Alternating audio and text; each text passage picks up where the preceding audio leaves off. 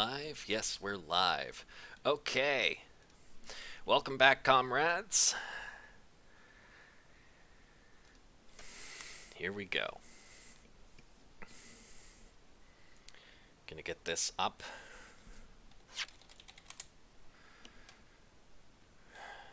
Gonna get the word out about the stream.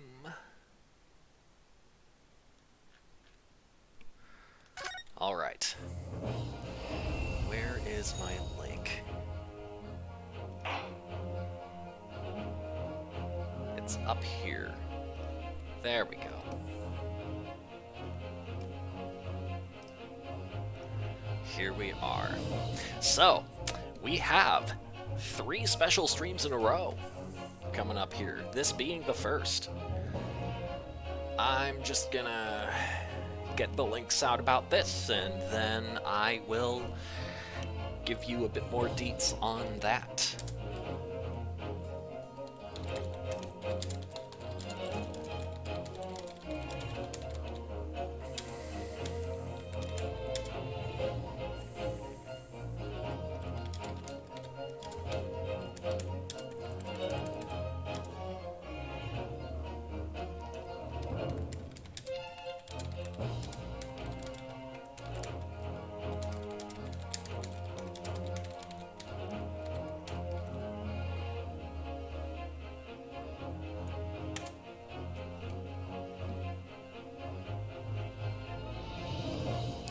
Okay, so there's that.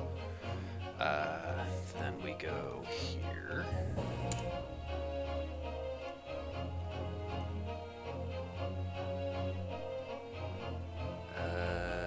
We go here.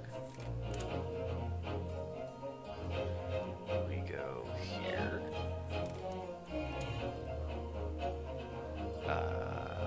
Where's another good spot?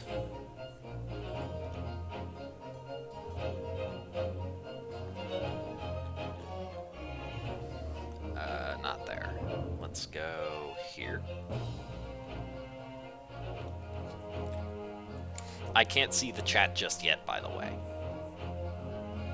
I'll be able to once all these links are out. I'm kind of out of screen space for the moment. Here we go. Okay.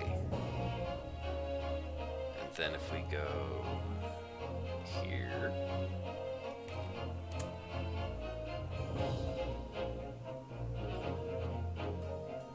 And it sucks there's no channel in there for it. Okay. Here we go.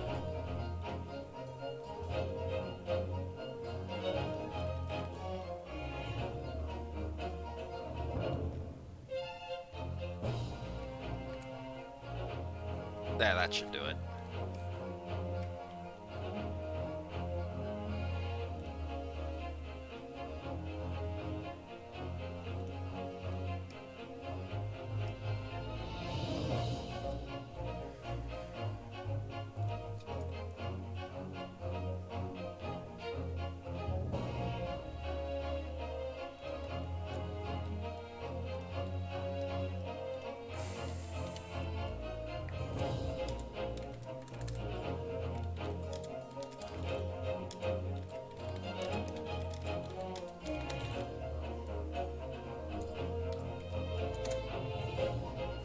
There we go.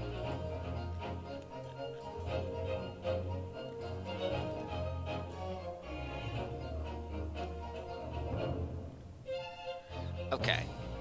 And then we do that and close out of there. Okay. That's all set. And hello, Nivell.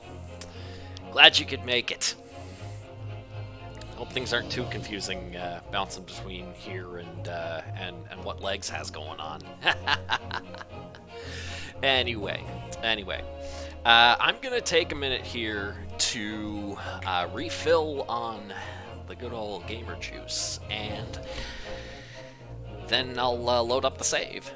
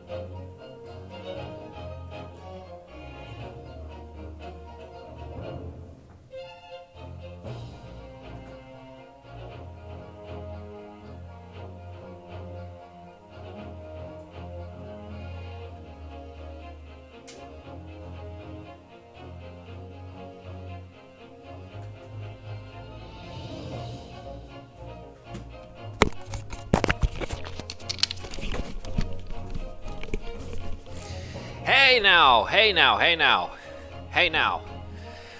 Alright, fair enough, Nibble. Good to see you, Firefly! Yes, this is what my voice sounds like. I was just saying, we have 3 different special streams going on. Right now, tomorrow, and the next day. Right now, we have the grand finale for the Great Ace Attorney Chronicles. Tomorrow, Perry is going to be here with a brand new feature. Courtesy of, well, it was actually your idea, Firefly. So thank you. And Monday, of course, I will be back with with a bit of a Halloween special, you know. I'm not Perry, but I think I can give you your money's worth for Halloween night. Oh yes, and also a couple of announcements. Okay. I'll DM you. I'll DM you when I get the chance.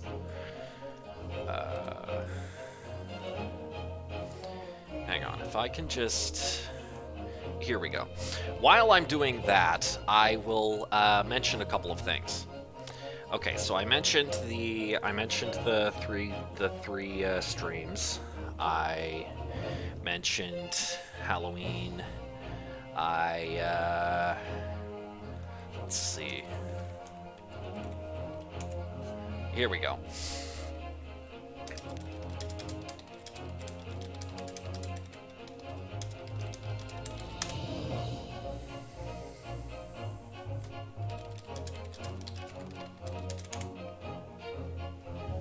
There. Firefly has been notified.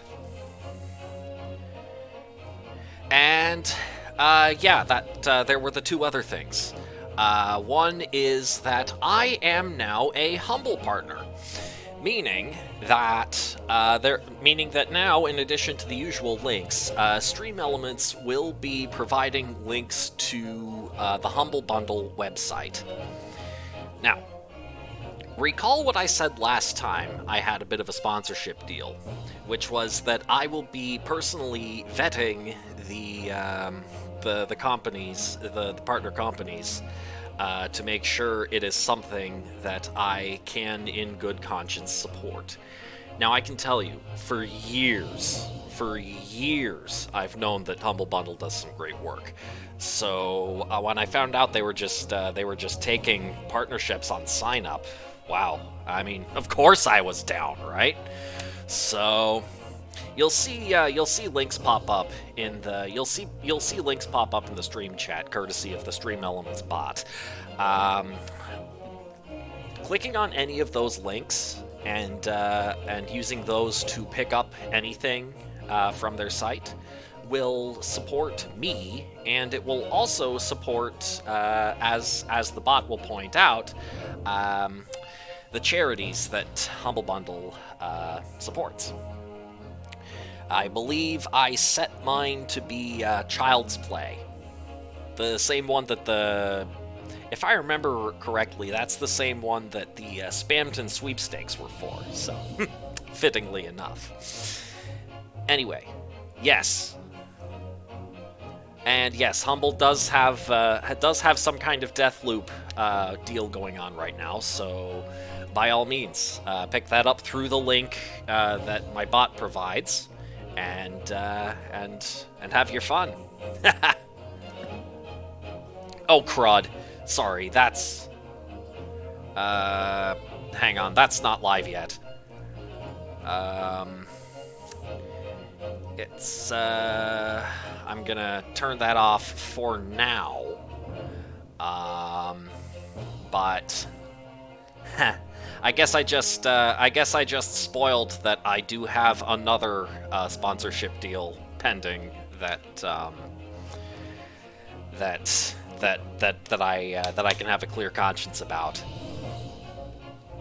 Anyway, yes, the links will also be coming up to the particular, like, anytime I add a new game to this stream. Oh, Matt, Matt, if you could send me, if you could DM me a link to that package, I can throw my partner tag on it and make a whole thing out of this. That's a good point, Matt. Thank you for letting me know. Hang on.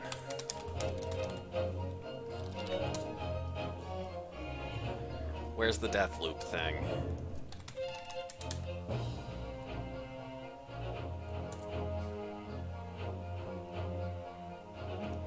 If it's over here. Humble choices of... yeah. Oh, here we go. Here we go. Okay. I don't know whether this will, has been since they changed it from Humble Bundle. Okay. Here we go. Oh, good. Okay, good. Yes. Matt, I will change a, I'm gonna change one of the shoutouts here live to account for,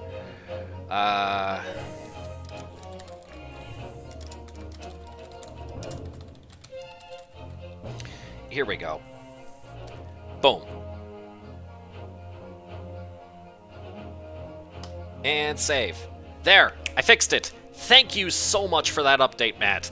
Now instead of the generic Humble website link, the bot will come up here in a few minutes with a link to Humble Choice that you can then click to get Deathloop and all these other games for, as he says, like $12, and it'll support charities and it'll support me. So there you go. That update has been done. Anyway, the final update that I have, I am going to set to go live right now.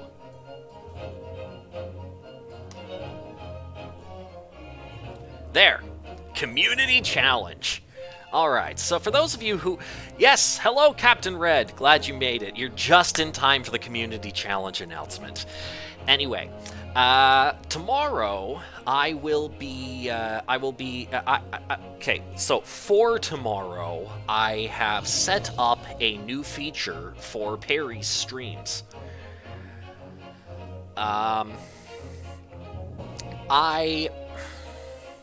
Right now, I just have the basic version of this little addition that you guys can use, that we can use to mess with him a bit.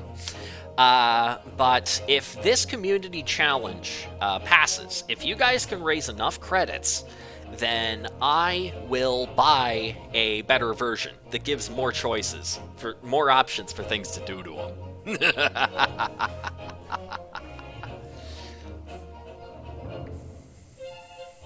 I thought it's about time we strike back.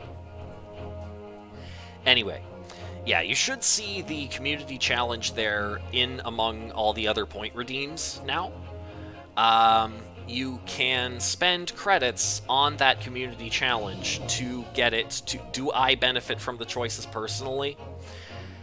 Like I say, Matt, my thing here is... My angle here is a little indirect. I tried to gauge the point goal such that the viewership that would be required to get these points up would cover the cost of the upgrade. So that's that was there. You heard it here first, and I'm probably not going to say it again. You prefer your posture check, but you'll max out your brother. I appreciate it, brother. Anyway, yeah, like I say, getting that going will allow me to add more to add more features to the new fun thing for Perry that you'll see tomorrow. You're already 5K. How much more do I want from you, Bill? This is... I should be clear that this is a separate investment from the point redeems. This is a separate thing to spend your credits on. You gotta throw them into the pile to get the pile to be at least 25k. And if it manages to be, yes, you can contribute up to 2,000 a day. Just as Red did. Thank you very much, by the way. And like I say, you have 3 weeks. So do note that you do get extra credits for subscribing, and you also get extra credits for tuning into each of my and Perry's streams. So each of the streams on this channel. You can build up a streak of stream viewing, and that will get you more credits. 100k and you fly over to physically tickle Perry. That might be next, Matt. That might be next. Can't wait to bully the squid for once. I can't wait to see you bully the squid, Red. Alright. We can do this, comrades. Okay. With that out of the way, that is all my announcements. So, it appears we have a good crowd here now. So let's get started with Trial Part 3 of the final case of the Great Ace Attorney Chronicles. Thanks, Red.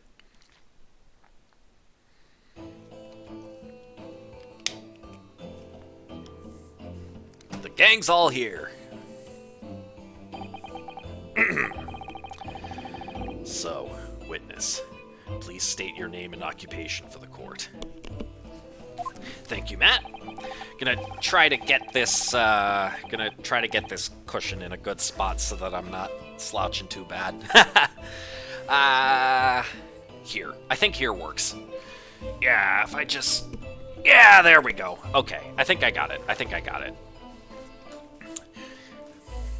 Yujin Mikotoba, lecturer in forensic medicine at the Imperial Yume University in Tokyo, Japan. Mom and Dad are here early. Oh? Oh, it's Gory! Should have bought a recliner. I didn't want something that I'd be able to fall asleep in, because unfortunately this also has to double as my workstation. Can I move this?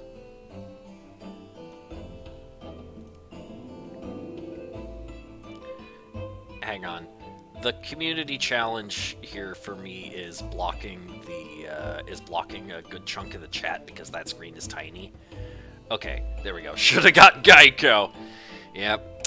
Save. But see that only helps you if you have a car. I don't. Well, not here. So I don't have a car to insure. What you gonna do? Anyway, Gory is here. And Professor Mikotoba, the young lady beside you, is... Ah, this is Dr. Maria Gory. Scotland Yard's practicing coroner. Daughter of Dr. Scythe, I understand. Yes, Dr. Scythe. Yes, that's the one, Matt. I'm afraid I can't tell you why she's here. She just appeared. Uh-oh.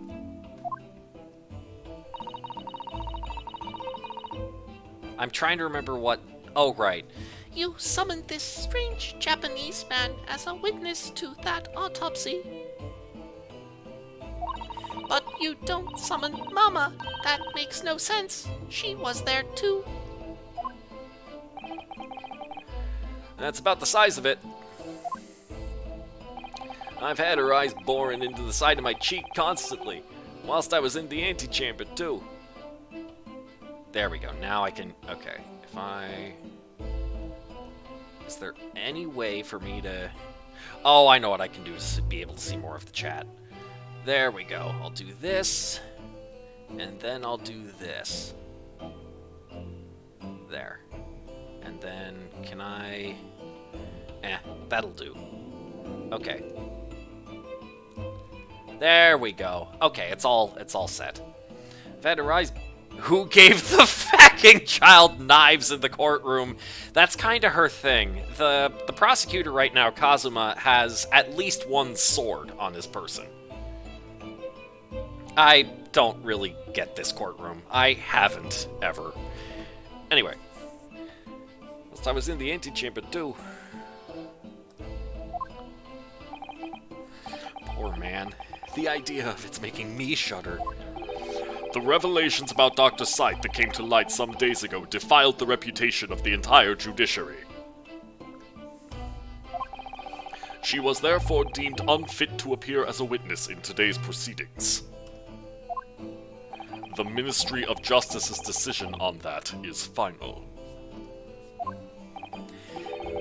Well, we wouldn't want any more perjury to be committed, would we?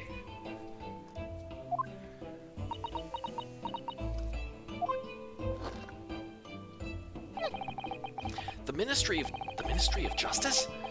Some questionable strings are being pulled, I think. Yeah, you don't want Sight to testify. I remember you, Dr. Mikotoba, but I certainly never expected to be meeting you under these circumstances. Yes, it's been a long while, Lord Strong-Eyed.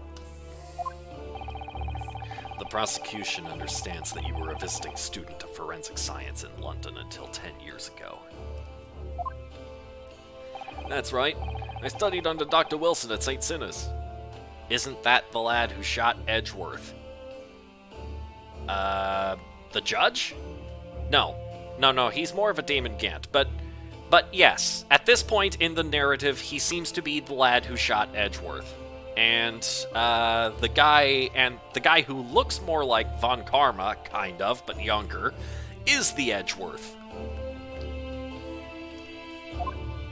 This is the Edgeworth. So you were present at the autopsy of my brother, Lord Clint Van Zeeks? I was, yes. I assisted Dr. Wilson with the entire procedure. Mama is far more skilled than any Japanese man. Well, Dr. Wilson asked me to be his primary assistant on that occasion. And this autopsy report was actually penned by you, I believe? Yes. I noted all of the doctor's findings, and when we were done, he read through the document and signed it. Poor Mama. As secondary assistant, she wouldn't have had such a good view of all the innards. Gory is weird. Weird, but cute. Cute, but weird. So, Professor, do you remember Inspector Gregson? Yes, of course. If it wasn't for his insistence, Lord Van Zeeks' autopsy would never have happened. But he was absolutely convinced that it would reveal decisive evidence against Genshin, you see. So Lord Strongheart had to entreat the nobility to allow it to take place. Do correct me if I'm wrong, my lord. It was as a result of that autopsy that a mass murderer was apprehended and justice was done. But Gregson admitted it before he was killed. I'ma throw that crow out if she keeps making fun of us. Mikotoba. He admitted that the results of the autopsy were fabricated. For context, Genshin is this guy's dad.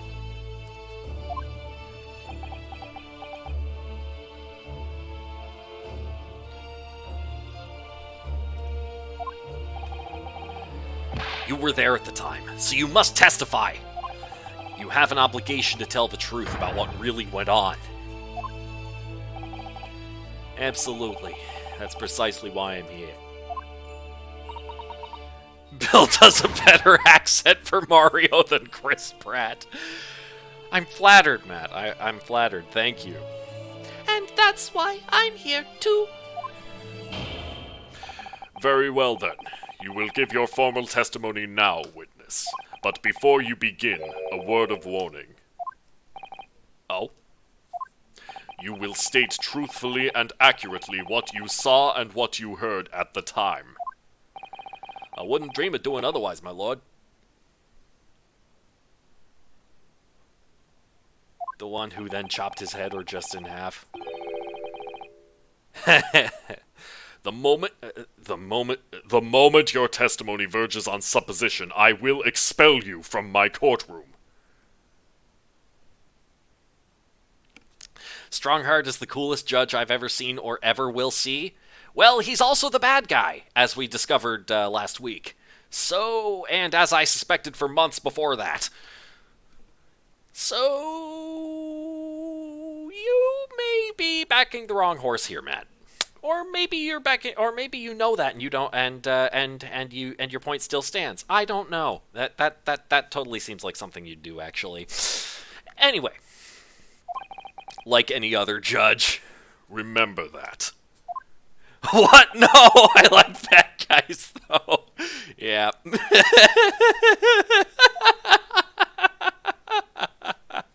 All right, here we go. Red too real. Yep. You know it. So far, every judge we've seen is either incompetent or villainous.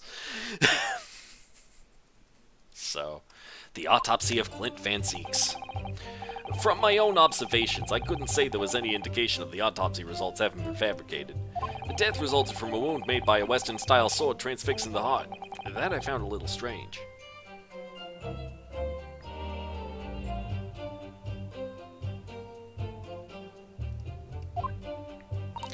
There were no other signs of internal injury, nothing questionable at all.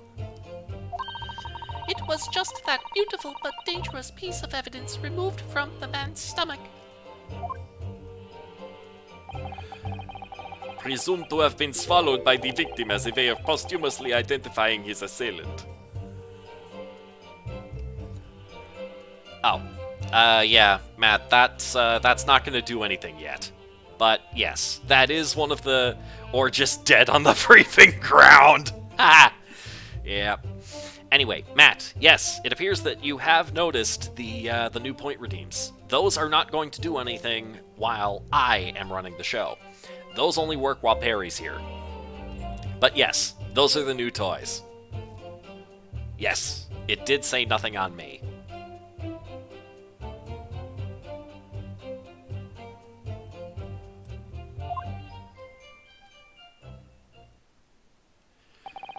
No indication? Nothing to suggest fabrication? Professor Mikotoba, are you certain about that? Well, nothing that I could positively identify as such, much less swear to in testimony. Ugh!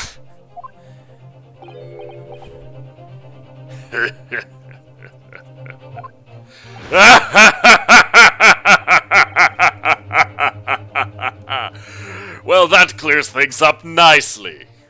There it is. Good versus evil, but done Twitch plays style. Yep. It's basically what I aim for with the point redeems. And again, the more traction this stream gets, the more I can do to give you guys more options. Heck, maybe Perry will jump in and throw something in against me. Who knows? Who knows?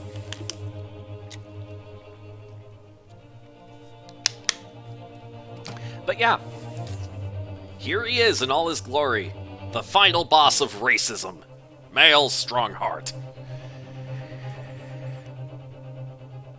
I'ma shoot the man known as Strongheart, don't stop me! Well, you better be quick, Red, it looks like Kazuma's about to stab him. Probably keep this on soon, but go AFK just to keep activity. I appreciate it, Matt. Thank you. The only fabrication here, Asogi, has come from you. What? You claim the inspector confessed just before his death, but that is the fabrication. No, he freely acknowledged it. I swear he did. Freely, with the tip of a sword at his throat, the man was clearly at his wit's end. The court will give no credence to this confession that was uttered in obvious desperation. But does Kazuma have a gun hidden in the hilt of his sword? Sword gun? Maybe one of them. His family sword, I doubt it. But he did have two for a while. Best prosecutor! Well, many would agree with you regardless, Matt. I did get complaints previously about my treatment of Kazuma a few streams ago when he was being a smartass.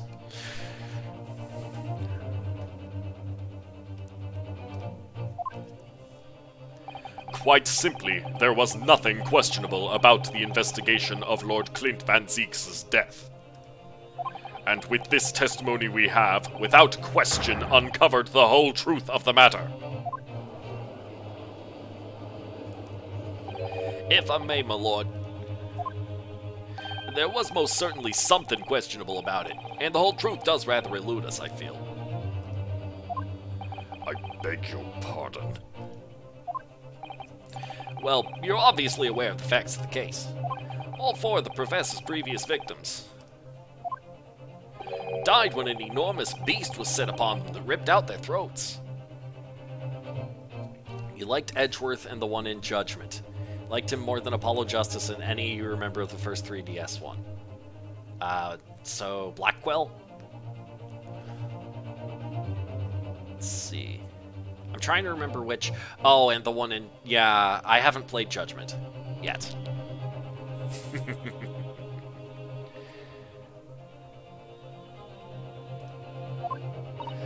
Oh, such horrifying crimes. But curiously, the killer's last victim, Lord Clint Van Zeeks, suffered a different fate. Yes, you're right. He was stabbed through the heart with a sword. The Doomslayer walks in the wrong door, but sits down to enjoy the chaos now unfolding.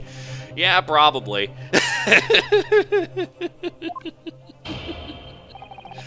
That's enough.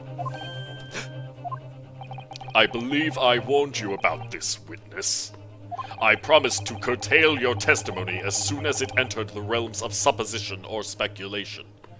One day. It's a slow burn, but worth. You'll play Lost Judgment and gush about that soonish. This has some last trial. Yes, this is the grand finale. This is the last trial, like I said. And we've known Strongheart for like 3/4 of the game. Very well, my lord. In that case, the defense will pursue a conclusion to this during the cross-examination. What? I have the right to cross-examine every witness after testimony. Last trial is always wacky. Oh yeah. And I fully intend to exercise that right. Ryunosuke. Oh yeah, and Kazuma and Ryunosuke are, like, really old friends. And Susato may or may not have been crushing on Kazuma for some time. I'm afraid that even the presiding judge has no authority to contravene the letter of the law. As I'm sure every member of the judiciary present in the gallery would agree. Hm.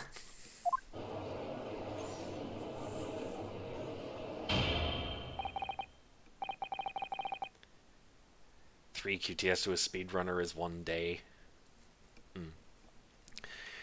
Very well. You may begin, counsel. However, the moment your argument strays from the established facts, I will not hesitate to bring the cross-examination to an end. Proceed with caution. Yes, my lord.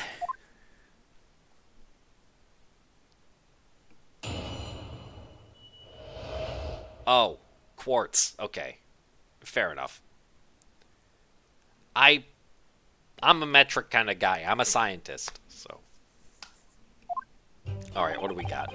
My own observations, I couldn't say there was any indication of the autopsy reports having been fabricated. Cuties. Yeah, it would be to you, Matt. It kind of was to me, too. Western-style sword. There were no other signs of internal injury, nothing questionable at all. It was just this beautiful but dangerous piece of evidence removed from the... Please go into detail about that. What exactly was it, though? What does beautiful but dangerous mean? Well, it was sparkly and round, with a hole, as if it might slip over a finger, perhaps. It was a ring, belonging to Genshin Asogi. My father's ring was inside the victim's stomach! God dang, Ad's got 3 of them.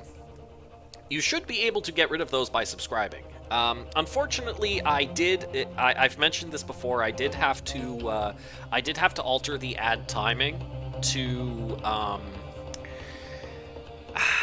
in order to optimize the revenue that I get versus the revenue that Twitch gets. But yes, it does mean lots more money for Billy Bones. Yes, it does, Matt. So bear with it, or subscribe.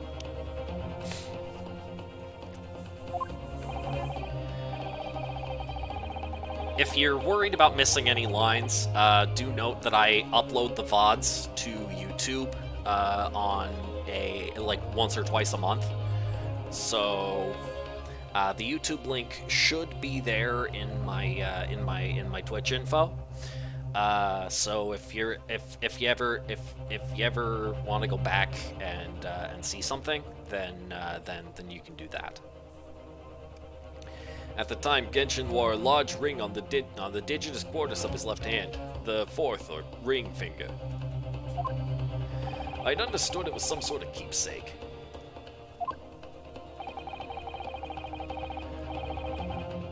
When my father left Japan for London 16 years ago, I was 8 years old. You can now hear Billy Bob.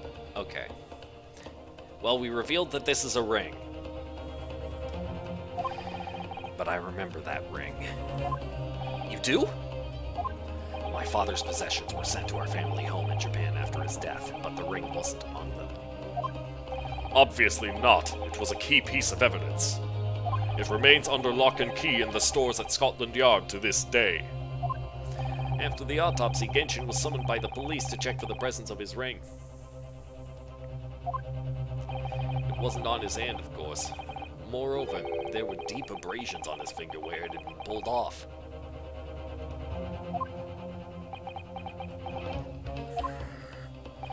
They arrested the man there and then, right before my eyes. How could they?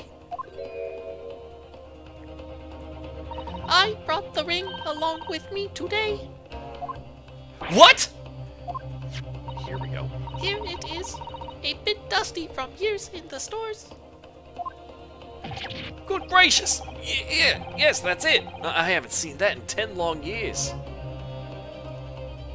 And that was found inside the victim's stomach?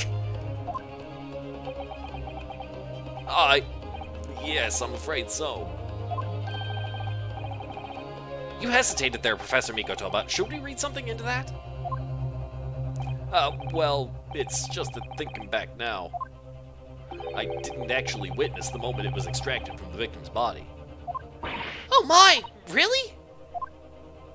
At that precise moment, Dr. Wilson had asked me to fetch him a new scalpel, you see. Dr. Gory, the removal of historic evidence from the stores requires my consent, does it not?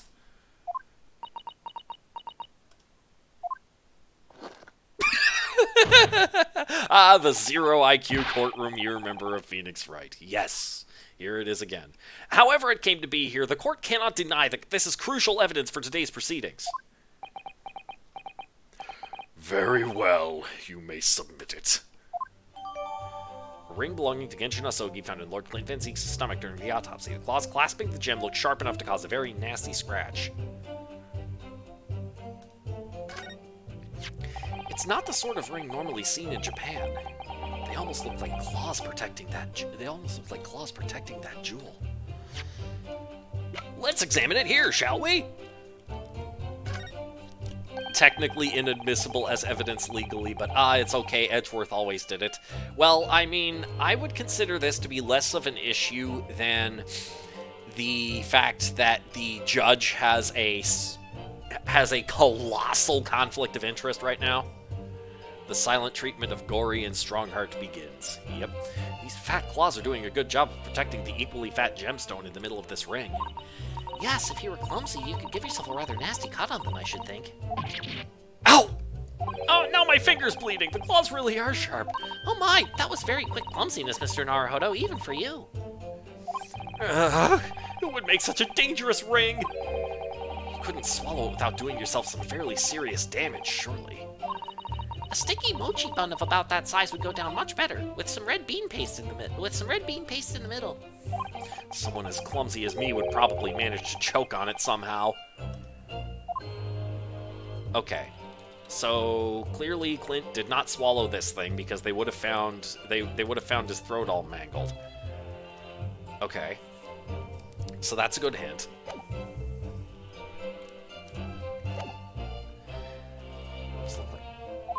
We must examine it very carefully, Mr. Naruhodo. Very carefully indeed. We just did, Susato. Presumed to have been swallowed by the victim as a way of posthumously identifying his assailant. Beautiful, but There were no other signs of internal injury. Yeah, right. Objection! Easy. The court has heard that the ring was extracted from the victim's stomach. But you didn't actually see it being removed, did you, Professor Mikotoba? That's right. That's right. Sorry. That's right. As I said in my testimony before, at that moment I was fetching a replacement scalpel that Dr. Wilson had requested. In other words, you can neither confirm nor deny whether this ring, in fact, really came from the victim's stomach or not. His objection isn't as energized as any other Phoenix Wright lawyer. Well, wait till you hear. I hope Van Zeeks gets to do another one because he does it pretty well, I think. What are you suggesting, counsel? That the ring was never in the victim's stomach to begin with. It's entirely feasible that Dr. Wilson fabricated that detail about the autopsy. What are you saying? That Dr. Wilson was in possession of the ring in advance after it was somehow stolen from Mr. Asogi. And he produced it during the procedure, pretending to have found it there and then in the victim's stomach. Objection! There it is. Supposition at best. What possible evidence do you have to support such a rash claim? This evidence right here. That's the autopsy report. It's explicit in that report, counsel. Other than the ring, nothing unusual was noted internally, so I'm not sure how you intend to prove your point. You've already done it for me, my lord. That's very Manfred like, objection! Yep. But younger, obviously. You've already done it for me, my lord. The lack of internal injury says it all. What? To swallow a ring of this size would require considerable effort and determination. And in addition to its size, there are the sharp claws around the gemstone to contend with. My brother was a determined man, and on the brink of death even more so, I'm sure. He would have stopped at nothing to ensure that evil killer was brought to justice. But if he really had swallowed that enormous ring, it's inconceivable that no traces of its passage down his throat would have remained as internal trauma. No!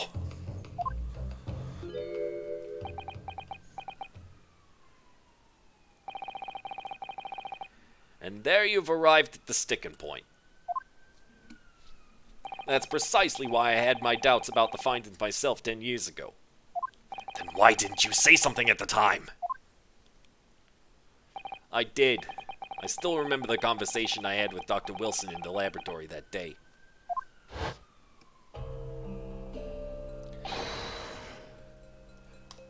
Look at this!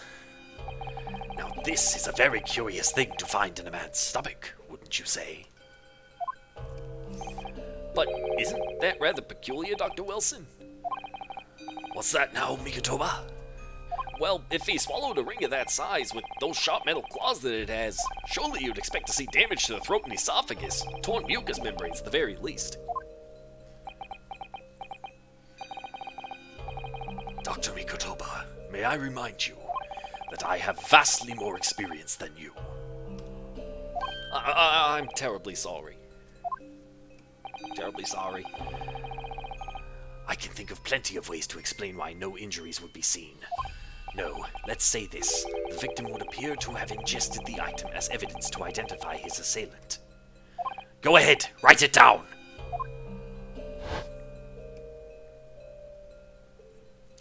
So I was right. Dr. Wilson deliberately fabricated the results of the autopsy to implicate my father. I'm disappointed, Counsel. That argument is nothing more than speculation. What? Dr. Wilson was Britain's leading authority on forensic science and autopsy work. There is no scientific basis on which to doubt the man's expert opinion. We just presented one. Pardon the interruption, my lord, but damage to the mucous membranes of the throat is easily identified even in living subjects. Using a device called an endoscope, recently demonstrated in practical use in France. Yes, this is both lawyers versus the judge.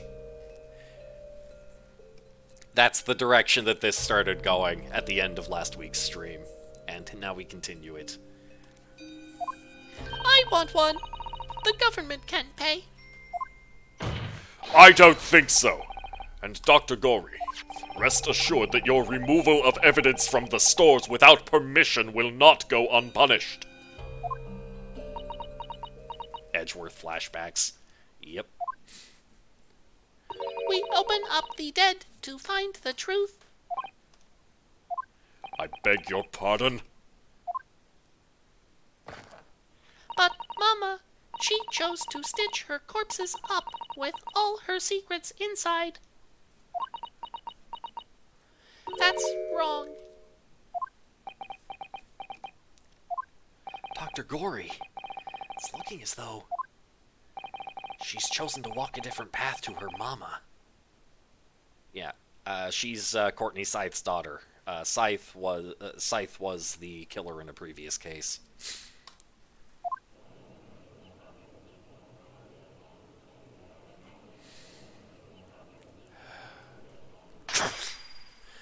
Yes, the ring. What about the ring? I've just remembered something. An earlier incident. What incident? The one I recounted to you before, about a memory I have. Of Genshin Asogi saving my life. Yeah, no, she's a coroner. She looks at the dead bodies. Everyone here is earning 90% of the wages of Britain, probably. Yep. Where in the... Oh, Red. Oh, Red, if only you knew. We've been to this guy's office before. He has, like, a whole wall full of just assorted wines, sorted by vintage and everything else. And he always brings multiple to the courtroom, as well as some chalices. He has an entire shelf full of chalices just so he can do that. Did he pull it out of his arse? Quite possibly. I don't know where he keeps those things on his person, but he does have a massive stockpile of both chalices and fine wine. This is the coolest lad I've ever heard of in my life. You know, I should have just told you about this guy from the beginning, Matt. What?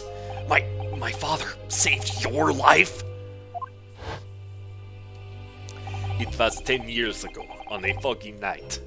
Genshin and I were walking down some back streets at a late hour. You have to buy this game. Well, don't forget to use the link that. Okay, there's one of the links, Stream Elements. I need the one for the Great Ace Attorney Chronicles. It'll come up in a few minutes. But yeah, don't miss that. Don't forget to use that link. No wonder people keep dying. He's fucking drinking on the job. Yep, that's the Reaper of the Bailey for you. Although, I don't think I've ever actually seen him drink the stuff. He just pours it out and crushes it in his fist. And sometimes, if you're lucky, chucks the whole bottle into the gallery. If it's on Humble, getting the Humble gives you a discount on Humble Store games. Good to know, Matt. It's been a few years since I've really been like being hardcore into the humble purchases, but now that I found out about their partner program, I will definitely be changing that. There we go. There's the link you want, Matt, right there. The one that the bot just posted. And that's how he probably lost his gun, too. Yep. All of a sudden. Don't make a beep. You're coming with us.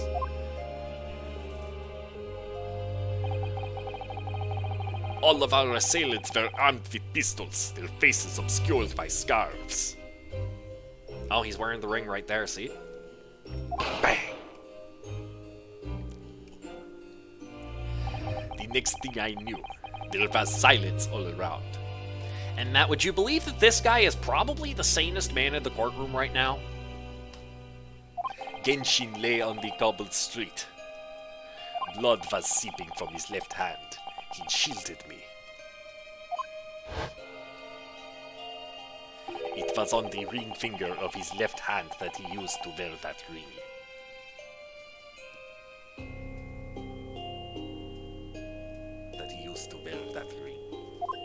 Ah! Are you saying Gunsword is real? Forget what the humble discount is, 20% maybe. It's a solid amount if you already got choice for dirt cheap, especially. Thank you for this new information, Matt. I will endeavor to remember this so I can let people know in future streams. Thank you. Are you saying? I've always believed those thugs were after me. But now I'm starting to question if perhaps I wasn't the intended target after all. Next choice bundle you'll get, you'll tell me. Thanks, Matt. Wait, but... Genshin was arrested 2 days after that attack. Thank you again, Matt.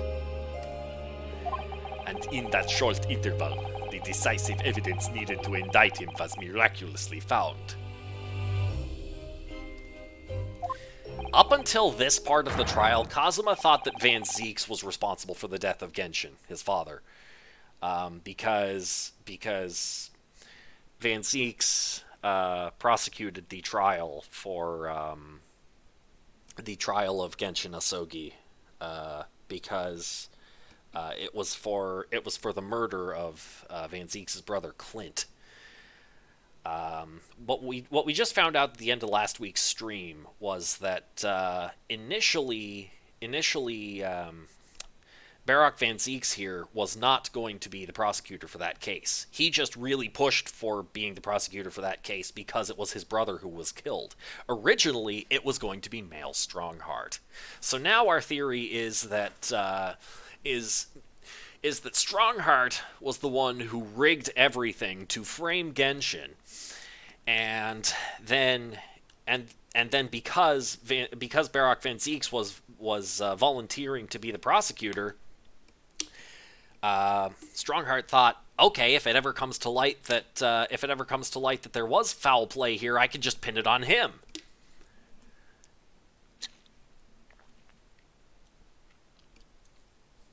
And thank you for the hydrate and posture check, Matt. There we go. You mean the ring was stolen from him? You think that's what those thugs were after that night? Objection!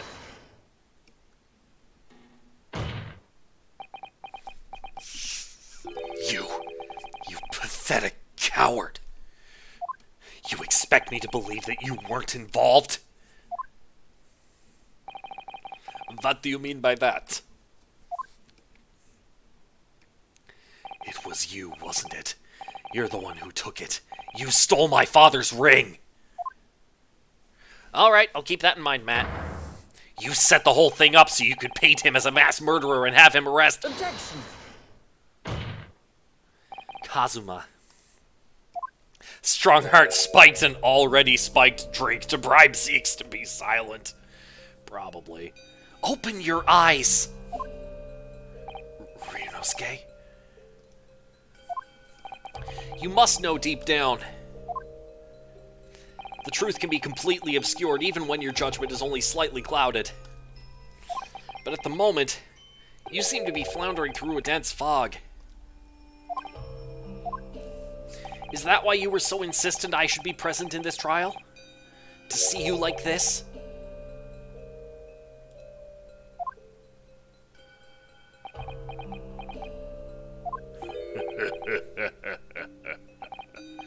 Well, this is an amusing spectacle. What a grandiose expression on your face, as if you were Lady Justice herself. It seems you've thoroughly convinced yourself of this alleged fabrication of the autopsy results. So much so that you're apparently blind to the blatant contradiction that would be born out of it. Though it's extremely hard to believe, let us imagine that there was some misconduct during the autopsy. If that were the case, why would Asogi not have disputed the findings in his trial? Oh. In the closed court hearing 10 years ago, the defendant never once denied the claims against him. He felt guilty about something else. We've established that. Isn't that right, Lord Van Zieks? Yes, that is indeed correct. Upon hearing the verdict of guilty, he merely closed his eyes, quietly accepting the judgment. The actions of a man who has accepted responsibility for his deeds and is resigned to his fate. But then... Oh my! That is very strange. If Mr. Asogi did nothing to oppose the charges against him, then... that would surely mean there was no fabricated evidence. An obvious conclusion at which you should have arrived many minutes ago, Prosecutor Asogi. Your twisted loyalty and clouded judgment are hampering your ability for logical thought.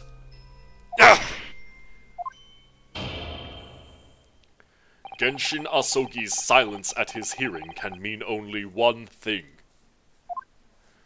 There was no fabrication of evidence during the autopsy of his final victim 10 years ago. Ah!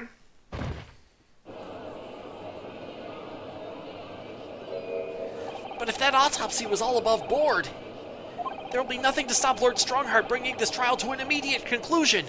Objection! Ah! Thank you, Sparkle, and hello! Thank you, Ryunosuke. If it wasn't for your frank words just now, this trial may very well have ended prematurely. Kazuma? What's this latest absurdity, Counsel? My lord, your reasoning is perfectly sound, but for one giant hole. I beg your pardon. You claim my father's silence was due to the fact that there was no fabricated evidence. But there's another possible explanation. You've overlooked the possibility that he had a reason for maintaining that silence. Objection! Silence that would lead to him being convicted and sent to his death. If the autopsy results were an invention, there's no conceivable reason why the man wouldn't have protested. Objection! You don't know the Japanese. Oh, those results were an invention, all right. There's no question of that. Or are you forgetting that 2 people with a connection to that autopsy have been assassinated? If I force the grievances I feel from my mind, I start to see you in a very different light. If I force the grievances I feel from my mind, I start to see you in a very different light. I think perhaps it's you who's been living in delusion these 10 years. So what's new in the case? Okay, so right now on the witness stand, also you fixed the fuel issue. Awesome, good to hear it. Good to hear it, Kecleon. So what's new is we're still after Strongheart. He pulled an evil face for a moment and an evil laugh. Right now on the witness stand we have Van Zieks, but also Mikotoba and Little Gory, Dr. Gory, the little coroner girl with the plague doc mask. There was a testimony from the three of them, where we found that the crazy coroner. Yes. Yes, Scythe's daughter. That's right, Red. Anyway, we found that the piece of evidence that people keep mentioning that was revealed in Clint's autopsy was a ring. A ring that Genshin Asogi always wore on the ring finger of his left hand. Problem is, it looks like this. The claws clasping the gem look sharp enough to cause a very nasty scratch. The idea that they had was that Clint had swallowed this ring to ensure that they would catch his killer. But that doesn't make any sense, because look at the sharp claws on this thing. If he had swallowed this thing, there's no way his esophagus wouldn't have been damaged, right? But they didn't find any damage to his throat on the inside during the autopsy. Mikotoba revealed that he noticed that, and he brought that up during the autopsy, but Wilson kind of shushed him, saying, "Who's the senior doctor here?" and not really going into any further detail.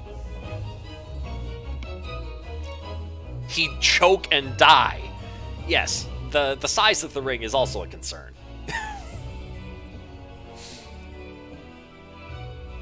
Strongheart did his level best to stop us from going down this route. He said he's going to kick out anyone who ventures into speculation.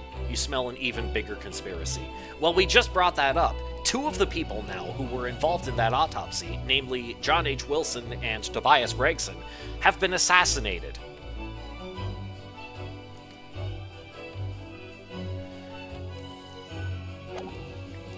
I think perhaps it's you who's been living in delusion these 10 years. Music's being intense. Yep, Sparkle, it is. It tends to do that in Ace Attorney games. Me? Kazuma-sama has created one last chance for us here, Mr. Naruhodo. If we can only show there was a reason for his father's silence in his trial. A reason why the man would have said nothing, even though he was innocent. Could it have been part of some negotiation, perhaps? Enough rhetoric. The court must be shown evidence. What proof do you have that could possibly explain Asogi's silence in court? No. Evacuation drill itinerary. Greatsword Karma. Let me examine this again. Examine this to pull it out. Karma, the Great Blade, it's such a beauty, a heaping of beauty. Is there any indication on this of anything sus?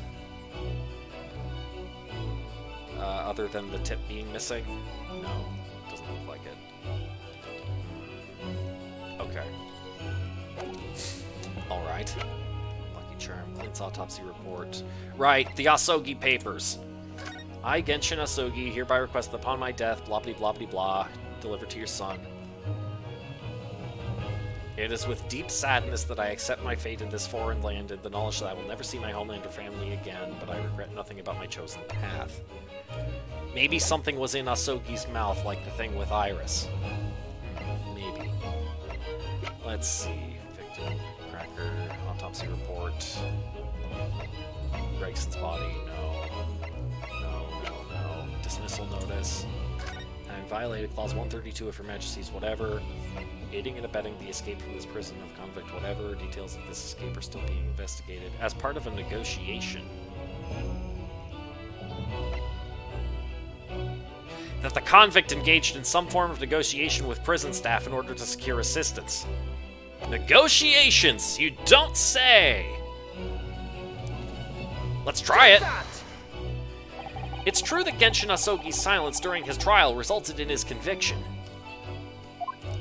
But that didn't actually lead to his execution. On the contrary. That's it! He knew beforehand that he was going to be let out. And yes, I applied for the Humble Partnership because I discovered that was a thing, thanks to Firefly, who, I'm not sure if you're still there, Firefly, but yeah, seriously, thank you for all the ideas.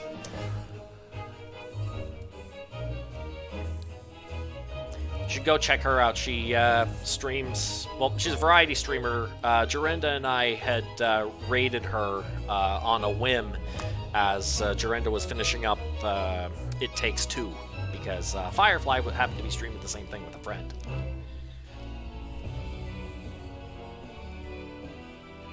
No. With a PH. No Fs. Only PHs.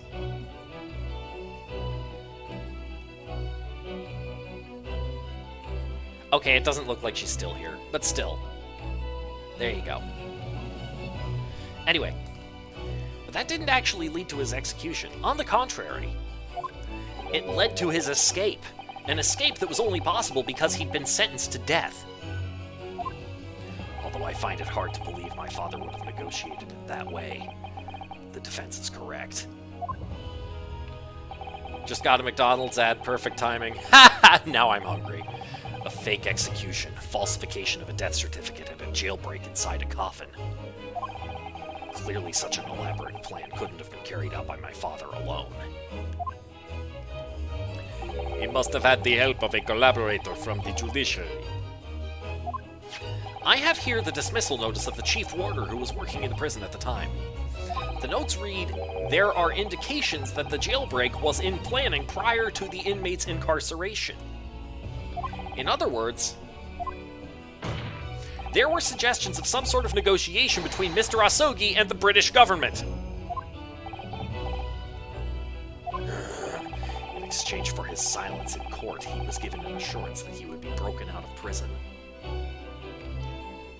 Yes, with that sort of clandestine agreement in place, I can imagine he would have kept very quiet.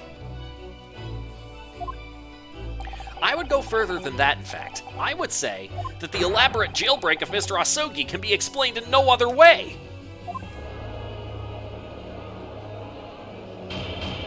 Order! Order! First fabricated evidence and now a jailbreak conspiracy? Of course, because it's all intimately linked. The prosecution wishes to summon new witnesses to the stand. Witnesses? People who can testify about the jailbreak that took place 10 years ago. Ah! Governor Caden? And the poor chief warder of the prison. I won't allow this trial to turn into a farce! To summon the governor of the prison after all these years! Oh, it wouldn't be any trouble, my lord. What? Father? My dear friend may appear a little rattle-pated at times, but I can assure you he is extremely thorough. He wired both Barclay and the local prison earlier. Asking Governor Caden and Mr. Vigil to attend the Old Bailey is a matter of extreme urgency. It already is, Strongheart! Yeah, pretty much. And half of that is your fault. Mr. Sholmes did that? Are you telling me that... Both men are, unless I'm much mistaken. Waiting just outside the courtroom at this very moment. I thought this was a closed trial. My lord, you must permit this trial to proceed as you declared at its outset. You promised that we would stop at nothing to uncover the whole truth behind these disturbing findings.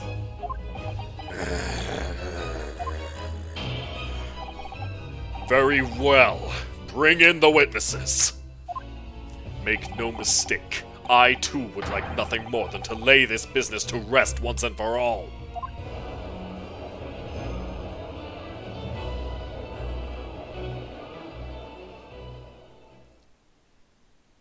Alright, here we go. Got the Demo Man, the Scout, and the Vampire. Would the new witnesses state their names and occupations for the court, please? Hey, Barry Caden, Governor Barclay Prison. Bring in the witnesses and bring out your dead. Everyone calls me Gossip. Your other... Everyone calls me Gossip. I sell jaunty little tidbits to passes-by you, your other persona, if you don't mind.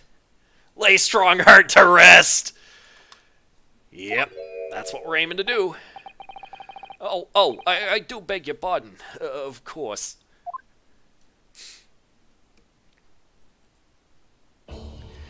My name is Daily Vigil. I used to be the chief warder at Barclay Prison. The reason you've been summoned here to court today is to testify about the jailbreak of the so-called Professor 10 years ago. Gosh, the Professor! We've already been through all this before, a decade ago! Is he gonna do the weird neck snap pose? No, probably. And the conclusion was that there wasn't anything untoward happened.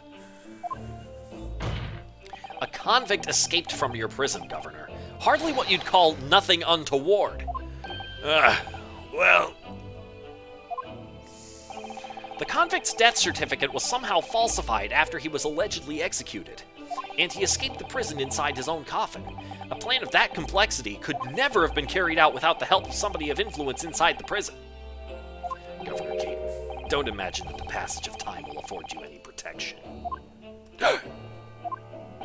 If it turns out that you were involved in the plot to break Mr. Asogi out of your prison, then of course, the consequences will be very serious. In all likelihood, a capital punishment. Cats! Hold on there, laddie. All I did was... Witness! Governor Caden. Aye, sir! You have a critical role to play in the public safety of our country, a great responsibility to shoulder. The significance of your testimony in court cannot be understated. Therefore, think carefully before you speak. And Prosecutor Asogi, if you threaten the witness again, you will be held in contempt of court. He has a D&D podcast? Hey, witness tampering! Yep.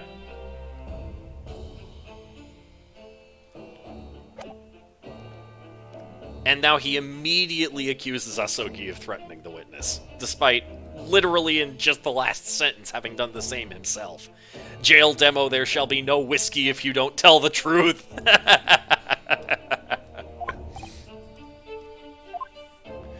My apologies, my lord. There's no disputing the fact that an intricate jailbreak plot was enacted 10 years ago. Oh, so he's an American conservative. Every accusation a confession.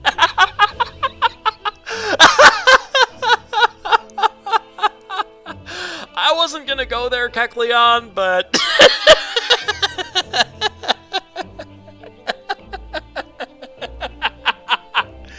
Anyway. Clearly you were both involved in some way. So you will testify before the court now and explain exactly what took place. Every truth a shot of whiskey. Yep. Very well. Let the witnesses give their formal testimony. Tell the court everything you know of the plot to break Asogi out of Barclay 10 years ago.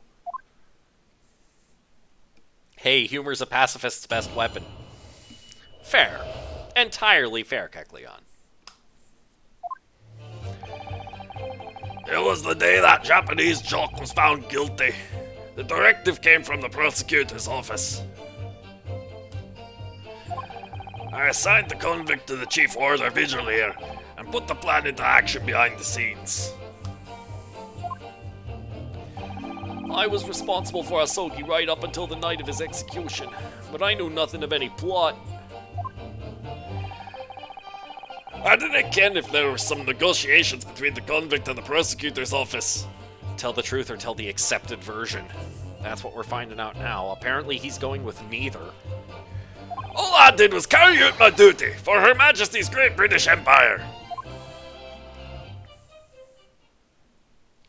A directive from the prosecutor's office. Are you saying that was the jailbreak plot?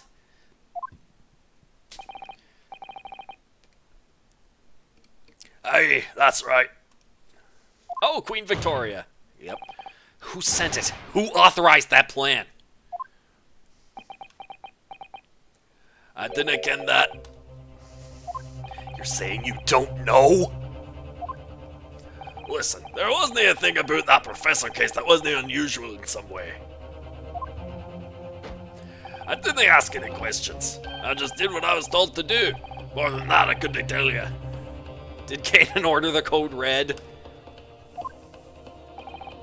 I see. Hang on, let me just get caught up on the Didn't ask any questions. More than that, okay. But if the jailbreak plan originated from the prosecutor's office, then one thing is very clear. As suspected, there were clandestine dealings going on between Mr. Asogi and that office.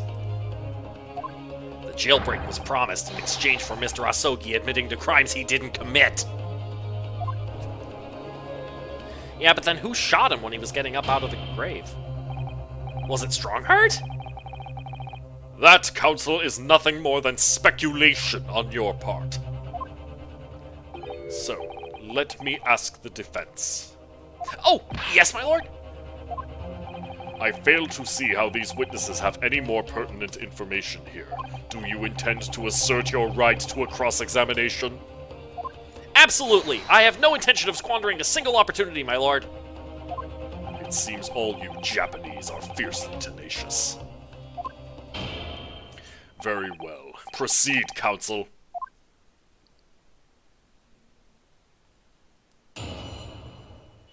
Alright, so then why did they pin it on Vigil? It was the day that Japanese joke was found guilty. The directive came from the prosecutor's office. I assigned the convict to the chief order Vigil here and put the plan into action behind the scenes. I was responsible for Asogi right up until the night of his execution, but I knew nothing of any plot. I reckon if there were some negotiations between the convict. Okay, so no speculation. My thought is to present right up until the night of his execution, but you knew nothing of any plot.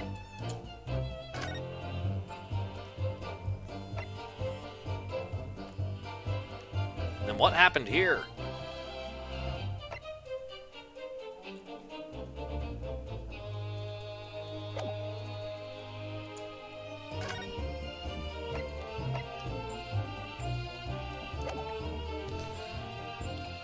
That's why Strongheart shot Asogi. Racism increased level to level 100.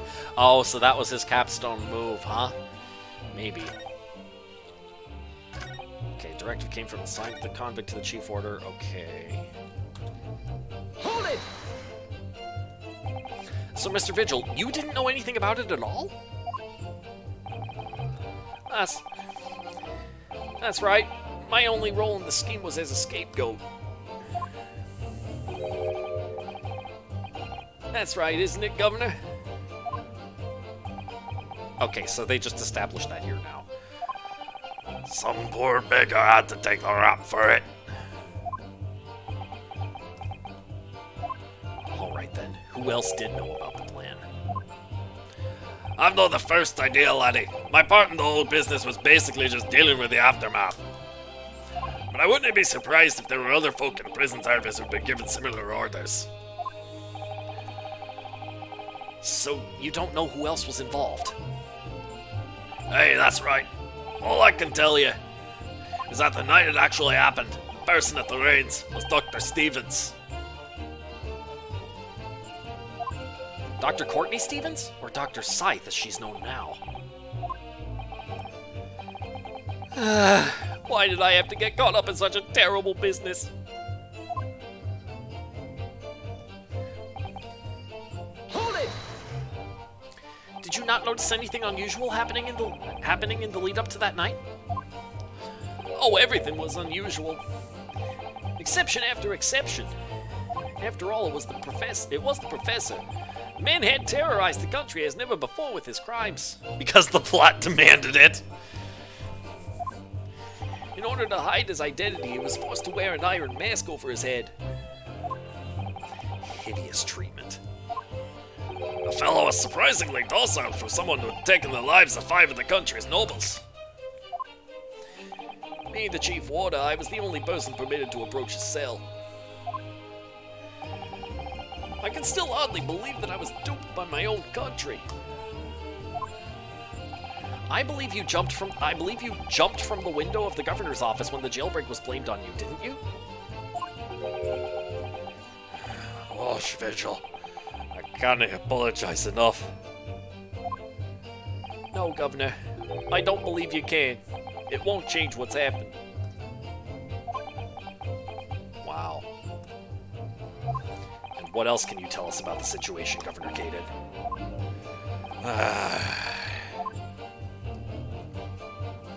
And again, if there was some negotiations between the convict and the prosecutor's office. Hold it! But you've already acknowledged that orders came from the prosecutor's office to arrange for the man's escape. There must have been some sort of negotiation. It's the only explanation. Aye, well, be that as it may. I didn't ken nothing about that. The witness stand is no place for telling what you don't know for sure. I ken that much, I do. Then I presume you also know this. Not telling what you do know is a criminal offense. So you were just following orders, is that it? I'm afraid that won't absolve you of guilt here. A man was still killed illegally, even if he was a condemned criminal. You may very well be found complicit in murder, Governor! So that's what it's to be, is it? Even with the threat of conviction, you won't break your silence. Because you know if he does speak, he's also dead. All I did was carry out my duty for Her Majesty's Great British Empire. Let's go back. Let's press this. Hold it! And you say you don't know who actually issued the directive? Aye, that's right. All I can be sure of is that it was official. But if it was from the prosecutor's office, that narrows down who could have issued it straight away. And it wasn't me. I can't even say with certainty that it did originate from the prosecutor's office. What? There's no telling where it started. There's a fair chance it came from higher up the ladder. Basically, I can't give you any indication of who was behind it. You can't be serious. All we can say for sure is that the order must have come from somebody in authority, I suppose. The likes of us on the ground, as it were, didn't bother with idle speculation. We just get the job done.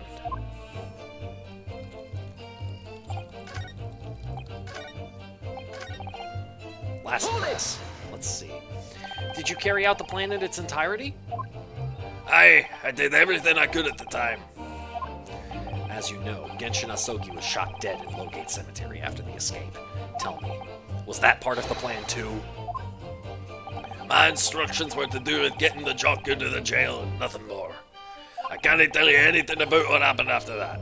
Only, personally, I believe What does this all mean? I believe his death was the last part of the plan. Yes, Jeremy? Excuse me. I mean, Daily? Vigil? Mr. Vigil, is something wrong? Here we go.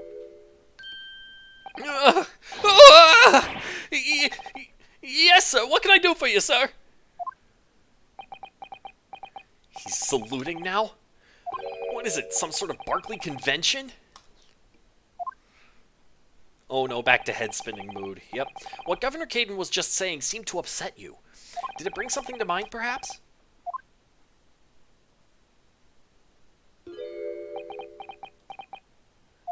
For the last 10 years, I've completely blotted out the memories of that time from my mind. I was betrayed by my superiors in the name of my country.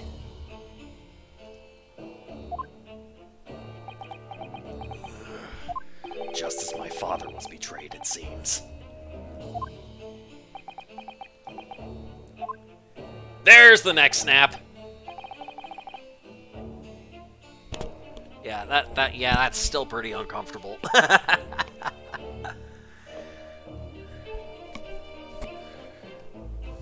But you see, thinking back now, I really can't imagine that the shooting of Mr. Asogi in the cemetery was ever part of the plan.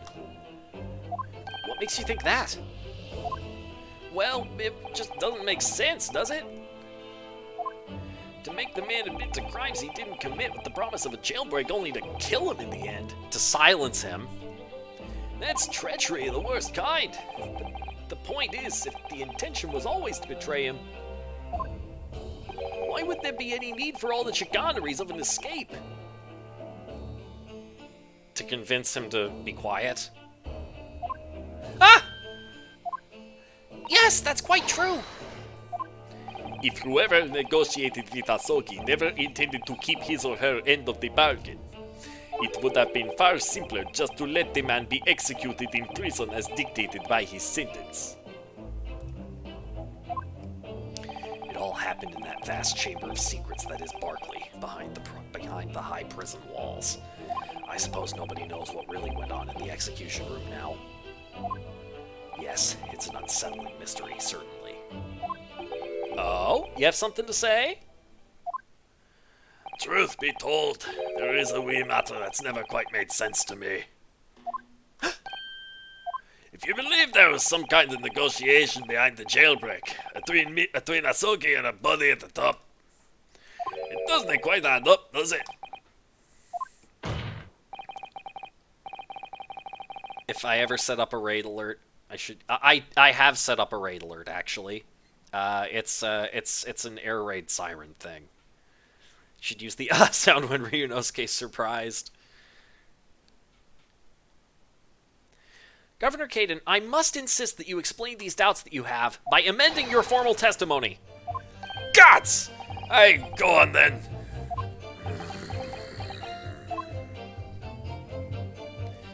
It seems to me that the Japanese fella didn't have nothing to bargain with. Do go on. Admitting to the crimes. That was what he had to bargain with, surely. I can't see that myself. After all, did the prosecution not have conclusive evidence against the Garley, eh? This, you mean, discovered during the final victim's autopsy? There's every possibility this conclusive evidence was fabricated by Scotland Yard and the prosecutor's office. Objection! Possibilities are all very well, but nothing has been proven. You can holler about misconduct in the trial 10 years ago all you like. But if you can't establish that it happened with hard evidence, no one's going to listen. That's right. So what I'm saying is, the convict had nothing he can use for any kind of bargaining at all. That's false.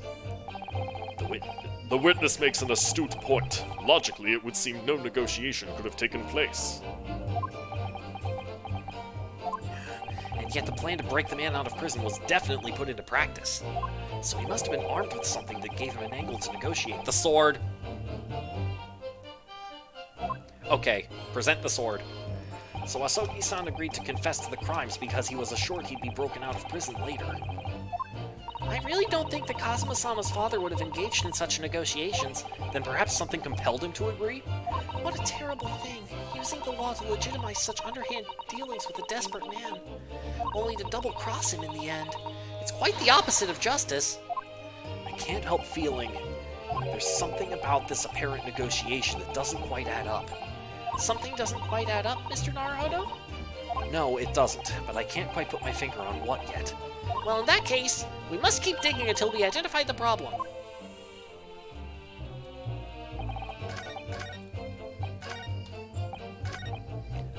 Present. The family sword. Objection! Wait, what? My lord, as counsel for the defense, I must object to that. Okay, I thought it was the Asogi papers. As counsel for the defense, I must object to that last statement. And as the judge, I must deny your objection. There is no contradiction here. Oh, No contradiction other than the fact that a Far Eastern lawyer is practicing in a British courtroom. there by a not so far away Lord Chief Justice, if you remember. Oh, crap.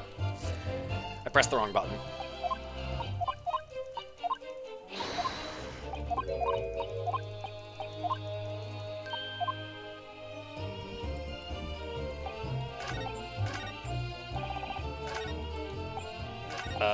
Present. Well, the Asogi papers do mention that he still had possessions belonging to him in London, yes. Yeah, see? This right here. Confessing under oath to murders he didn't commit on a verbal assurance of later being broken out of prison. Genshin Asogi was taking an incredibly risky gamble. Very true. There was nothing to stop the British breaking their word and executing him behind closed doors anyway. Under normal circumstances, no man would stake his life on a gentleman's agreement like that. Which means that Mr. Asogi must have had a trump card. Something that guaranteed he wouldn't be betrayed. Some kind of weapon. Havers! The fella couldn't possibly have had anything like that! But you know that he did, Governor. The Asogi Papers, the name given to the last will and testament of Genshin Asogi. Ah! It turns out that Mr. Asogi was hiding his will in his cell at Barclay. Chief Warder Vigil caught him with it one day. Right, I remember this now. You squealed, did you wee rat? Did I not tell you to keep that a secret? You can't touch me now! Ah! When Mr. Vigil caught sight of that will through the bars of the convict's cell, Mr. Asogi pleaded with the warder. Alright then, but what's on that paper? He's literally ragdolling now. Ah! Ah! Yep. A last will and testament. This will is the only weapon I have left now. A weapon! Better than the next snap pose. Yep. And after the convict had been killed following the elaborate pretense of the jailbreak, that document mysteriously disappeared, didn't it? Well, yeah, yes, all the prison warders searched through the belongings in his cell, but that will was just nowhere to be found. Just nowhere to be found. As I understand it, an exhaustive search was made for the document, which became known as the Asogi Papers. Insert Gary's mod ragdoll as effects here.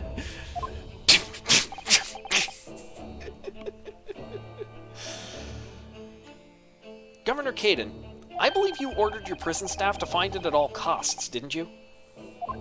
Ah! Would I be right in saying that you knew? You knew that the so-called Asogi Papers had the potential to make great waves somehow. Jigs! What the blazes are you blathering about? The will was found right and proper. In the fella's cell where I said it would be. But how can that be? Where in his cell? We all searched the place from top to bottom. Well, you didn't do a proper job, you Billy Wally Galoot?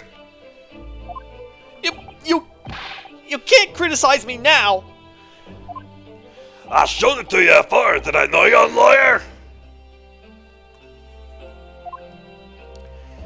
Yes, you did. I have the document here. It's written in Japanese and reads, "The Last Will and Testament of Genshin Asogi." Which means everything is as it should be. Not quite, my lord. You see, there's an undeniable inconsistency here. What? What inconsistency? Mr. Asogi described this document as the only weapon he had left. And yet, this will contains nothing of significance at all.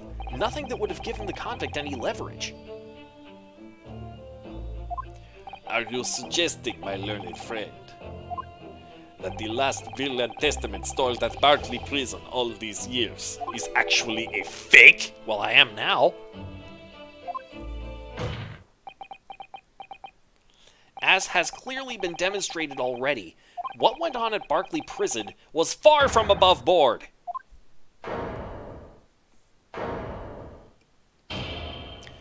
That last vilification by the defense was an affront to the entire British legal system. You were just thinking it was incomplete? Oh, do go on, Kecleon. This absurd notion of a weapon is something for which we have only the former Chief Warder's word.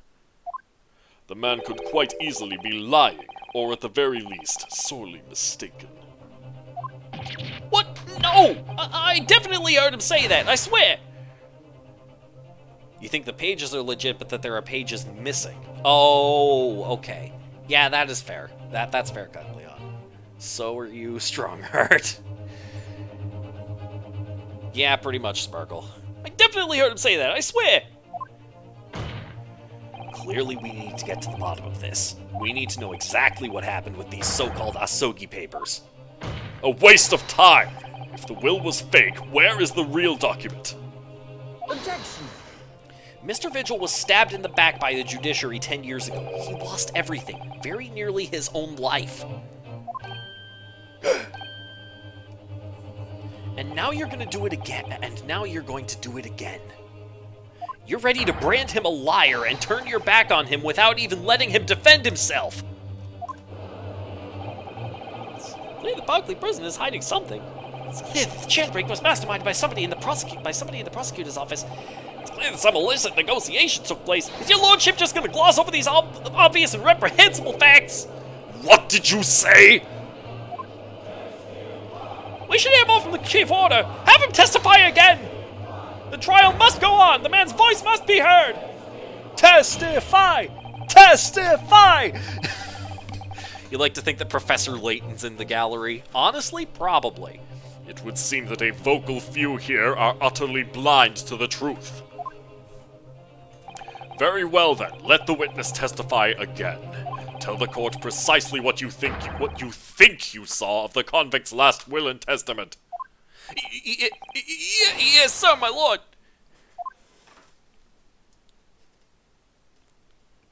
Witness testimony. This is getting intense. I mean, it is the last case. As the warden responsible for condemned convicts, I attended to Mr. Asogi and kept watch over his cell. Uh-huh.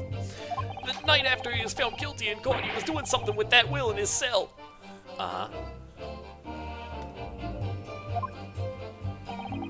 We turned the cell inside out looking for it after the execution, but to no avail. I only found out about the Asogi papers when a directive came telling me to impound them. The document was in the folds of the fellow's robe that was left in his cell. A kimono, I think it's called. I'm gonna press that second statement. In his kimono? That's a lie! We searched every inch of the man's cell. We looked through all his clothes. It can't be true. Were you not satisfied with calling me a liar the once, eh, you Raffinger? There's nothing you can do about it now. You don't have any hold over me anymore. Other than the hold you like to take on my cravat, of course. Is that what you're gonna do, is it? Are you gonna give me a good shake again? Or are you too scared?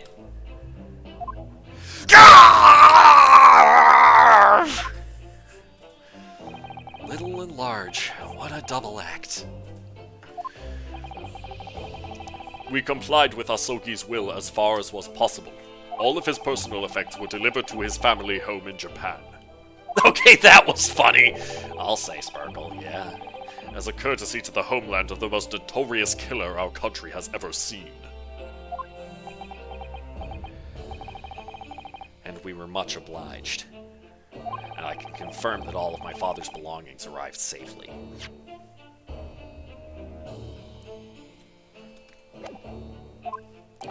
Hey, you can't deny the handwriting is that of your old man, eh? Okay, then I think Kecleon's right. There are pages missing. Tom and Jerry, what a better act, not Demoman and Scout. I mean, I do have point redeems, but I'm pretty sure Tom and Jerry don't have voices.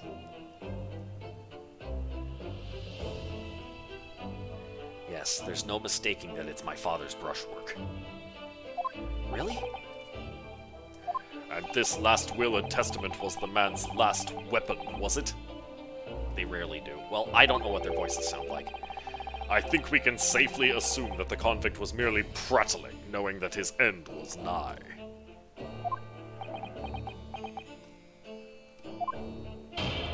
So, counsel for the defense, your cross-examination, please. Alright. Yes, my lord! Eric Bauza voices Jerry in Multiverses. I don't know the first thing about Multiverses, unfortunately. As the warden responsible for condemned convicts, I attended to Mr. Asogi and kept watch over his cell. The night after he was found guilty in court, he was doing something with that will in his cell. What was he doing? Hold it! And he pleaded with you not to report him, didn't he? Ah, okay, fair enough. Yeah, that's right. And like the bomb put you are, you didn't tell me. A blatant breach of trust that was. I could see that the man had a noble spirit. I found myself wanting to treat him accordingly. But according to what you told us 2 days ago, the convict had been strictly forbidden from having any writing materials whatsoever. Oh, here we go. Yeah, you're quite right. How did he smuggle that in? Ah, so when exactly was the will penned? That was before the man was remanded in Bartley, obviously. Yes, at the prosecutor's office under supervision of the relevant authorities. I personally instructed Asogi to make a will for the benefit of his family in his homeland. In that case, why was it found in his cell? What do you mean by that?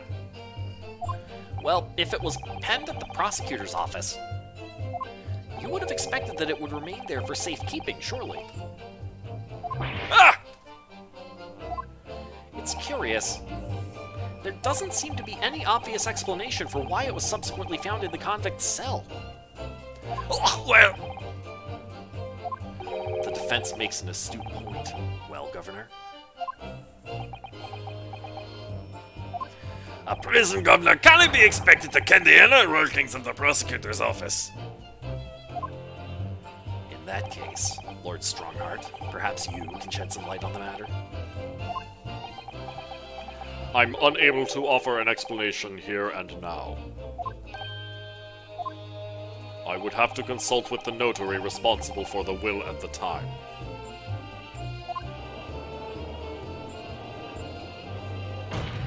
The fact that my father's will was discovered in his cell is clearly inconsistent with what was expected.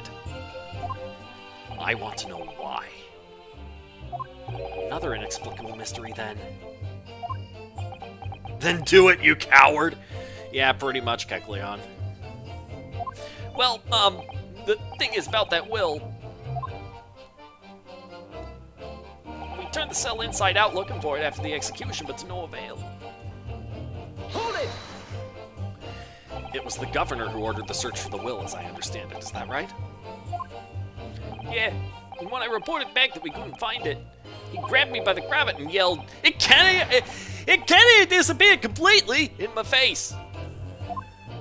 Aye, well, it's down to the governor to keep everybody working as hard as they should. I think the governor needs a wee taste of his own medicine, Mr. Naruhodo. The point is, it was clearly considered a very important document, wasn't it? But it proved impossible to find. That's right. I love that they just used his half of the animation. Yeah. They do some clever stuff here with these with these models. And before I knew it, it was in the morning paper. That blood-curdling article. The executed mass murderer who'd risen from the dead. Oh, you mean... The article based on Mr. Drebber's experience in Logate Cemetery. Yeah, that was it. The day after I'd read that news, I was summoned to the governor's office. And that's when the awful accusation was made. That you'd aided Genshin Asogi to escape from the prison, resulting in your immediate dismissal. I'm afraid I really don't remember it. I really don't remember anything after that.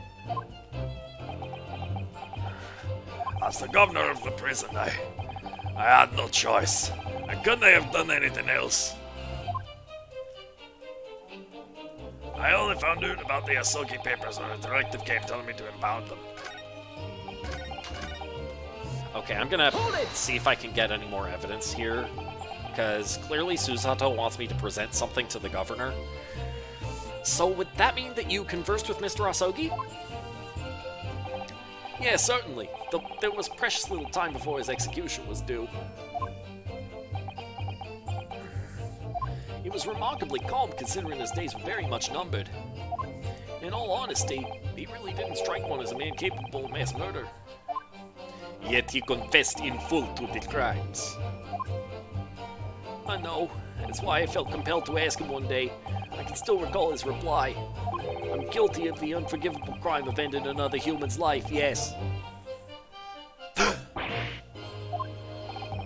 but he was so tranquil and intelligent. Put me in mind of an Eastern holy man. And what about the will you saw him with? What can you tell us about that? It was the beginning of all the drama. I remember it very well, yeah. What's up, Kecleon? Wait, what? I'm gonna keep pressing, but go on. I'm doing about the Asogi papers when the directive came. Hold it! Oh, remind you why Genshin went to Britain. Oh, it was part of a study tour alongside Seishiro Jigoku and Yujin Mikotoba. That's why. The three of them came here together. As part of a study tour. That's why. They were here for 6 years, and then the Clint Van Zieks case happened. Genshin was, quote-unquote, executed. Oh, no, Genshin wasn't part of the Assassin Exchange. All this stuff that happened here, that we're talking about now, happened 10 years ago. The Assassin Exchange was much more recent.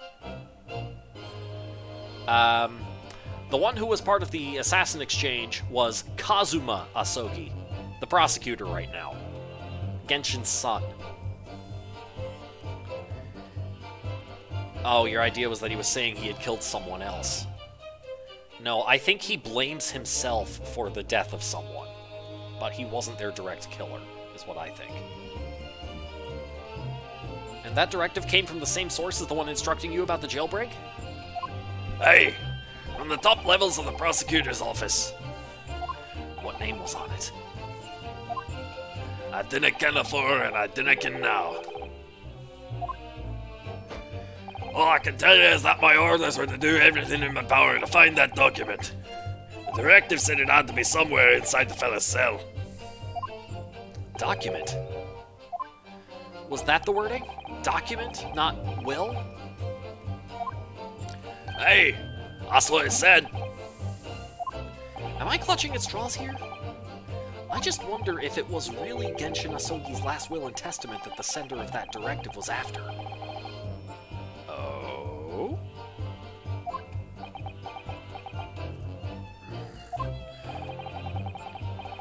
Continue with your testimony then, witness. The document was in the folds of the fella's robe and was left to his cell. Kimono, I think it's called. Hold it! In Mr. Asogi's kimono? Hey, the one he brought with him when he was locked up.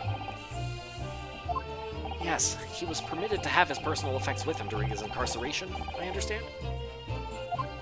That's right. He was granted as much freedom as possible during the few days before his execution. Indeed. He had a number of items of personal significance, I remember. He was very reluctant to part with them. Some books, that kimono, his sword. His sword? Here we go.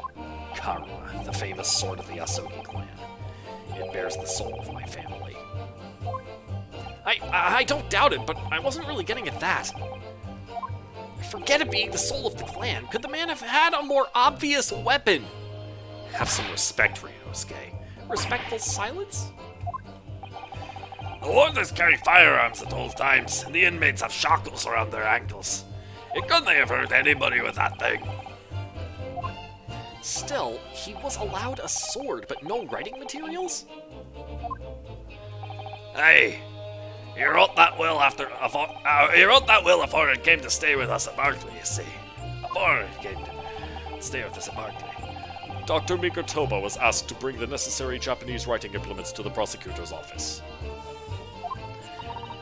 A Suzuri inkstone, black sumi ink, and some Hanshi rice paper, no doubt.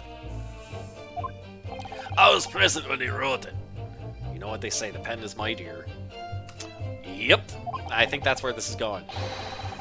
Is that right? Oh? But I'm sorry to say the letters just look like a squirming mass of jet black earthworms to me. Do speak up! Are you feeling faint, Mr. Vigil? I'm noticing a pattern. Press the last statement and then wait for Vigil to get lightheaded. Mr. Vigil! Sir! It was Scarlet, sir!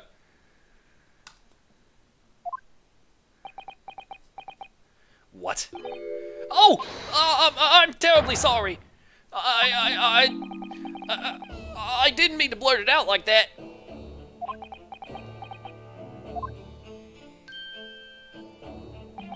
The ink was scarlet. Less swaying and more explaining would be helpful. Yeah, there's an inconsistency in the color of the ink. Is that what he's about to say? Is it something about the testimony we just heard? Have you recalled something of importance? Something of importance? Possibly, or possibly not. I'm unable to tell which way he's leaning, I'm afraid. My lord, the defense asks that Mr. Vigil be permitted to supplement his testimony with this possibly or possibly not important detail. Permission granted. Go ahead, Mr. Vigil. Yes, it was Scarlet!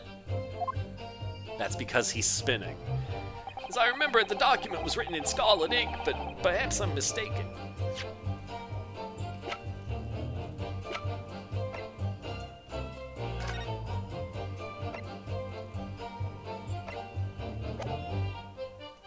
No, that's definitely important.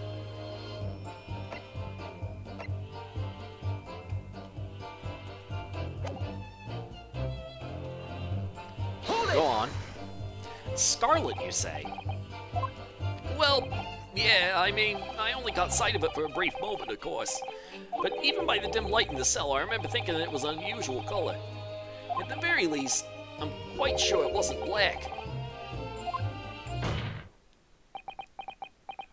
Witness! Is that really what you saw? Sir! Is something wrong, Lord Strongheart?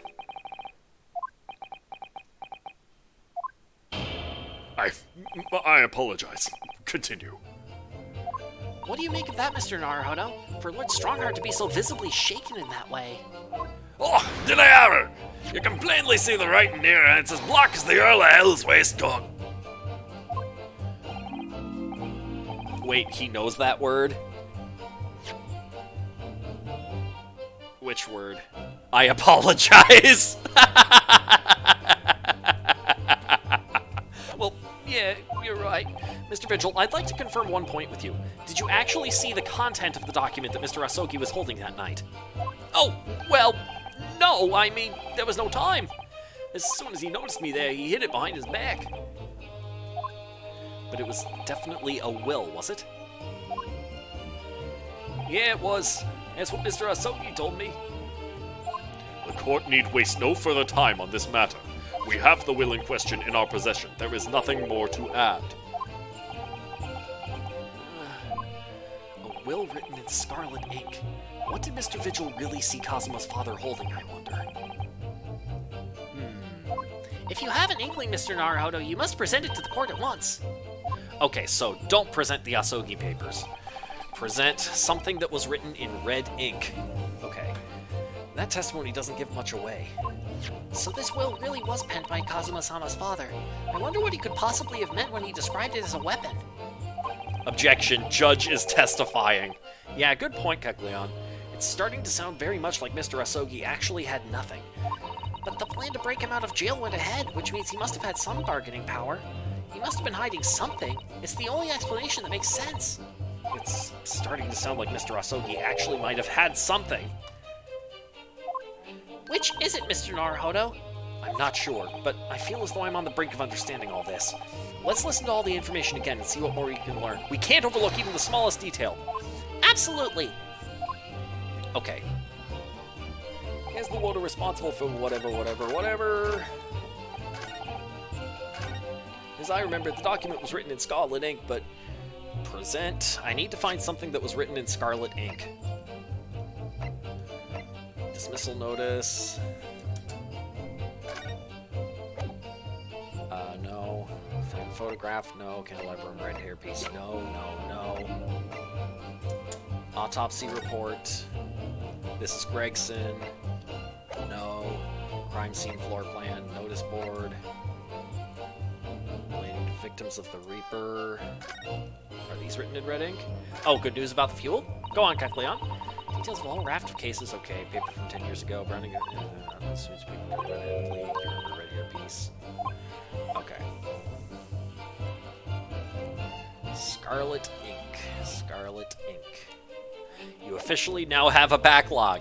Oh, good. So that means things are working again? Good to hear, good to hear. Remember to photograph. Silky papers. Inspector Briggs's traveling trunk thing. The autopsy report. Recent scarlet ink stains visible on the little and ring fingers of the right hand, but no document in corresponding ink was found. Clint Van Zeeks. Okay. Stealing into Judge Jigoku's office. Judge Jigoku's cabin. It's this. Objection! Yeah, the balance is different than we calculated, though, which is kind of understandable. We didn't think about the different energy outputs and consumption rates. Yeah, we kind of simplified the matter a bit. Here we go. Scarlet-colored writing is what you said you thought you saw, Mr. Vigil. And I believe that's exactly what you did see. What? Hammers again! You've no evidence to say that! You've no evidence to say that. Have a look at this report. That's my brother's autopsy report. Yes, and there's something in here that's bothered me since I first read it. It states that scarlet-colored ink stains were noted on the fingers of the victim's right hand. Yes, so it does. Sorry. Scarlet ink!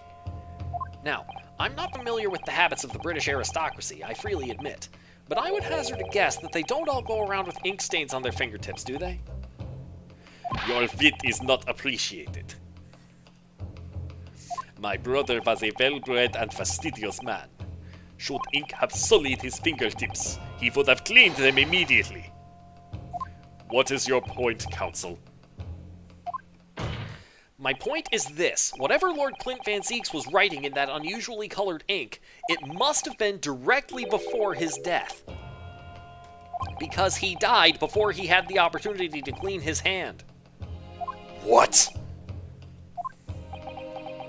I remember something troubled me at the time. At the scene, the lid of my brother's inkwell was open. But Clint was punctilious about such things. It seemed unusual, and no document pending the color of the ink that was in the inkwell was ever found. So the document had disappeared. Are you suggesting that the document my father had in his hand that night in his cell was the same document that Lord Clint Van Zeeks was writing moments before his death? Then it was... If Mr. Vigil's testimony is to be believed, it can only mean that, yes. Mr. Vigil! Sir! When you spotted Mr. Asogi with the document in his cell, his precise words were as follows, were they not? Alright then, but what's on that paper? A last will and testament. This will is the only weapon I have left now. It was a will, but it wasn't his will. It was Clint's will. A last will and testament. Ah! If the conversation really did go as Mr. Vigil says, then what we now know completely changes the meaning of what Mr. Asogi said. You really think... Mr. Vigil did indeed see the convict with a will. I think Kazuma emphasized a there.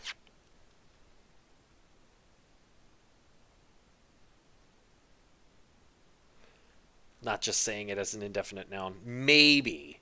Depends on how quick on the uptake he is. I'm not inclined to be particularly charitable to him given 2 weeks ago. But fair.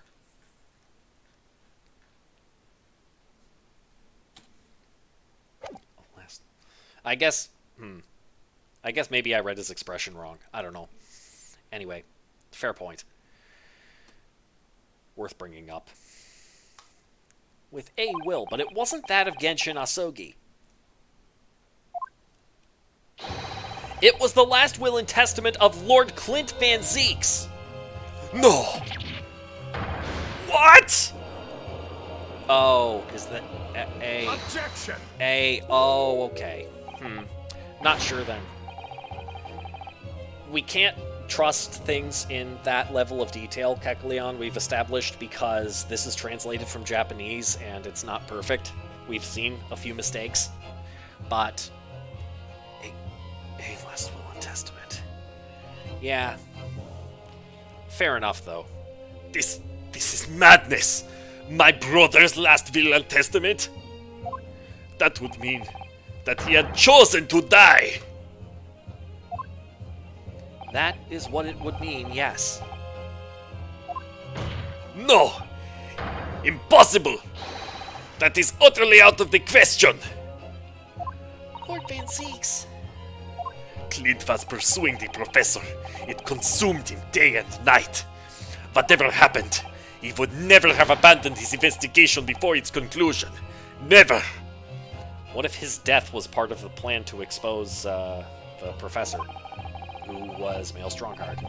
He wouldn't rest until the job was done, until the killer was caught. The idea that he would willingly accept his own death, it's obscene! Objection!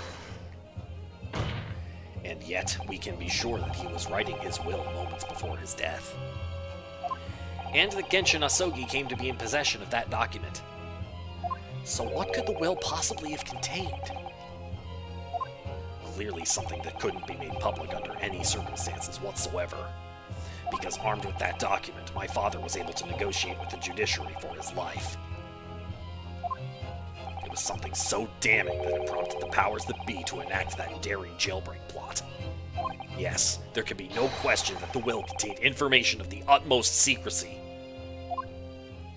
Information of the utmost secrecy? Ah! No! It couldn't be!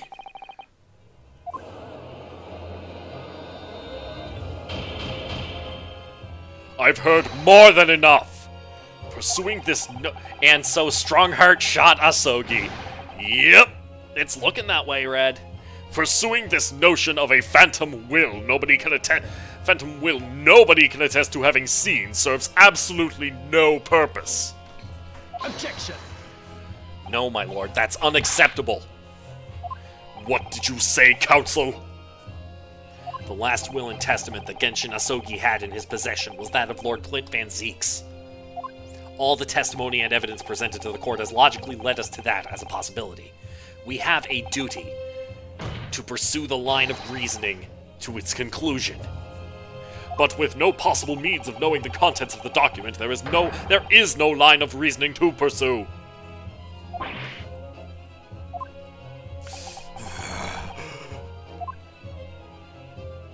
A reason why Lord Clint Van Zeeks, a man of high noble standing, would have chosen death. Information so secret, people in the judiciary would be willing to negotiate the jailbreak of a condemned killer.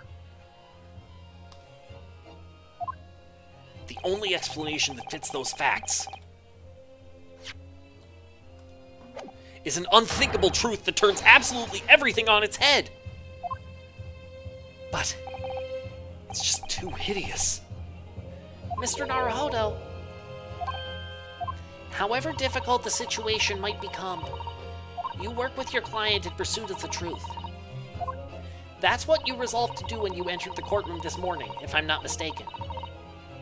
Miss Susato, I'm a little bit lost myself, Kekleon, but I think what we're going for here is that Strongheart was actually responsible for the killings, for the professor killings.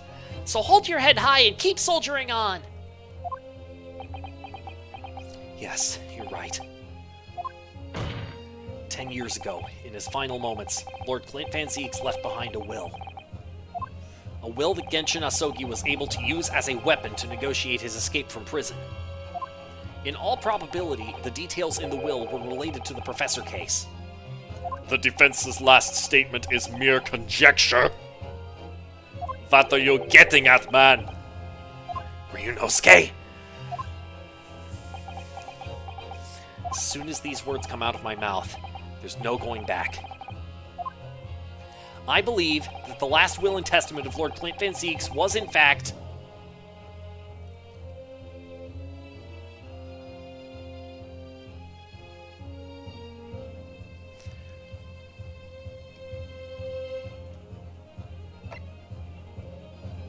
accusation?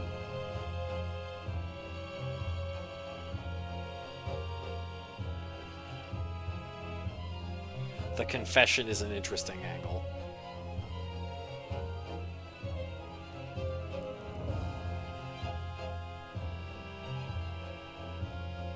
Which is a stronger weapon, though? Oh no, was Clint the professor? No, that wouldn't make any sense. He's not that sort of guy.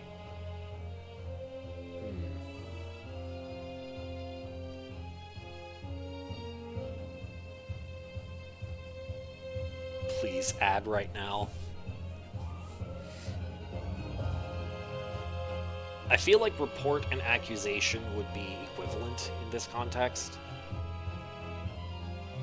Your leading confession is that it'd be an ironclad weapon.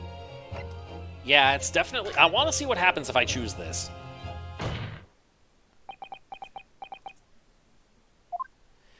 You can do this, Mr. Naruhodo. I believe that what Lord Clint Van Zieks actually penned that day was a confession. A confession? See, there it is again, Kecleon, see? It wouldn't make sense for him to emphasize a confession here. Confession? Regarding the mass murderer known as the Professor, and his true identity.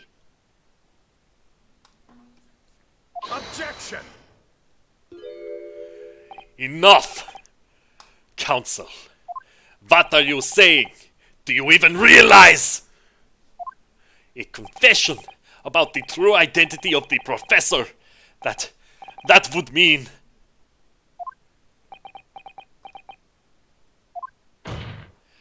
Lord Van Zieks, I appreciate this must be hard to take in.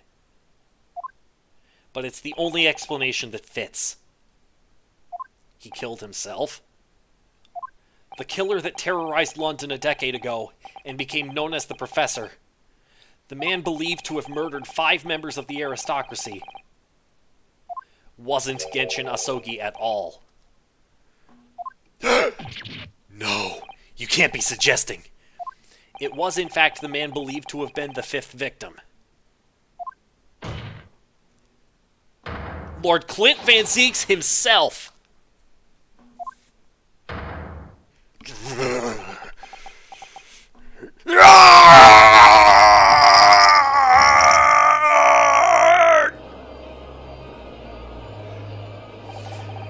It's finally open, is it? Pandora's box. Clint would have the means, yes. Great Van Zieks family. They've been thoroughbreds of the British judiciary for years. And Lord Clint Van Zieks, he was a paragon of justice in the capital. But he was actually a mass murderer? A perpetrator of atrocities of the vilest nature? If the general public ever found out, law and order in this country would be finished! My brother. Yeah, it does line up with the Reaper. Strongheart did comment before, which is what made me suspect him, that those members of the aristocracy were corrupt as all hell. So it does line up with the Reaper's MO. And it lines up with what Barak believes in. Or seems to. My brother. Oh, this is too awful. Poor Lord Van Zieks.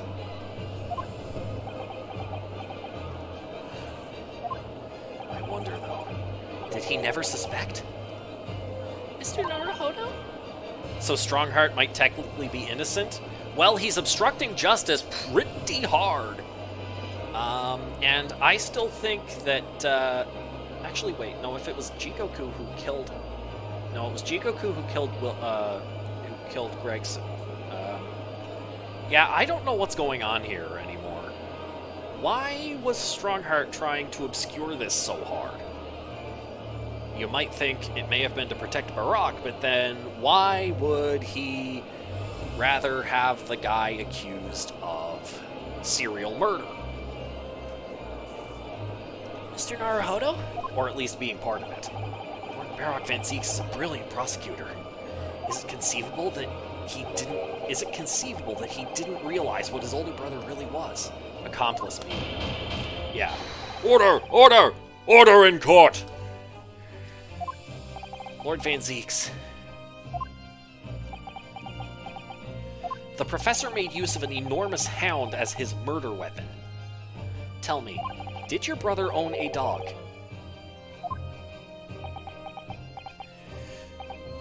Yes, he did. Balmung. He was a well-known hunting dog. People called him a giant. Wait a minute. I have to check something here. I hope I didn't miss the thing. Let's see. Scroll. Okay. Okay. Got it. Just making sure I don't miss an achievement. Yes. Baskervilles. That's right, we knew this. I don't believe this. When my brother would go hunting in the forest of the grounds behind the house, he always took Balmung. After Clint's death, the creature passed away too, almost as if he were following his master. He was a magnificent hunting dog, worthy of the jewel-studded collar around his neck. Which is now in the possession of Herlock Sholmes, I believe. A jewel-studded collar. That's right. Though sadly, some years ago now, it was stolen by a thief who broke into the house one night.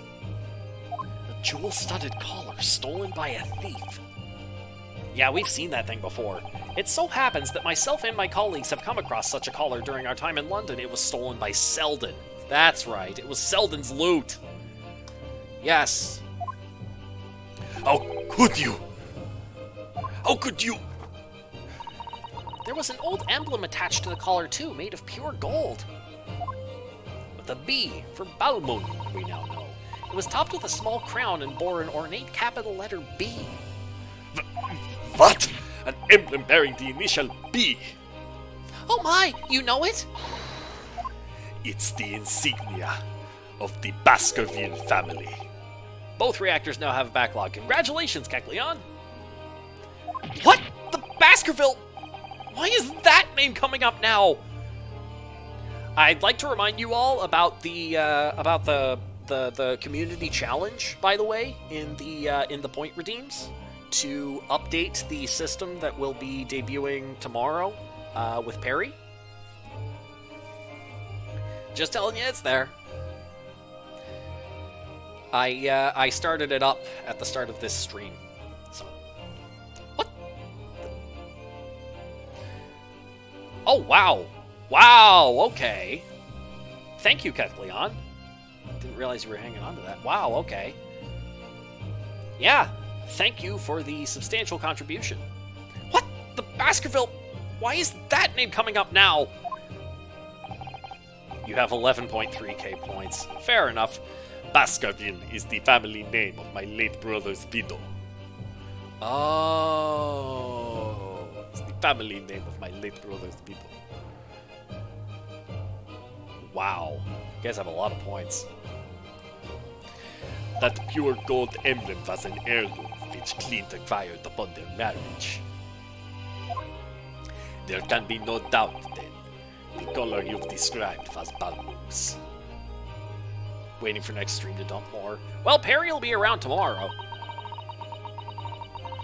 The family insignia of Lord Clint Van Zieks' widow.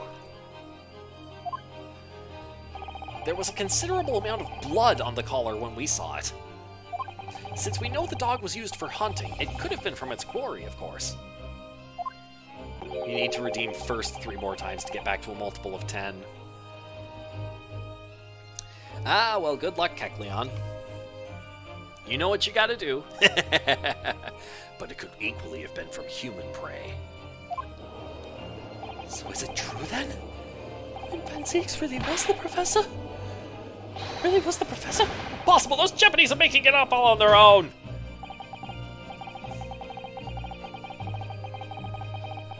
Yeah, these Japanese are making it all up to exonerate their own! So in fact, So in fact, the person responsible for these murders of nobles and royals was a noble himself. And that threatened to be an enormous scandal that would irrevocably destabilize British society. My father knew that and was using it to negotiate his way out of the unjust charges brought against him. But at the very last hour, those he bargained with betrayed him, slaying him mercilessly on foreign soil.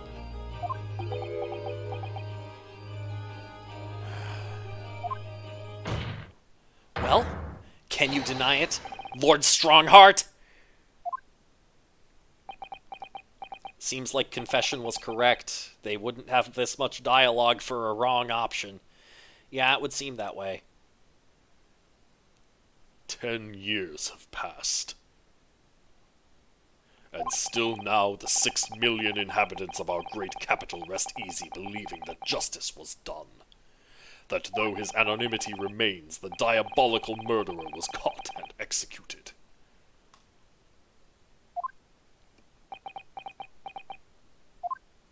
Hold on, are we directly accusing Strongheart now? We are accusing Strongheart of obscuring the fact that Clint Van Zieks was the professor way back 10 years ago. We are not directly accusing him now of being the Reaper. Very well then, you may have the truth.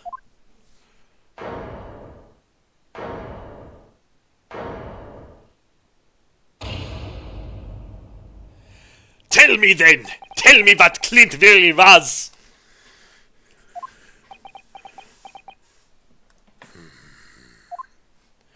Lord Clint Van Zieks was too pure of heart.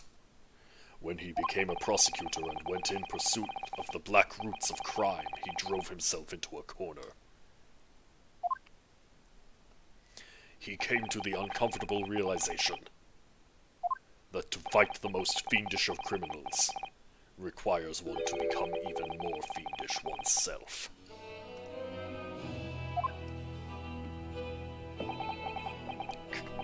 Clint.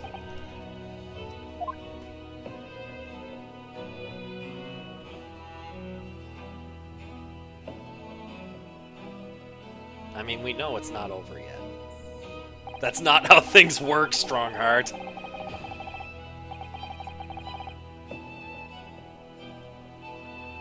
Well, it's how Strongheart seems to think, and seems to have thought over the course of these last few cases, if I remember right. The 19th century was a truly miraculous 100 years for Great Britain, and indeed the whole world. New industry, new technology, and with the birth of the Metropolitan Police Service, new law and order. But these dazzling new developments meant ever deeper shadows were cast on society. Water sullied by factories, air thick with noxious fumes and crime, growing daily to filth and darkness. Oh, thank you, Sparkle. Lord Clint Van Zieks made it his mission to combat that darkness. But as time went on, it slowly ate at his soul, until eventually he was consumed. It's ironic, really, and somewhat surprising that the truth has once again been unearthed by a Japanese. Once again? What do you mean? 10 years ago, your father, Genshin Asogi, turned up at my office one night.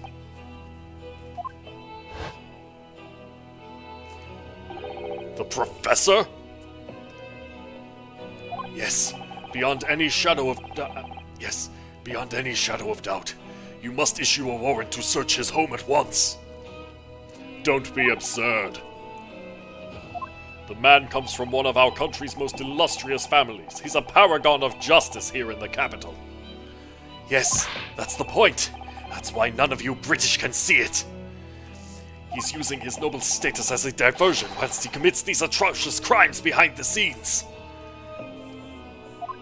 Do you have evidence? Nothing definitive as yet. But he keeps an enormous savage hound on the estate. We need the full support of the judiciary for this. We're up against a member of the aristocracy. So a large family estate has a fierce guard dog. You should know that's commonplace here in Britain. I'm sorry, but I can't possibly put Scotland Yard onto this based on the tenuous accusation of a visiting student.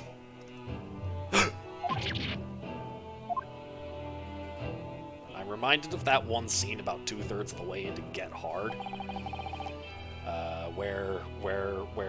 what was his name?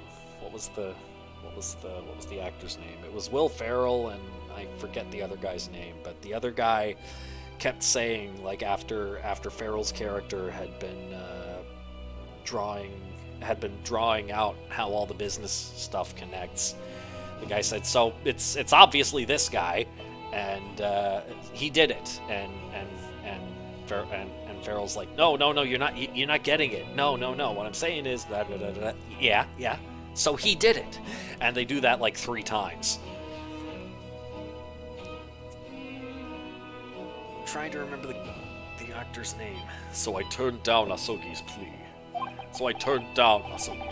and as a result, he took it upon himself to visit the Van Zieks mansion on his own.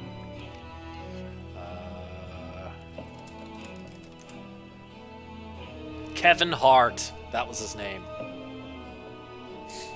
Kevin Hart was the guy. Was the guy who actually had a brain. Visit the Van Zieks mansion on his own. We can only imagine now what happened between the 2 men. Though we know the outcome, of course. Lord Clint Van Zieks perished. I don't believe this. So, in actual fact, Kazuma-sama's father did? He made the late Lord Van Zieks meet the same fate. He put a permanent end to the professor killings by taking the drastic measure of ending the perpetrator's life. Ah, so now it's the exact opposite of the classic Star Wars twist. He was not the professor, he killed the professor.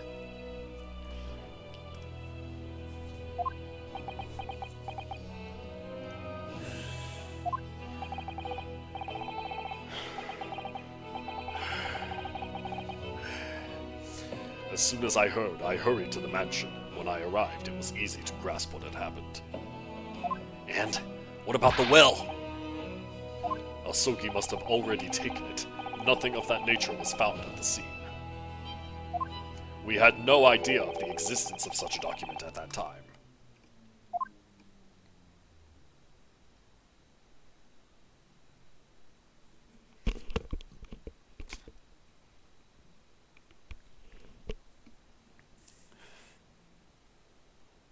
I was the only person who knew of the true identity of the professor. So, I resolved to keep it a secret, and to guard the secret to the bitter end. So you're admitting to it? That you were behind it all?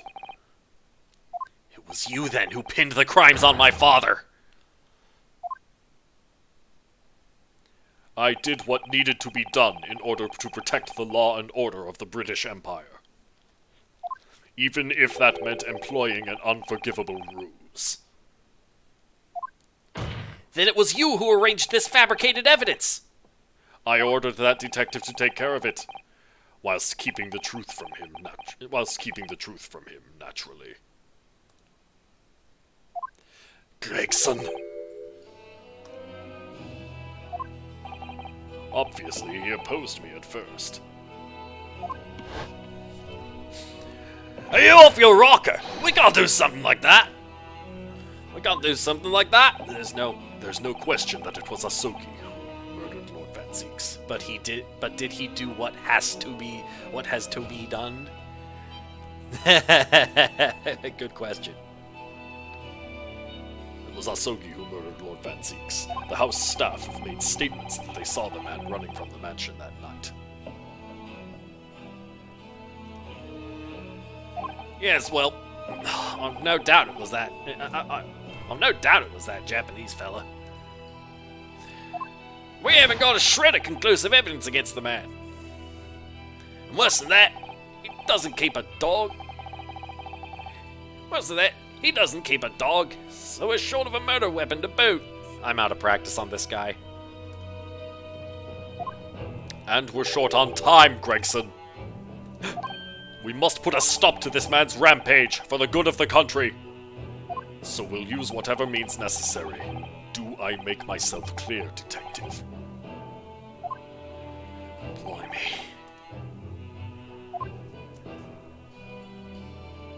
So that night 10 years ago, when I was attacked by those thugs in the back streets, and Genshin's ring was taken, that was him, was it?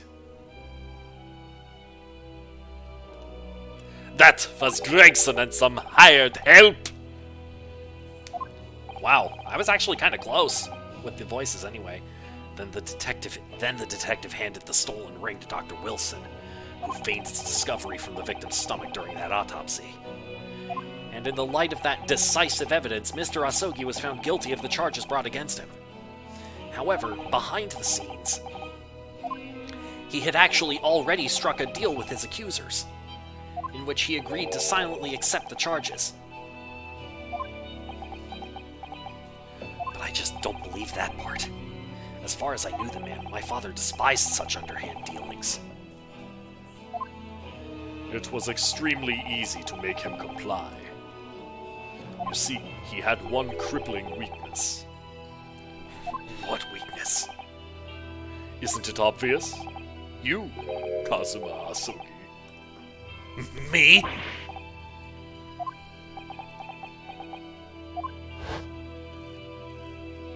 Perhaps you have no desire to return. Perhaps you have no desire to return to your homeland, Asogi. What? Though I hear you have a 14-year-old son. Agree to cooperate and accept your guilt without contention. And you will see Japan and your son again. Perhaps you have no desire.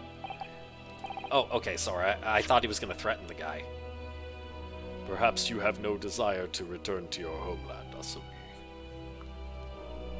You have no. You scoundrel! Whether you choose wisely or not, it will be a closed trial by order of Her Majesty.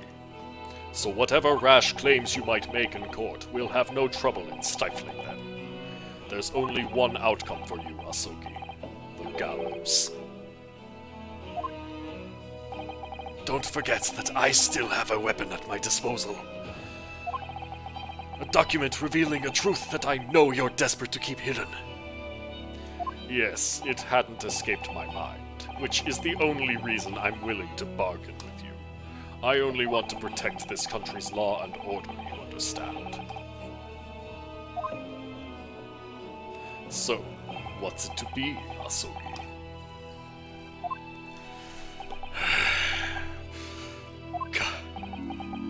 Kazuma.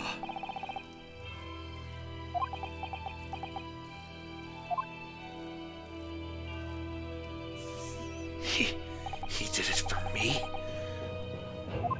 And as I told him at the time, my motive was simply to protect Britain from the damage the truth would do.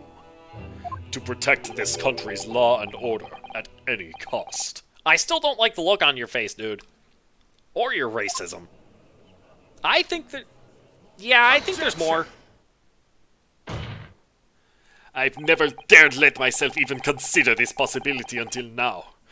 But in the light of all this treachery, I have to ask. The mastermind behind the Reaper of the Bailey. Was it you, Lord Mael Strongheart?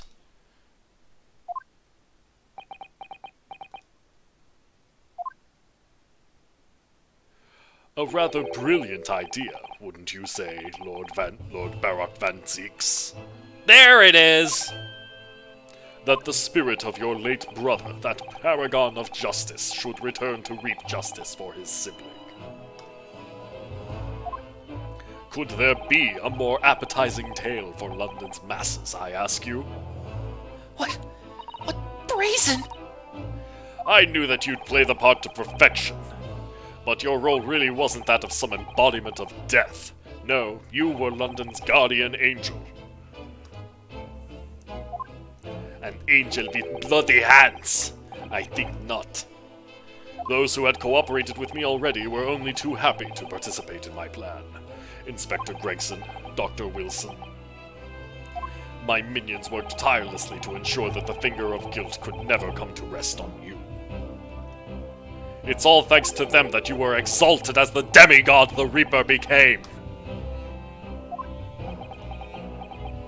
But Dr. Wilson left Britain 4 years ago when he was invited to work in Japan. That's right. So I had to employ the services of his young protege after that. Dr. Courtney Scythe. Dr. Scythe? So what with the execution? So what with the execution of the Professor and the subsequent reign of the Reaper of the Bailey? I've successfully safeguarded law and order in our mighty capital for the past decade. That is everything. Yes, exactly. Yes.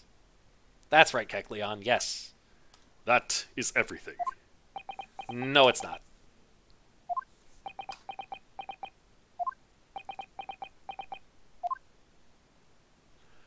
My lords, ladies, and gentlemen, I do hereby confess. It was I who sired the concept of the Reaper. However, let me say in my defense, it was all for the preservation of law and order across the entire Empire. Lord Strongheart did it? An unforgivable collection of crimes, but still, all those who died at the Reaper's hand were rotten to the core anyway.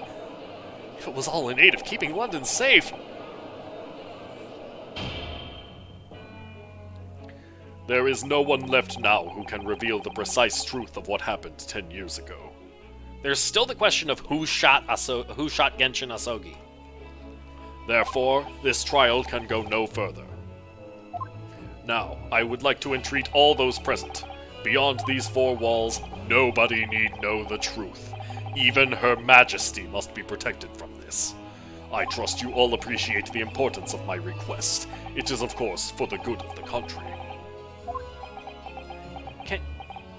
Can he do this?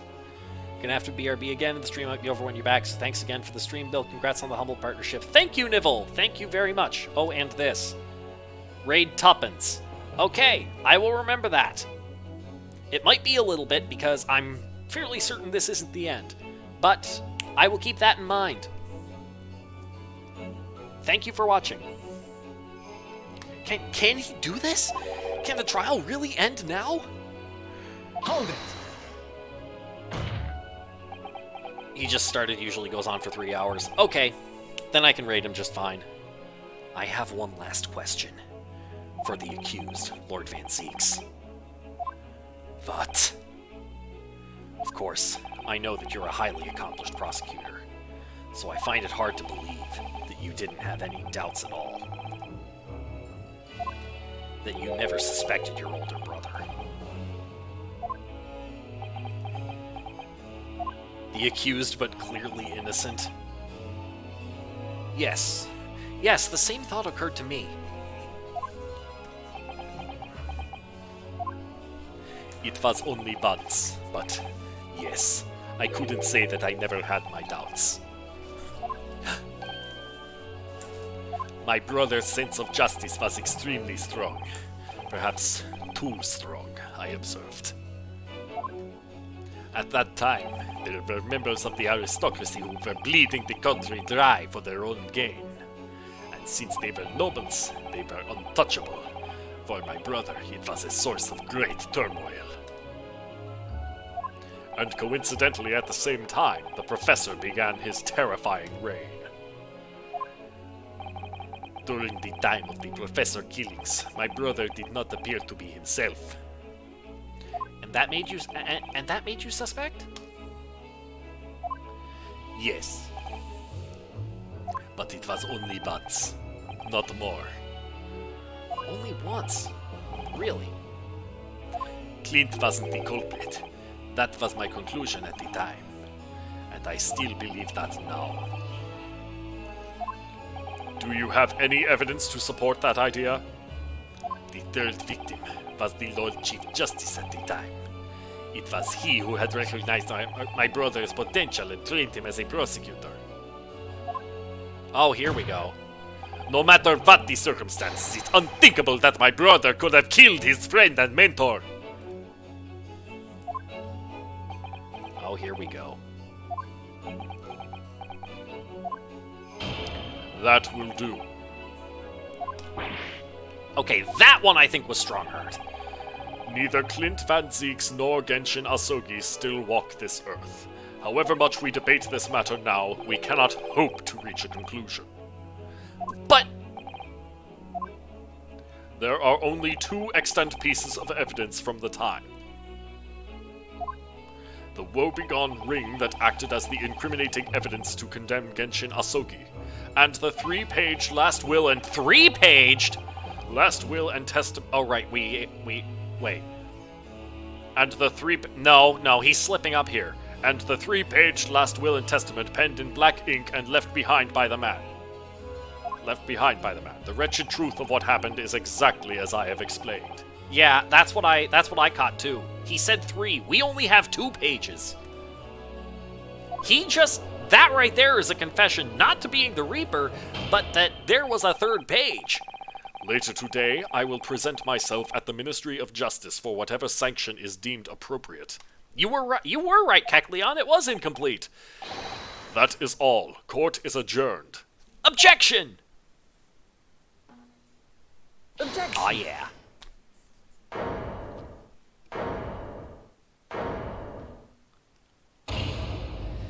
Thank you, Kazuma. Me? If it wasn't for you, I wouldn't have made this 11th hour discovery. What discovery? My lord, I'm afraid I must insist the trial continues.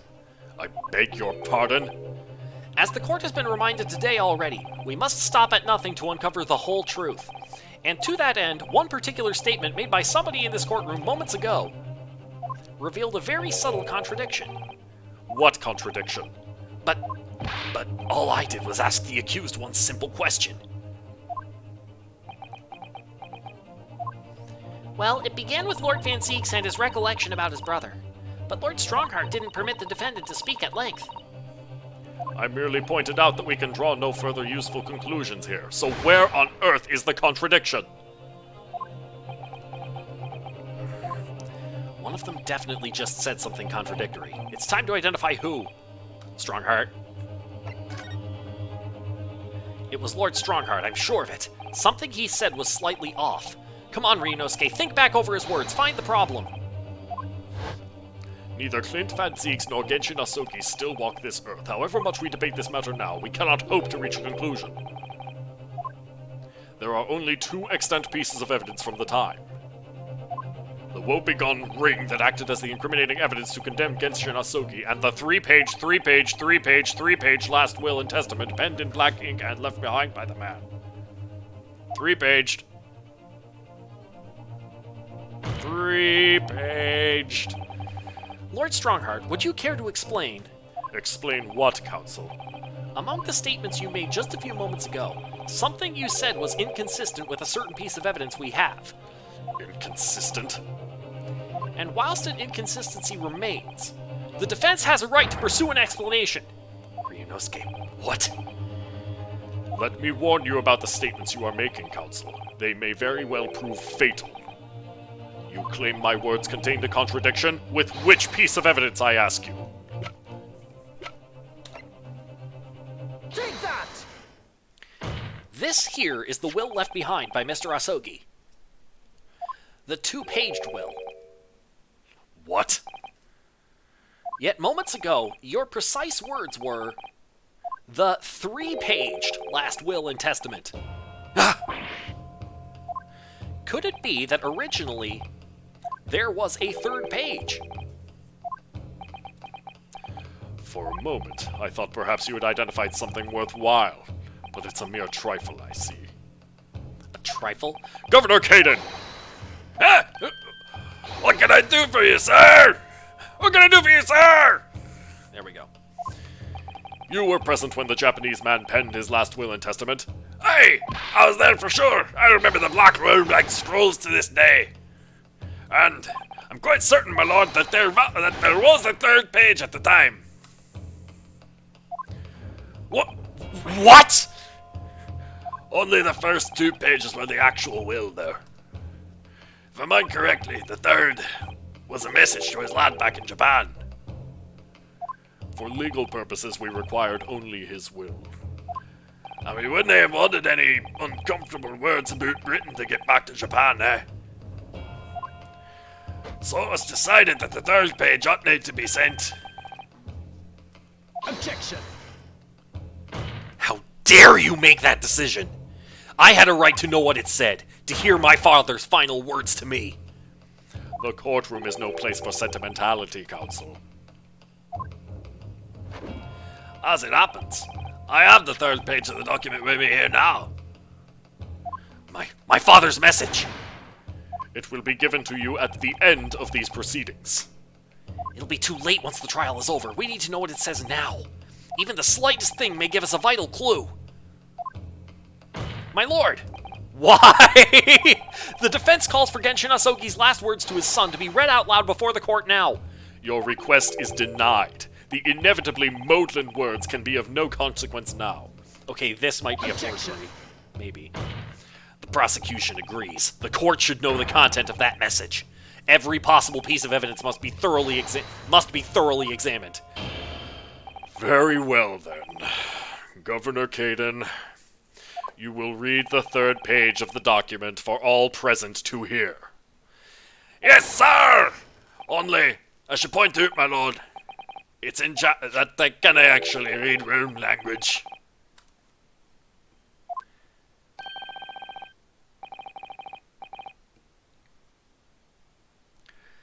I'm gonna guess that's Mikotoba. This beautiful handwriting? Shame on you, Barry. There he is. Shame on you, Barry.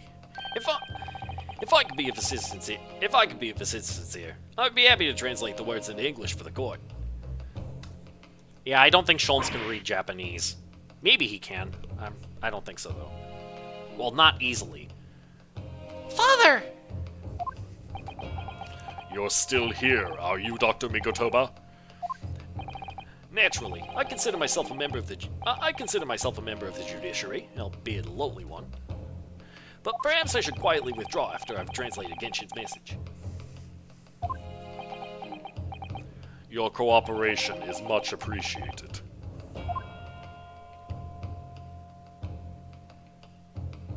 Alright, here we go. Kazuma, the truth is shrouded in darkness, a darkness only our clan's great sword can pierce. Mighty Karuma, twist thy head and watch them fall, all thy mortal foes. The One Piece is real! Hey, it's Jinirine! Welcome! Yes, hello! I mentioned a whole bunch of updates at the start of this stream. You can see maybe about half of them in the point redeems. And most of the rest in the chat as it scrolls through. There are new bot messages with my thanks to my partnership. That's the end of the message, it would seem. A haiku poem. Twist thy head. Father. What is karma?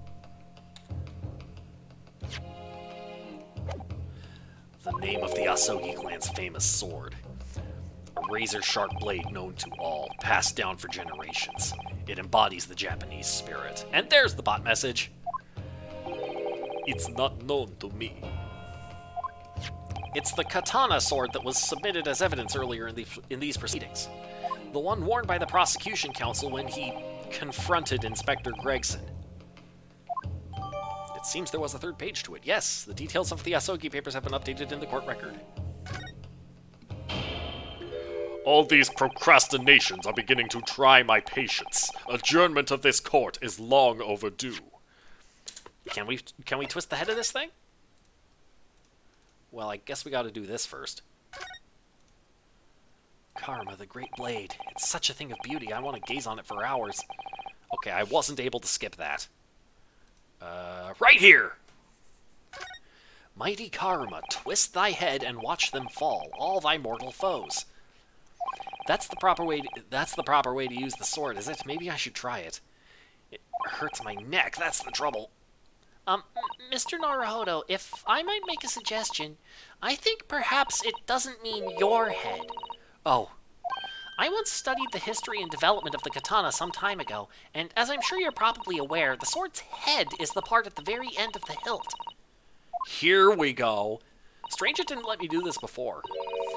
It's written as head in Japanese, but it's pronounced as kashira, I believe. Kashira? So Mr. Asoki's words really mean twist the butt of the hilt. You don't think... Well, they're gonna try it. Bot is... yeah, I may need to do something about that to make sure it doesn't post the messages all at once. Ah, hello again, Matt. Is that a tightly wound sheet of parchment?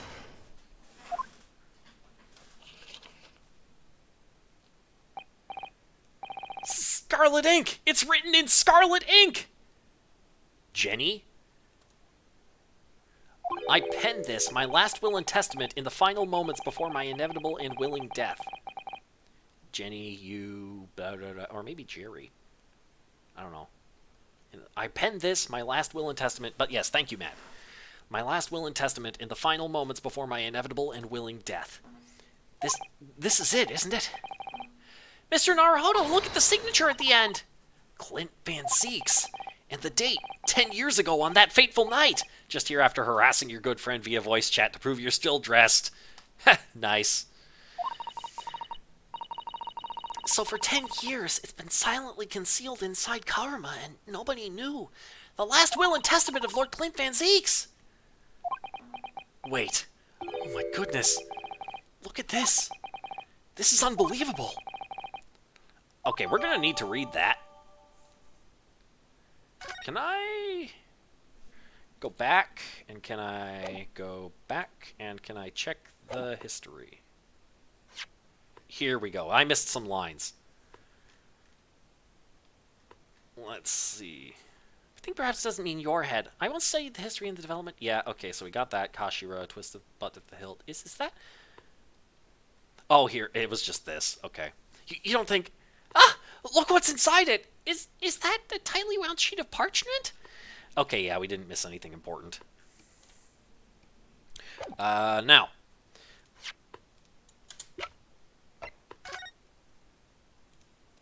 We're gonna do this again. Twist thy head and watch them fall, all thy mortal foes. Cosmo's father certainly had a way with words. And he certainly thought up an ingenious hiding place, too. It seems almost playful at first, but I do wonder if over the years, perhaps, the duties of the Asogi clan have actually called for such inventiveness. Protecting great secrets, you mean? Those sorts of duties? Well, I could believe that. Kazuma conducts himself like someone with the weight of his clan's long and noble history on his shoulders. Achievement unlocked, Asogi Clan Appreciator. That's where it is. Okay, let's read this! It's not letting me read it. The last will and testament of Lord Clint Van Zeeks that has been hidden inside the Great Sword Karuma for years. A trump card left behind by Genshin Asogi. Okay. All these procrastinations are beginning to try my patience. Adjournment of this court is long overdue. As the presiding judge, I have been as accommodating as possible of the will of the courtroom. However, despite all that, no new information has come to light. That's false! In pursuit of justice, Lord Clint Van Zeeks tragically lost all sense of morality. When he murdered his former mentor, clearly he was already devoid of his normal faculties. Objection! How dare you! I refuse to believe that of my brother! I'm slipping into Spanish here. Jeez. I refuse to believe that of my brother. Too much time has passed. We cannot ever hope to know more than we do now. That's false. Especially since the alleged will that he penned in his final moments appears to have been lost forever. Ah! Lord Strong-Eye, you appear to be in something of a hurry to wrap things up. I wonder why. We've heard you state time and again during these proceedings that everything you did was in the interests of protecting British law and order. And I stand by that. Without the Reaper, we could never have achieved the reduction in crime the capital has seen. Objection! What about Inspector Gregson, then? And Dr. Wilson. They were no criminals. You used them to achieve your ends, and then you had them killed. However you dress it up, there was nothing fair or just about that. Lord Strong-Eye, what exactly is it that you're hiding? Dr. Mikotoba, were you not to quietly withdraw after the translation of your former associate's will? In this courtroom, no argument carries weight unless it is supported by evidence. And it would seem that the defense has no more evidence to present. Nope, that's where you're wrong, buddy. Again. In which case, I hereby order all discourse from these proceedings to be struck from the record. Still not letting me read it.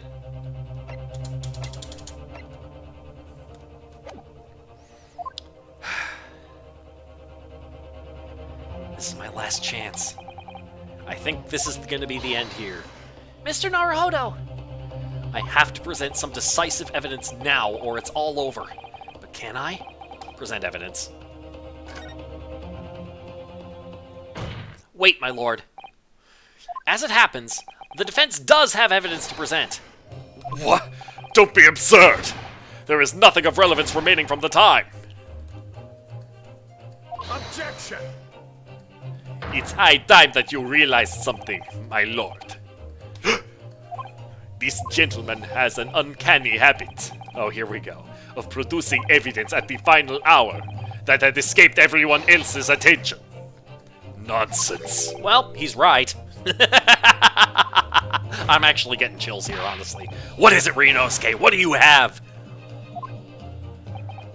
I dare say, the final decisive piece of evidence that will reveal the whole truth about this rotten tale. How...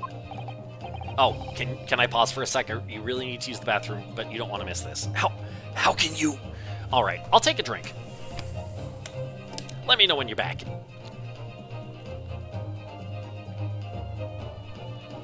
It's looking like this is going to be the very last part, Sparkle, so don't worry. And if all else fails, there's the VODs that I post to YouTube. Chug, chug, chug, chug. Oh, you're still here, Red. Cool. How can you...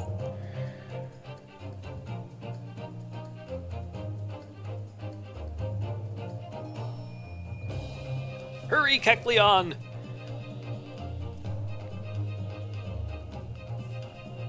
Oh, I know what I can do. There's something I gotta take care of here at my desk.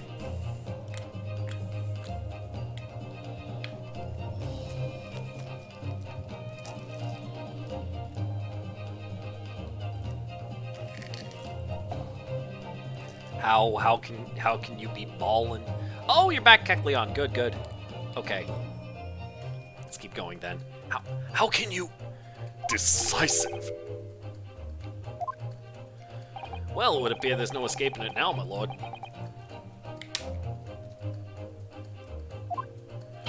Let it be so then. Present whatever you think you have that can settle this decade-old enigma, if you're capable. What exactly is this evidence that the defense claims to be so decisive? It's, right over here. Take that!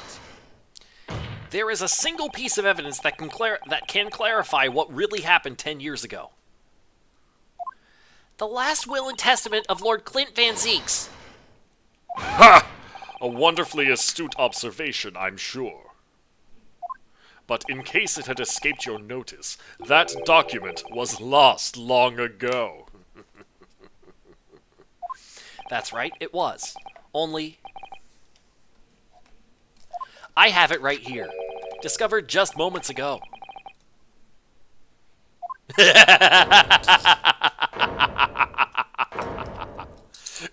Impossible! That can't be! Everything that's happened comes back to this will.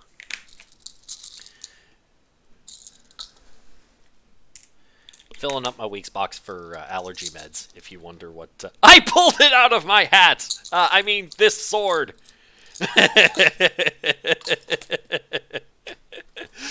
Yeah, pulling it out of the sword isn't that far off from pulling it out of my hat. Everything that's happened comes back to this will. This document is the key that will unlock the entire mystery. Balances sword on head. You would, Kecleon. Uh-oh. I think he's starting to crack. My brother's last will and testament. Where did you find that? I pulled it from your mom's purse, Strongheart. It was rolled up inside this. Inside Karuma? That ultimate weapon Genshin Asogi obtained has lain undisturbed in the hilt of this sword all these years.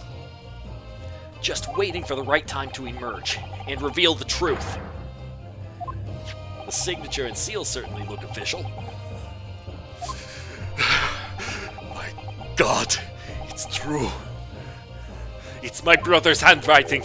There can be no mistake.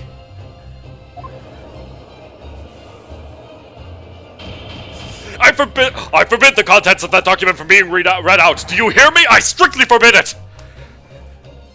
Objection!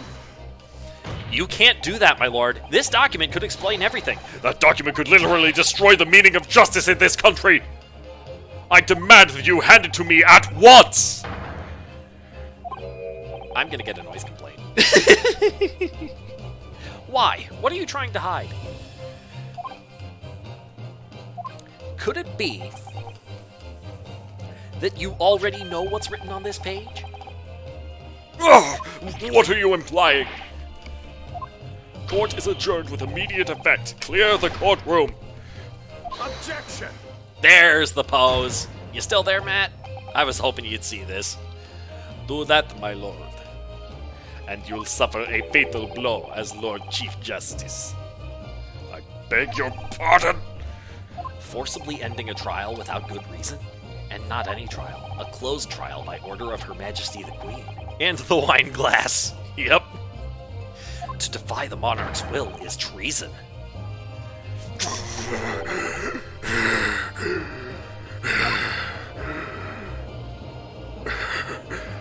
Lord Clint Van Zix really did pen a will that day. It's exactly as the young Japanese man said. Read it out, now! We have a right to hear what's in that will. A right and a duty! Well, well, my lord. When does Strongheart turn into a dragon? Good question, Kecleon. I think that moment is coming up pretty soon. Well, well, my lord. It would rather appear as though proceedings aren't going to go quite as you'd hoped.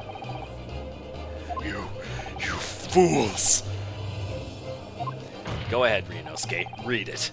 The prosecution gives its full support. Very well, then. No, for God's sake. Stronghearted.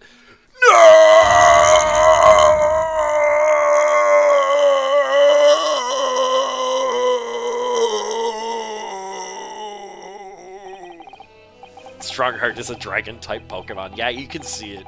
I can see it. Dragon and maybe Steel. I pen this. Sorry, he's older. I bet. No, I think I'm just gonna give him that voice. I pen this, my last will and testament, in the final moments before my inevitable and willing death. The hour is 11 p.m., and I sit at my writing desk in my office. Dragon and bitch is more like it. Well, I wasn't going to go there, Red, but you're welcome to. The hour is 11 p.m., and I sit at my writing desk in my office. My good friend Asogi stands at my shoulder. He has expressed his intent to invoke the dying ritual of the duel, that I may depart this world with honor. Assistant seppuku? An honor of which I am utterly undeserving. The Japanese are a truly merciful people. I, Clint Van Zieks, Lord of the Manor of the Van Zieks Estate, hereby confess to the following. I am the killer who has come to be known in society as the Professor, guilty of 4 counts of murder. I will not here discourse the corruption rife among the aristocracy, which is to me, as one of them, so apparent. Guilty of 4 counts of murder, huh?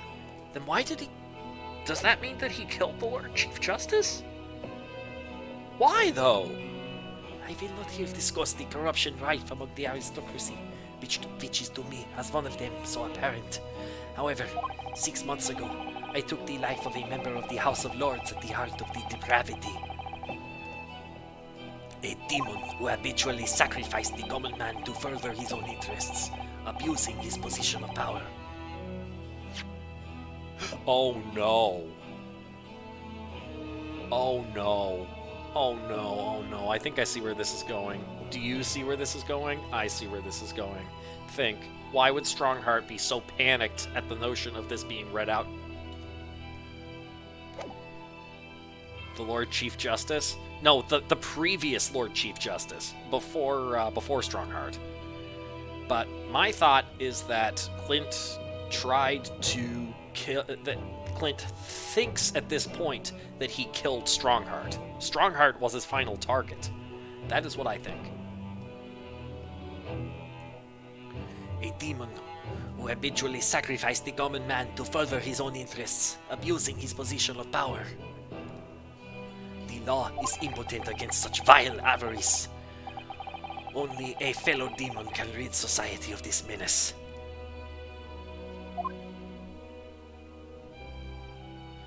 That demon was my quarry, upon whom I willingly set my great hound. But though I am a hunter of some experience, I am a poor felon, it seems.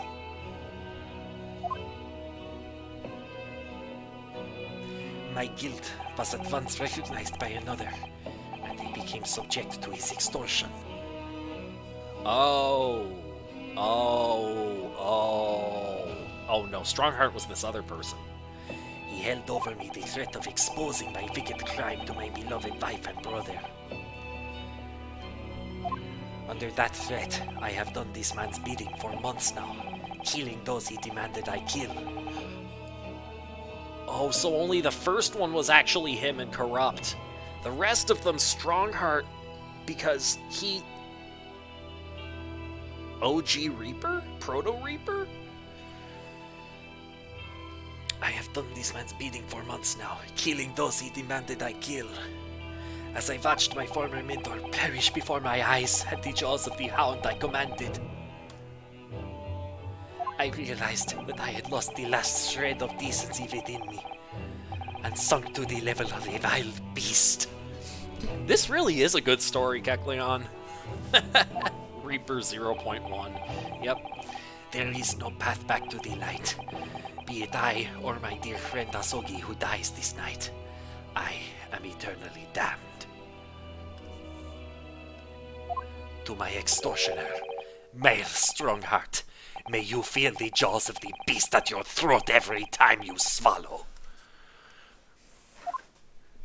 There it is. Or as you call him, Luigi. Yeah, there was a little bit of inspiration there. Luigi. Luigi Van Zieks. So now we know. Yes, Clint Van Zieks was a murderer. but somebody was directing him and naming his victims. His extortioner, Lord Mael Strongheart. It was you!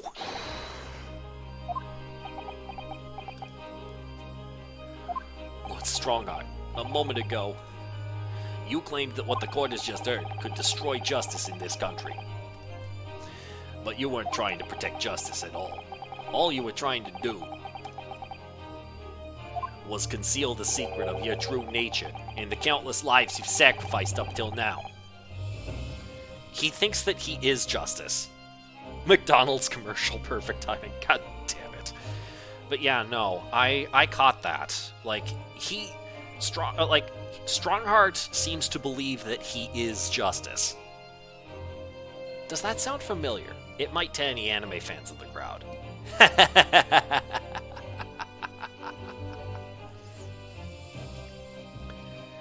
True nature and the countless lives you've sacrificed up till now.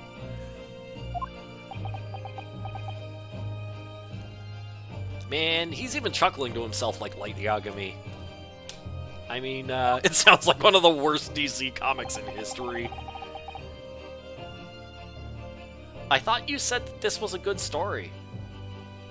What do you mean it sounds like one of the worst DC comics in history? Did they have a storyline like this and then completely bungle it? It just didn't make sense to me. That the third victim... Oh, being justice. Oh, fair enough. That the third victim, the former Lord Chief... Together we can be justice. Yeah. I mean, I'm not surprised DC did that. That the third victim, the former Lord Chief Justice, was my brother's benefactor and a man of lofty principles. As I said, Clint had no possible reason to kill the man. If Batman's parents didn't die, sounds more like it. Maybe. But you did, didn't you, Lord? But you did, didn't you, Lord Strongheart? To eliminate the man who stood between you and the office you'd set your sights on. So you used your own hunting dog, Lord Clint Van Zieks, to take him down. There it is. It had to be done. London's unsavory shadows are deep, and the arm of the law fails to reach their depths. Crime must be cut off at the roots, but the Lord Chief Justice at the time couldn't see that. He was weak. Lofty principles, you say? Tantamount to cowardice, if you ask me. We'll catch up the rest in the VOD. Have to leave now? Well, you've seen the important parts, I think. You know how this ends. Anyways, enjoy your breakfast. Thanks for watching, Sparkle. Which is why I took his place, in order to fight the crime he was allowing to spread like wildfire. By murdering the man? The Reaper, the Professor. The name makes no difference. As I've explained countless times already, it was all done for the furtherance of law and order in London. Objection! Are you going to legitimize the murder of my father now, too? Ah, Genshin Asogi. Well, that was unfortunate. I had fully intended to send him back to Japan as we'd agreed. I don't believe you. It was you, wasn't it? You killed him! No, it wasn't me who took your father's life. Then who? On the night following his mock execution, I went to Lowgate Cemetery at 3 in the morning with Jigoku. Oh no. Judge Jigoku? There had to be a collaborator on the Japanese side to manage Asogi's treatment after his repatriation. Jigoku had fierce ambition. It made him easy to manipulate. 10 years ago, after he'd stood trial for the destruction of the witness stand, I had words with him. When I told him the position of Minister of Foreign Affairs could be his, he couldn't agree fast enough! Seishiro, you fool. As you know, Asogi escaped the prison in a closed casket and was subsequently interred. The moment of their death. He was looking all savage-like. He saw Jigoku. He attacked Jigoku. Jigoku shot him. Is that where this is going? I think that's where this is going. Madame Tuspels did say that her family endeavors to capture the likeness of the dead person at the moment of their death. Is that why he had such a vicious expression on his face? As you know, Asogi escaped the prison in a closed casket and was subsequently interred. We intended to dig him out of his grave before he ran out of air. But sadly, all did not go to plan.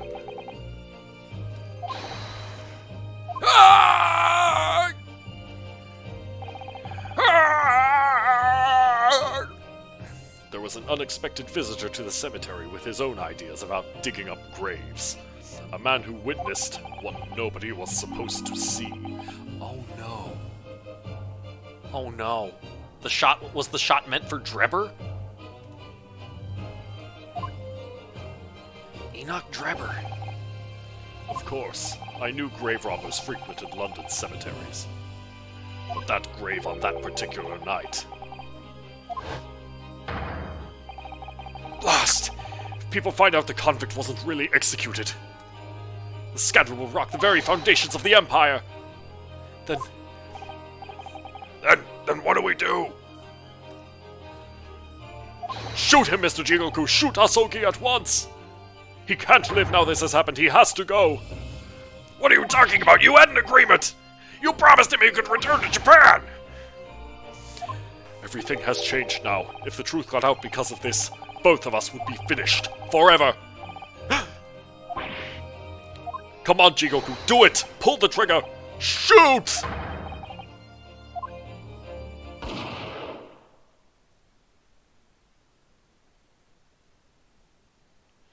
Jigoku shot Asogi from the shadows.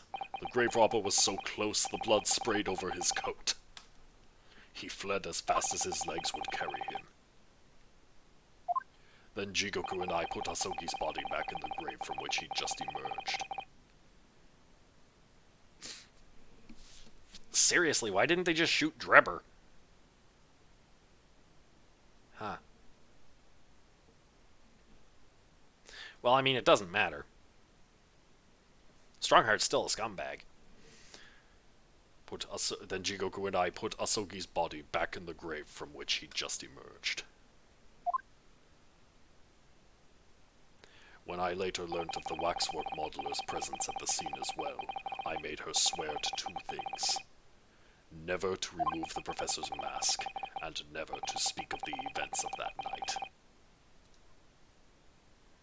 And with that, the secret was buried along with Asogi's corpse. So, now you know what really happened in Locate Cemetery that night.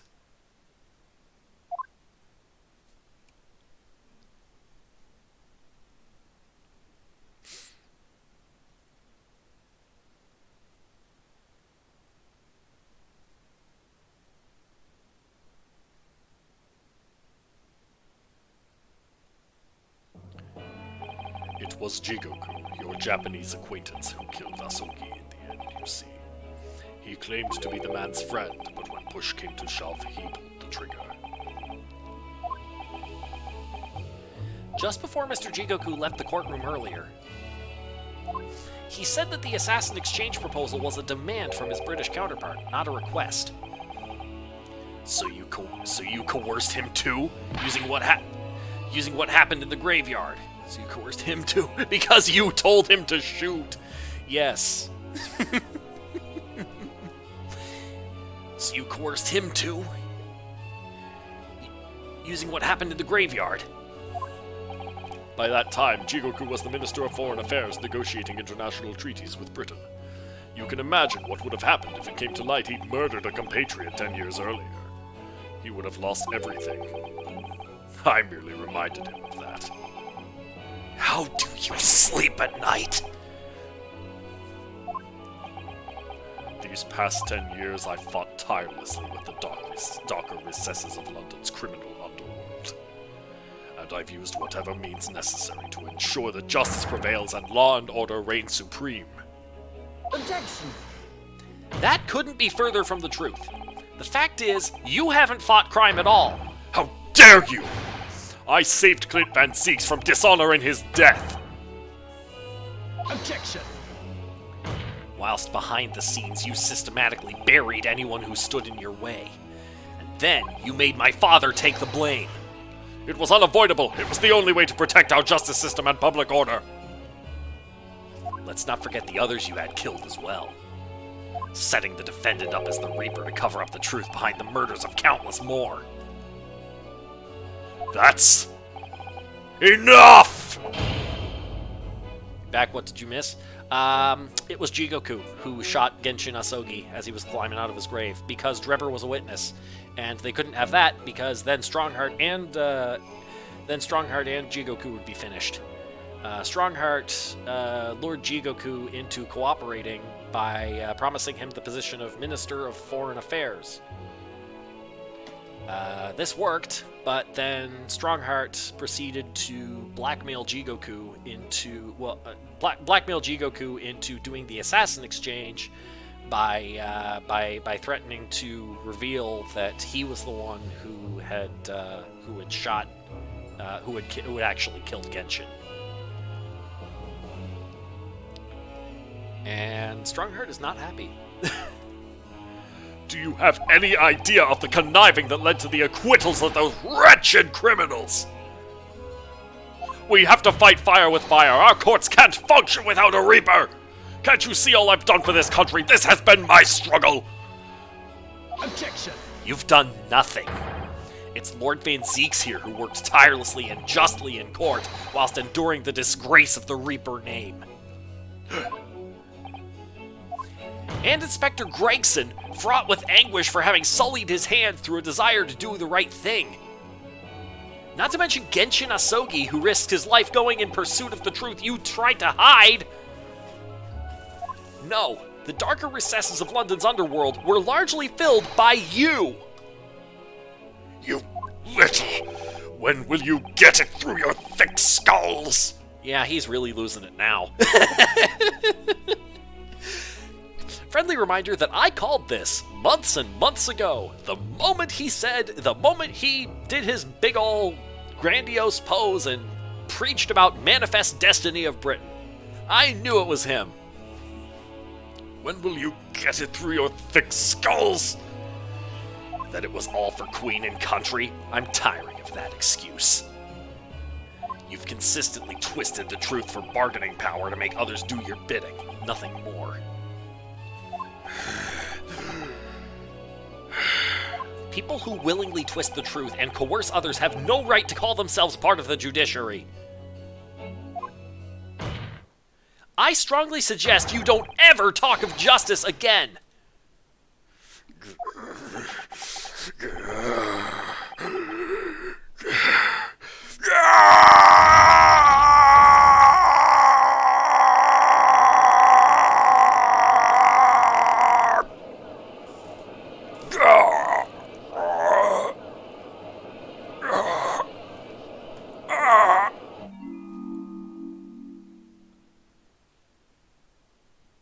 Oh wow, he's even clapping like Damon Gant.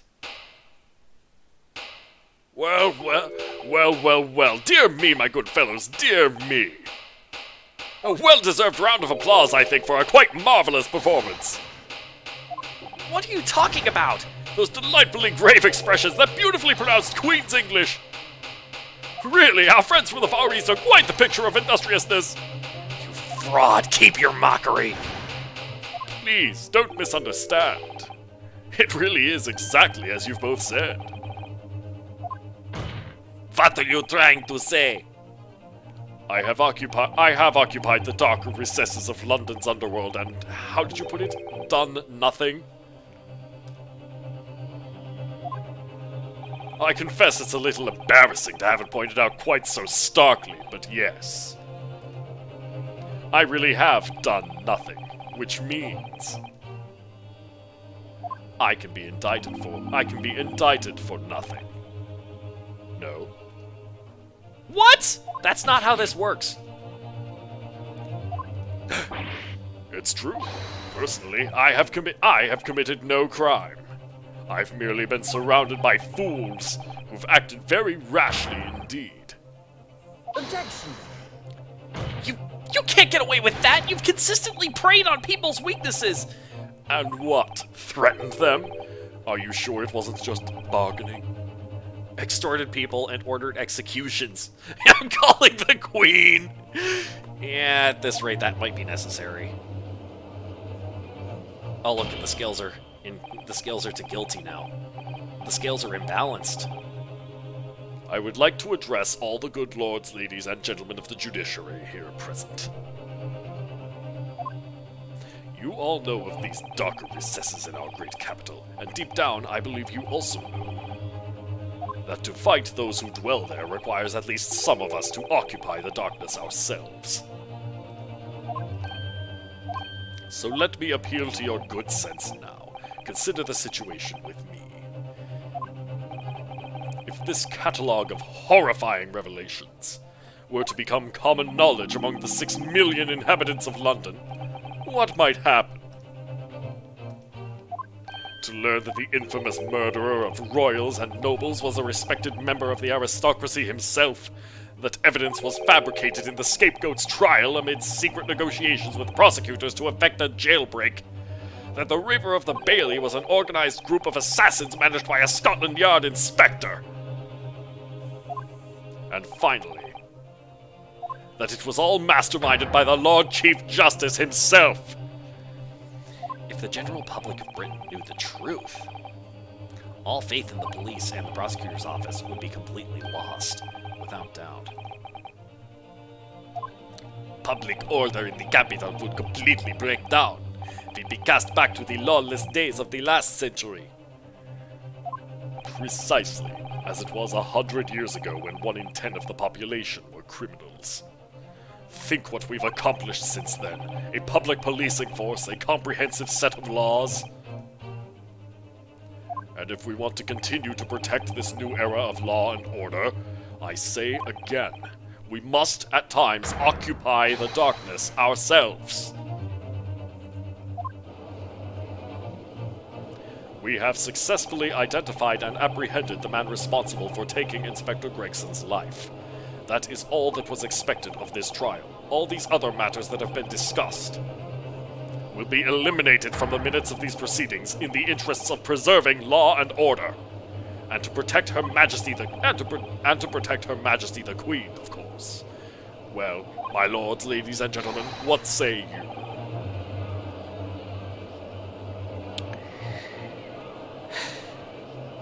I say this has gotten really political. Rightly so, mind. He has a point. The things Lord Strongheart has done are quite unforgivable. But on the other hand, isn't it our duty to maintain law and order in the capital? You can't deny that the threat of the Reaper over the years has done wonders for the crime rate. By fair means or foul, that's all thanks to Lord Strongheart. Oh, they're cheering for Strongheart now? Are you hearing this? This is the will of the British judiciary. Well, the West really is a farce like that. For your rousing response, friends, I express my heartfelt gratitude. Therefore, in accordance with the overwhelming wishes of the court, the records shall be erased. I have to respect the man's ability to turn a situation to his favor. Lord Strongheart really is a master of manipulation. You've conclusively proven his guilt, yet still he manages to evade justice. I just don't know what we can do. Ryunosuke. Looks like the trial really is going to come to an end now. I'm almost out of options, I think. Pull the ear. Get Sholmes. There's really only one path left open to me. Use evidence.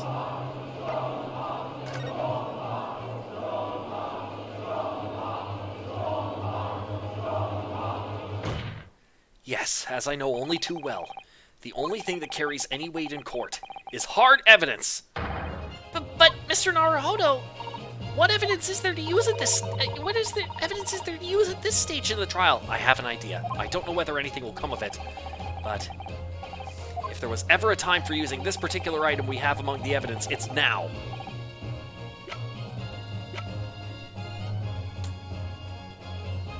Take that! Oh my! Yes, Mr. Sholmes asked if you had that with you earlier. Yeah, he did suggest we'd need to use it again. We've exposed all of Lord Strongheart's wrongdoing now. I've no doubt that Mr. Sholmes has already deduced exactly how the truth would unfurl. So I think it must be time for the great detective to take center stage, don't you? Yes, absolutely. Let's take the hair by the ears then, and heave! All right, here goes. Heave! Ow, ow, ow, ow, ow, ow, my dear fellows, must I remind you every time, a gentle tug will suffice. Mr. Sholmes, you're looking in quite the wrong direction, Mr. Naruhodo, because I'm over here. Mr. Naruhodo, It's Mr. Sholmes! Some sort of hologram projector? What? What is going on? How do they have this kind of technology right now? I wasn't expecting you. I wasn't expecting you back, Sholmes. Sholmes. Delighted to be here again, Lord Strongheart. What is the meaning of this? Bailiff, seize him! Put that man in irons! This is a closed court. You've been warned once already, man. What the? We can't get it out of him, my lord. We would just go right through him. Look at him dance. I'm afraid your efforts are wasted. You see, the great detective you see before you is composed entirely of light and shadow, an image, if you will. Mr. Naruhodo, I must congratulate you on your fine deductions. Mr. Sholmes, what on earth is... Are you familiar, I wonder, with the invention known as the telephone? Well, yes, I hear that some public telephones have been installed recently in Tokyo. The sound of the speaker's voice is converted to an electrical signal and transmitted instantly to another place. Quite. Sounds are transmitted, so could not images keep them company, I mused. Iris and I did some modest experimentation to develop such a device specifically for this very day. Modest experimentation, Mr. Sholmes? What a modest description! And somewhat incidentally, I thought we might just as well transmit an entire scene. Somewhat incidentally, Mr. Sholmes? Now you're just being immodest. Oh sure, just invent live stream. Yeah, looks like that's what he did. Do you mean to say... Do you mean to say you're not actually here, Sholmes? Ah, I knew my trusty partner would have no trouble grasping the concept. Except he's grasping the stand to steady himself after your shock arrival. Poor father. I would have hoped he might have been forewarned, being the great detective's great partner. Leave my courtroom at once! Get out, or I swear to you! Dear me, you, on the other hand, Lord Strongheart, appear to have a very poor grasp of the situation. Allow me to reiterate, I am not here. Which would, I hope, lead naturally to one asking, Where exactly are you? the very question I was awaiting. I am at present enjoying the air in a rather splendid garden. A garden? Oh no, is it the Queen's? Not just any garden, you understand. A garden at Buckingham Palace. There it is! It's like, Her Majesty the Queen must never know of this. Oh, yes, terribly sorry, but she already does.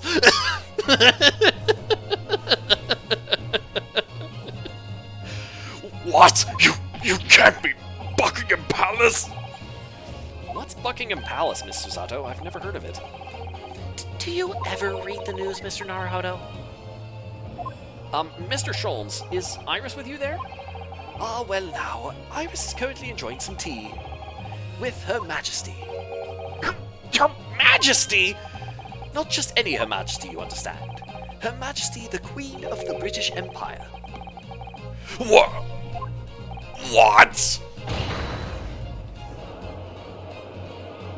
What on earth is all this about? Buckingham Palace is Her Majesty the Queen's residence in London, Mr. Naruhodo. Order! Order in court! I demand immediate silence! Her Majesty the Queen, you can't be... I mean... No! This is some sort of unforgivably distasteful trickery by a third-rate detective, that's all! Unforgivably distasteful trickery. What an apt description. A closed court session attended by elite members of the judiciary is a rare event. I presumed that Her Majesty would be more than a little curious about the proceedings. So I decided to show her everything from start to finish. Huh? You showed her? Indeed. There it is. By dint of the Herlock Sholmes remote cinematograph. You... meddling... This is some kind of nightmare. Just as I appear to be standing before you, regaling you with talk of my latest invention. No doubt you've inferred that the reverse is also true. You don't mean... kids? Yep. You meddling kids. Her Majesty has seen and heard every moment of the proceedings. I assumed there would be no objection, after all. Every trial in this country is conducted under the auspices of Her Majesty, as you know. You... I confess, I am quite impatient to hear Her Majesty's opinion about the unforgivably distasteful trickery in which you've been engaged over the past 10 years. No! I was merely... Oh, so sorry to keep you all waiting. Vicky and I had so much to talk about. Iris, there you are! In fact, I have a little message here from Her Majesty. A message? Well then, if everyone is sitting comfortably... Ahem. Forthwith and with immediate effect, all authority previously afforded to male Strongheart is hereby revoked forevermore. Vicky. Yep. Iris nicknames everyone. The Queen is no exception. Is hereby revoked forevermore. Furthermore, he will be prosecuted for crimes against his country in a public trial by jury in the coming days. So, it seems that Her Majesty doesn't believe we need to fight fire. It seems that Her Majesty doesn't believe we need to fight fire with fire. Justice in this country needn't be administered from the shadows at all.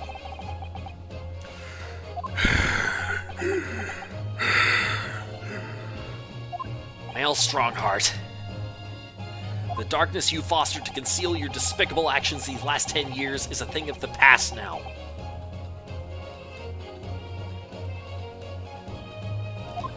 After today, your brand of law and order has no future, because no longer are you the Lord Chief Justice. In the eyes of the law and of Her Majesty the Queen, you are nothing but a criminal! Come on, we getting the breakdown now? Adjourned! Adjourned! Adjourned! Adjourned! Adjourned! Court is adjourned! There's the break. I had a feeling that was going to have to happen eventually. There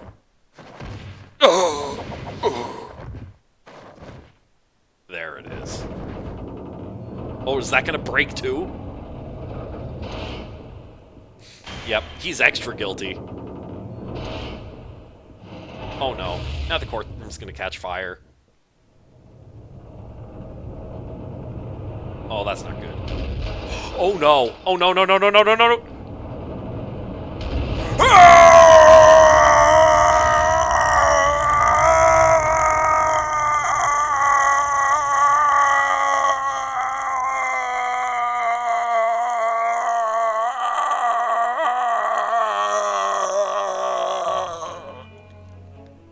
Wait, did you just come back to this, Matt? Oh my god! Imagine Matt just coming back to this stream and he sees that! I look back for 2 seconds. You see that scene of Strongheart just getting immolated by the scales of justice?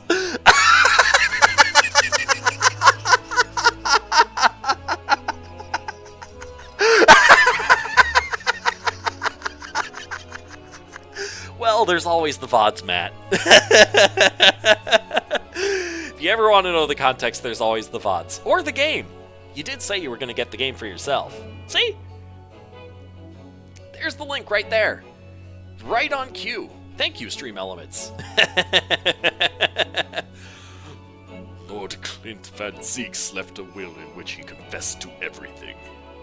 When those words came out of Asoki's mouth, it deranged me completely.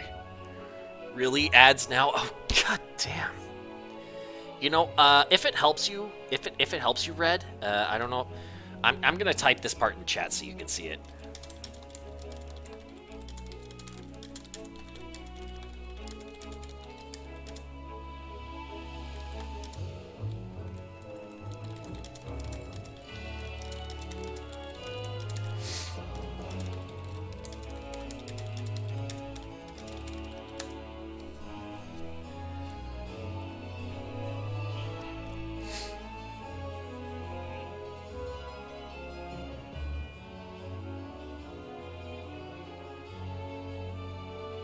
There. I have mentioned it in chat.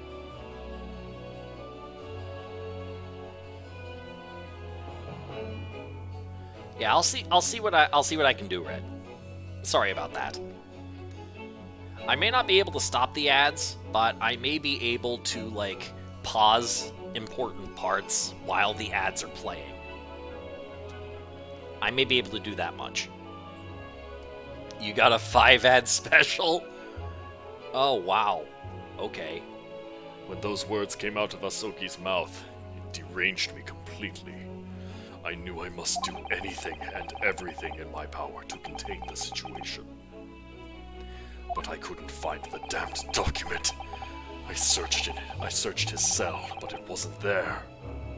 Which precipitated the jailbreak plot, I presume. What do you mean? The need to obtain that will was all-consuming.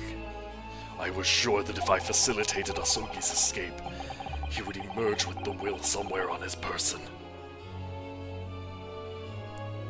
Oh, yeah, Sholmes invented holograms. On a whim. And is currently video conferencing with the courtroom here. And that is how we got Strongheart. Because he this whole time he was live streaming this case to the Queen of England.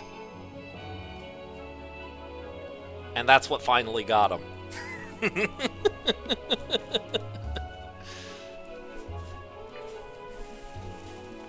I was sure that if I facilitated Asoki's escape, he would emerge with the will somewhere on his person.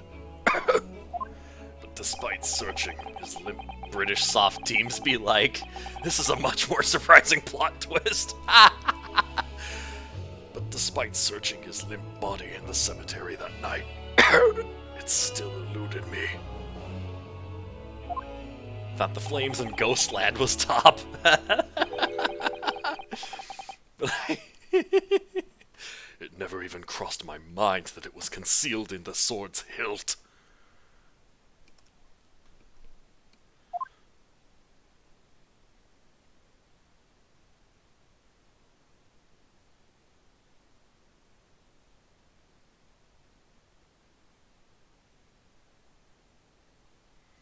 What pains me now is that my brother left this world without a word to me. I'm sorry, Lord Van Zieks.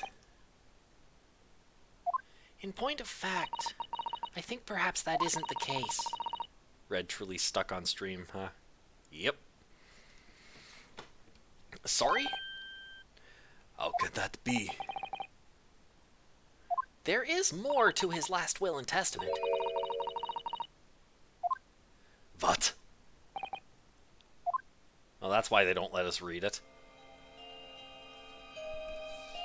As I confront the prospect of my demise, I feel bitter regret for my younger brother.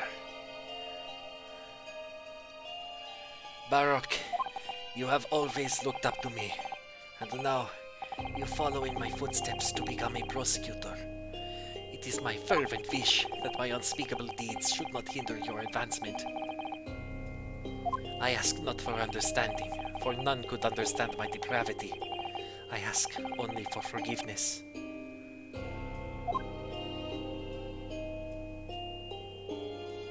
Is Barak gonna cry now? Asogi is a fine detective and a hunter worthy of respect.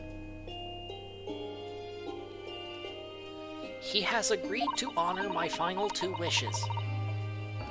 The first is that this document survives. The second, I cannot commit to paper. The assistant seppuku. I have confessed my sins to my wife. May she find resolution in my death. With my eternal gratitude to my Japanese friend, I rest my quill. Clint Van Zieks.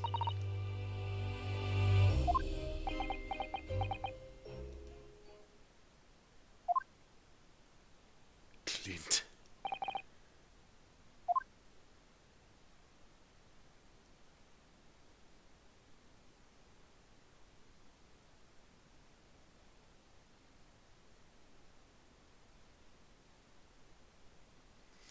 Male Strongheart. You colluded with Seishiro Jigoku in a criminal plot so immense it spanned the oceans. And you cold-heartedly murdered all those who knew the truth about what happened 10 years ago. But why did you set about that now, a whole decade later?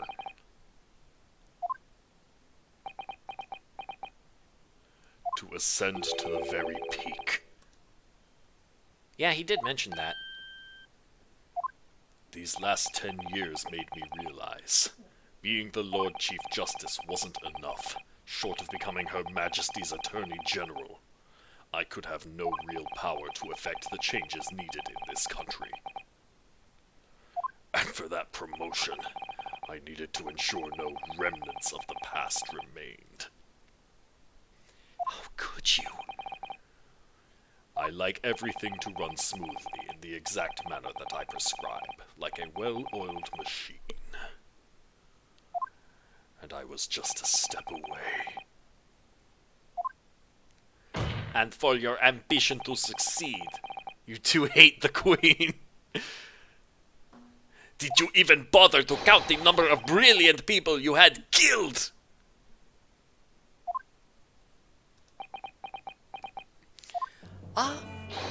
Mr. Reaper, are you not forgetting something? Such as? You very much adopted your usual prosecutor-like demeanor in the proceedings now. But the reality of the situation is that you are the defendant in this trial. However, the presiding judge would appear to have fallen from the bench, as it were. Literally. May I suggest, therefore, that we entrust the final adjudication to an old friend? Wow, he really did bring everybody. My lord! As a member of the judiciary, I have been following the proceedings from the gallery. And I must say, I shan't ever forget the extraordinary battle between good and evil that I witnessed here today. Oh, good. Finally, he's using the stand like it's meant to be used. Man, I don't want to know how... This is the guy who was the judge for the rest of the cases before this. Man, I don't want to know how his new judge... The darkness that has blighted justice in our land these past 10 years has at last been dispelled. Thanks in no small part to the efforts of a bright young star from the east. Defense Counsel Naruhodo. Yes, my lord? On behalf of everyone here present in the Old Bailey, I give you my heartfelt thanks. You're too kind, my lord. The first time I faced you in court, just under a year ago now, I had the faintest of intimations that if British justice so warped and twisted over its long history was finally to no change, this might just be the man to do it. What? But at the time, I wouldn't allow myself to acknowledge the possibility. I couldn't overcome my hatred of the Japanese after the circumstances of my brother's death. Oh, he's not calling them Nipponese anymore. Good. Good. Okay. I think we brought his racism level down a bit. Literally Edgeworth and Wright. Yeah, see, that's what I had been saying before. Changed by Nipponesis. Yep. Mr. Naruhodo. Allow me to apologize for countless discourtesies on my part. You are a lawyer of boundless talent. Oh, Lord Van Seeks. When I first arrived in Great Britain, I was literally a nobody. Certainly not a lawyer. But Zeeks is better because he hates Britain. Well, he does now. The truth is, my fortunes have entirely been made by the miraculous people I've met. My best friend, Kazuma Asogi, who led me here to Britain in the first place. My loyal and ever-patient judicial assistant, Miss Susato, who helped me study to become a lawyer. The brilliant Lord Van Seeks, who never failed to challenge his Nipponese rival. And not to mention, Edgeworth is just an asswipe in the 3DS games. The exceptional master of logic and reasoning, who showed me the true art of deduction, Mr. Sholmes. Saving the best for last, Mr. Naruhodo. What a relief. I'm well aware that without all these people's help and support, I wouldn't be where I am today. The truth is a guiding light that always leads to happiness. I've lived by that principle for a long time now, but actually, it's not true. The truth can also cause great pain, sometimes even leave people on the brink of despair. You wouldn't know Red didn't play much of 3DS stuff. Yeah, that's fair. The 3DS stuff did have its highlights. I haven't played Spirit of Justice, though. I only played Dual Destinies. I know Dual Destinies got some complaints for the over-the-top villain breakdowns, but I personally enjoyed them. Well, most of them. And for that reason, there are those who feel the need to hide the truth, who do it instinctively even. But as soon as we allow our eyes to settle on something other than the truth, the darkness takes hold. And from there it grows, until eventually it makes us blind to the guiding light of the truth altogether. So that's why it's my belief that we must all resolve never to avert our eyes from what is just and true.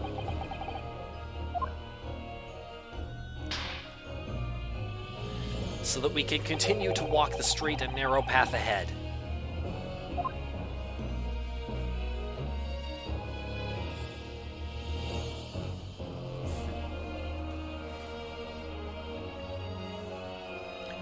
Well, I must excuse myself now. But before I go, Mr. Naruhodo, let me compliment you on your grand opus. What? Without your beautifully composed case against Lord Strongheart, Her Majesty would have been unable to act. The late slap effect cracks you up every time. Yep. Thanks to you and your fellows, the haunting undertones corrupting Britain's justice system have been silenced. Thank you very much.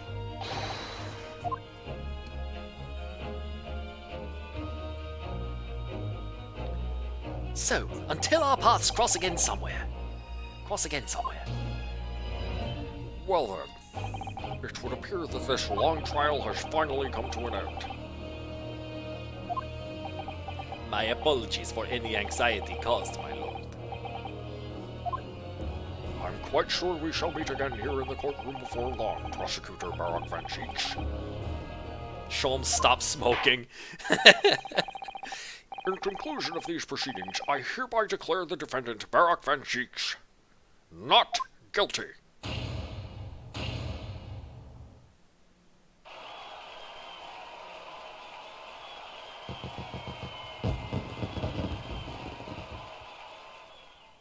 Because Strongheart did everything. Well, everything wrong. Except, no, most of everything wrong. Jigoku did some wrong too. But are they hot? Well, by popular review, Sholmes is hot. That is all. Court is adjourned.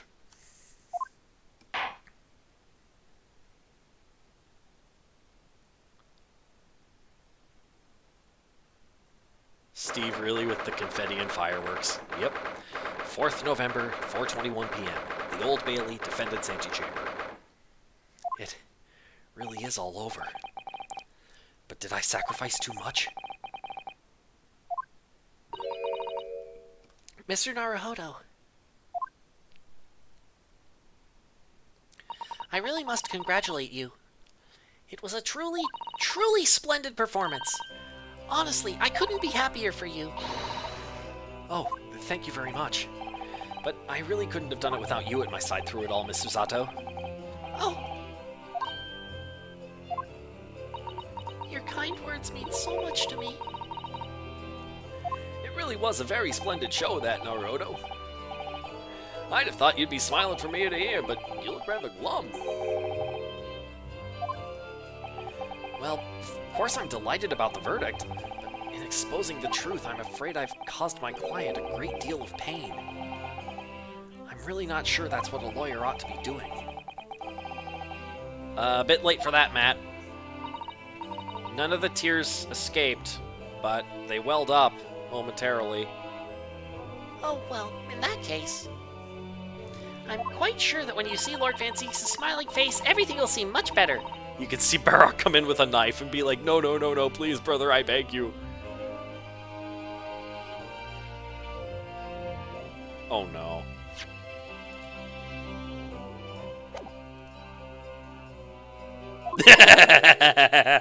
There it is.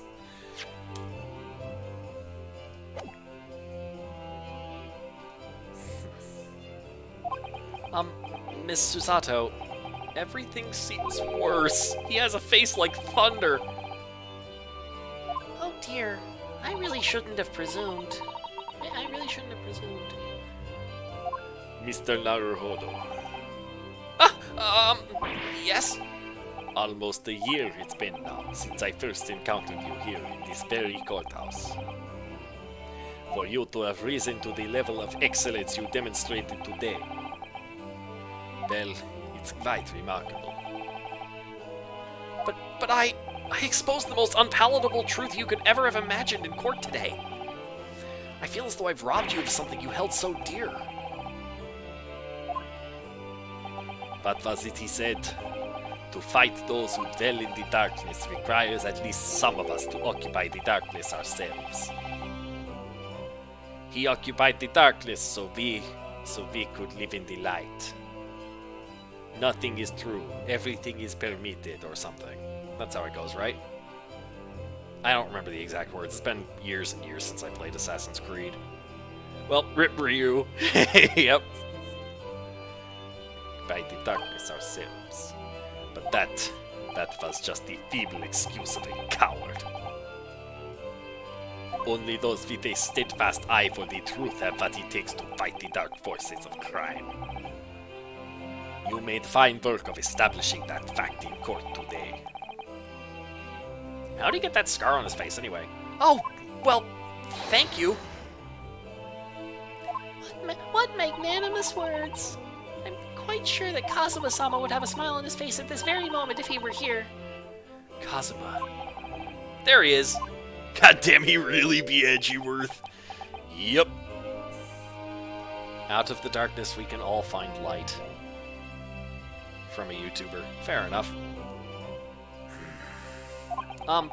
Miss Susato, there's another face like thunder here. Oh my! He really was here. Lord Van Zeeks. Allow me to congratulate you on your acquittal.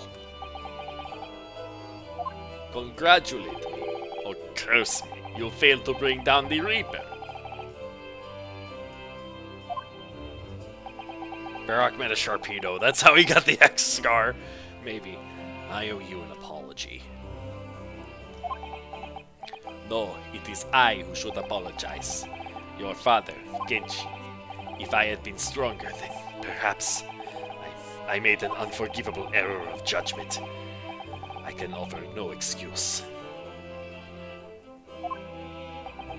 And I can offer no forgiveness.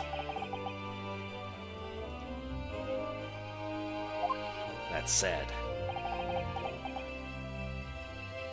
I suppose you fought for justice and the truth. For that, at least, I can't withhold respect.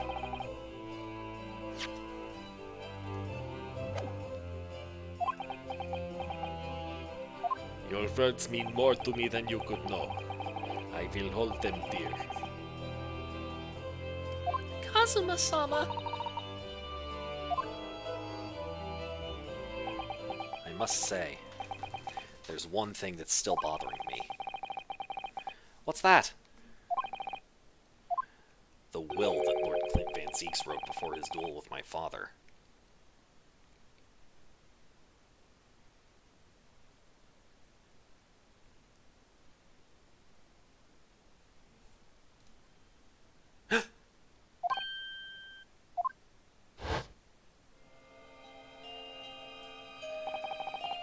Asogi is a fine detective, and a hunter worthy of respect.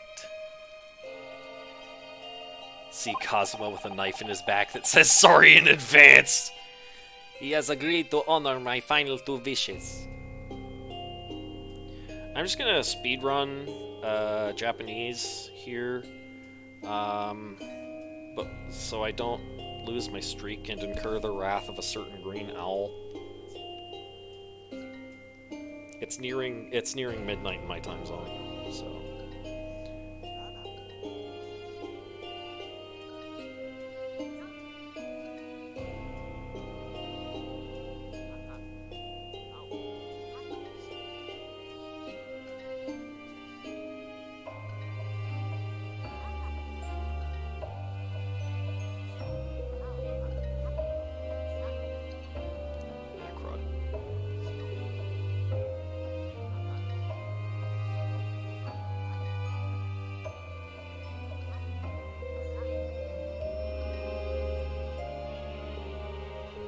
What about an owl? Yeah, I don't want to get attacked by Duo. That would be less than optimal.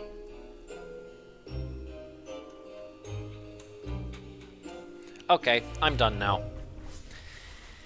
He has agreed to honor my final 2 wishes. Sorry for the brief delay. The first is that this document survives. The second, I cannot commit to paper.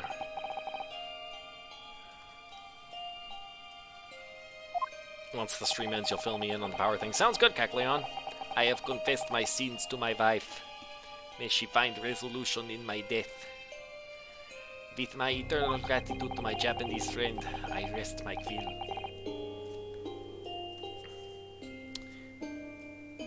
Ah. Thank you, Matt. Thank you, Red. Clint Van Zieks. We'll hydrate.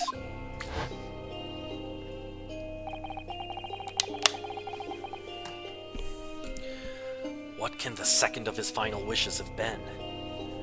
Mom and Dad are here. Oh, cool. That your father agreed to honor, you mean? I think perhaps. I think perhaps I might be able to shed some light on that. What? Father!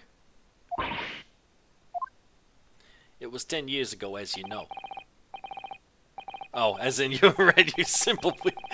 I mean, I remembered that another regular here on these streams. I remember who it is. I'm just not sure if I'm not sure if they're okay being named.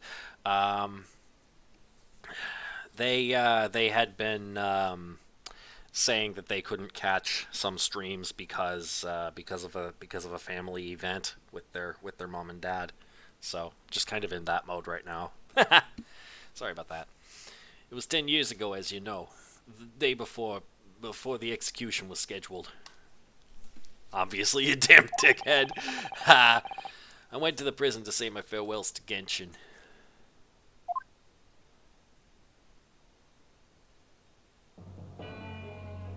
Why aren't you putting up more of a fight, Genshin? If you'd only agree to it, Seishiro and I would gladly petition the government. We've been through this already. You don't need to worry about me. Anyway, Eugene, I have a favor to ask of you. Something of great importance.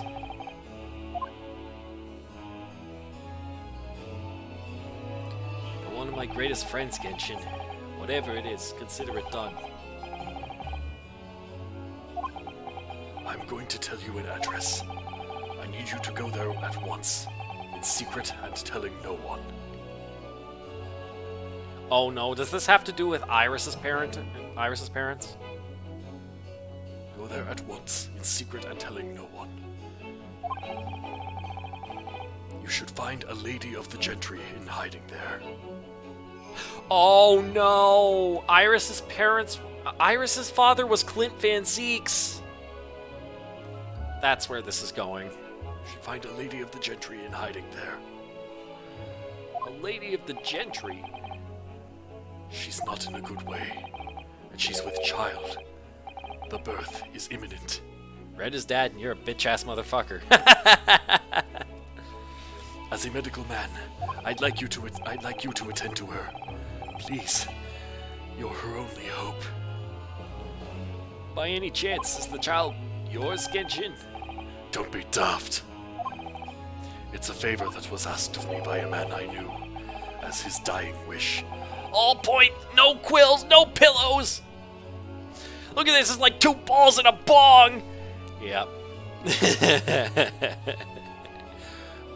My goodness. I swore to the man that I would help, that I would do whatever I could for his wife and his unborn child. But if something should happen to me... That's my line, because you're the fucking fun. I see you're having fun there in chat, Matt and Red. I need to ask you that same favor. You're the only person I know that I can truly rely on. What did you say? If something should happen to you? Tomorrow night you're gonna be... to be...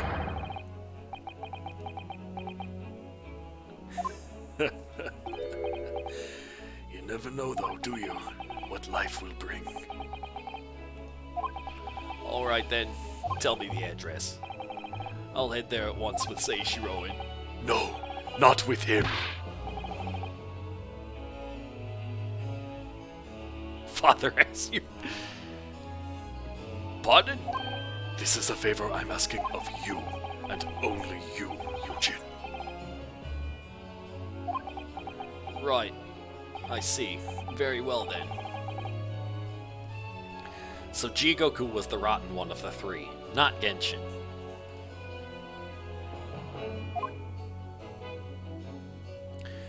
That very night, I caught a train from Paddington to Dartmoor in Devon. I found the old house. In the middle of nowhere it was. An old hunting hound lay asleep in the grounds.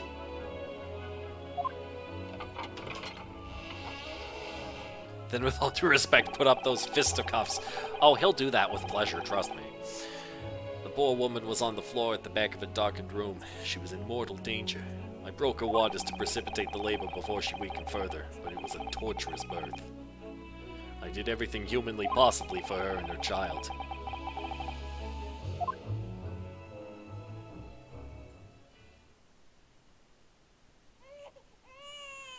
And in the end, I was lucky enough to welcome a new life into the world. But tragically, she didn't make it. My efforts to save the mother's life were in vain. I held the healthy newborn girl in my arms and wept for longer than I care to remember.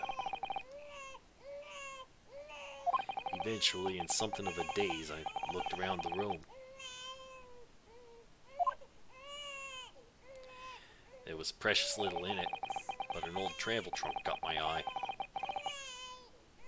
It had clearly been well looked after over the years, made of top quality leather with fine stitching. It was when I saw the emblem on the side of it that everything dropped into place.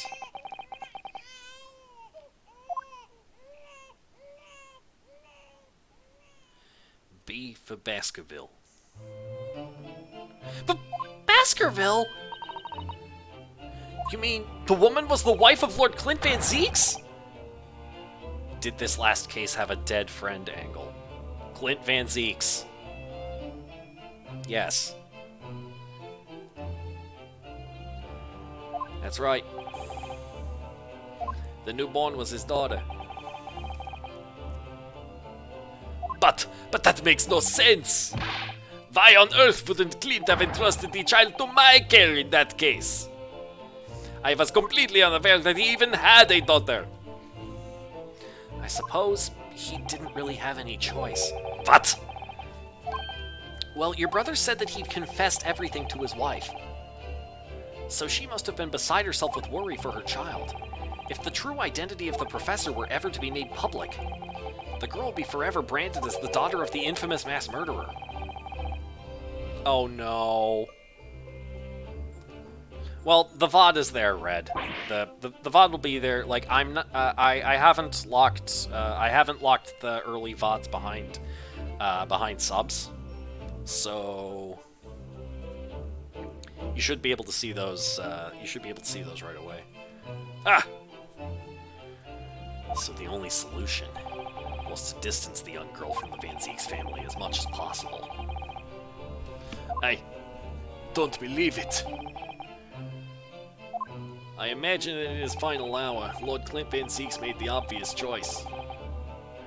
He would have thought to himself, this Japanese man here is someone I can trust.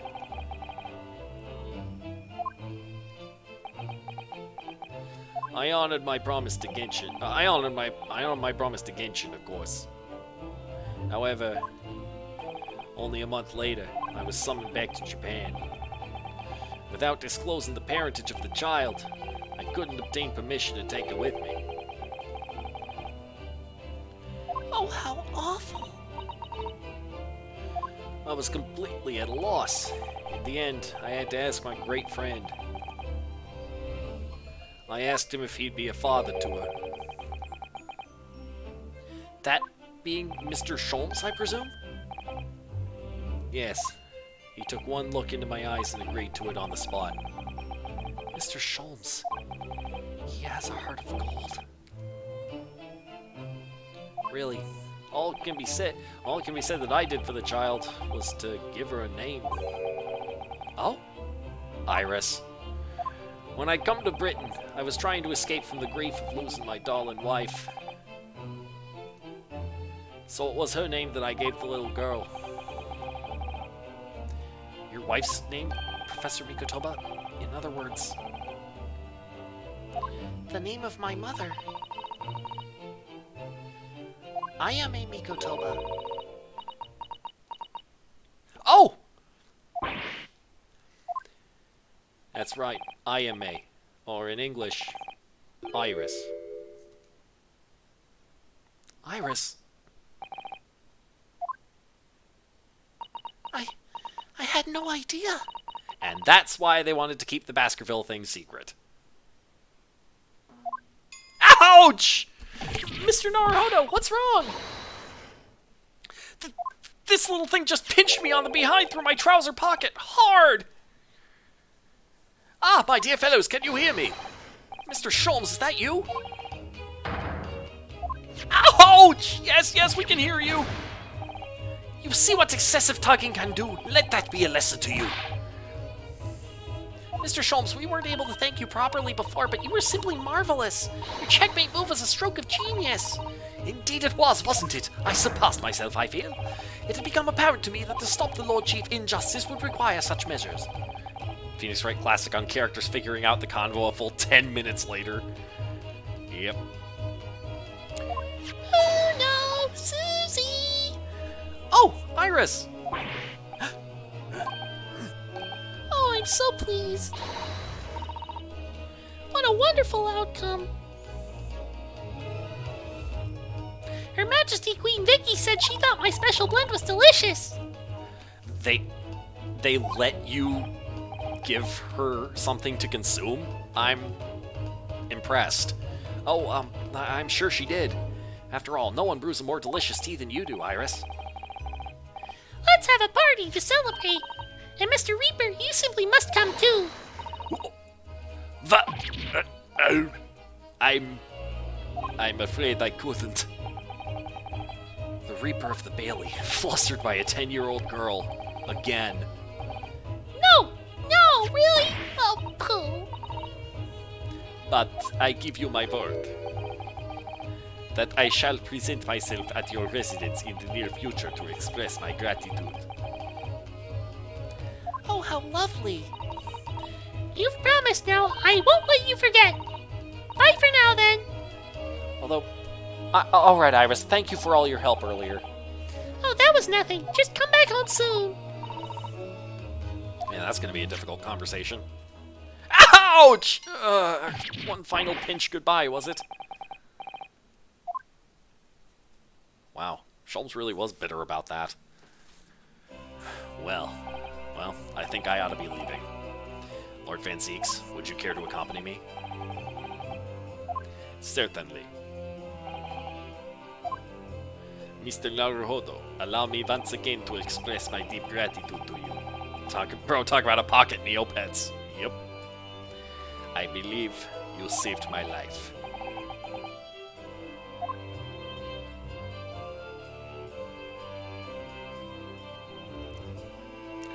Wait, Lord Van Zieks! Yes. What are you intending to do now? Well, clearly I shall have to resign from the prosecutor's office. Oh no! Well, the judge was looking forward to seeing you again. I intend to publicize the full truth about the professor case. Once that's done, the Van Zieks family will be ostracized completely from London society. Surely not.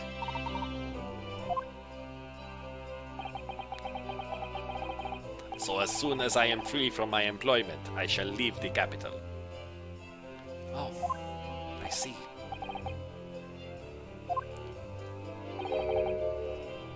Don't be a fool. Are those the actions of a man once feared as the mighty Reaper of the Bailey? I beg your pardon. For the past 10 years, you've endured that pseudonym and been cast as one of the dark forces yourself. Now that you've finally been freed from that disrepute, your battle is just beginning, surely. Well, I certainly never expected to hear those words from your lips.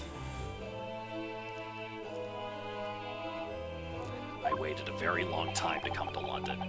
Now I'm properly here, I intend to learn all that I can.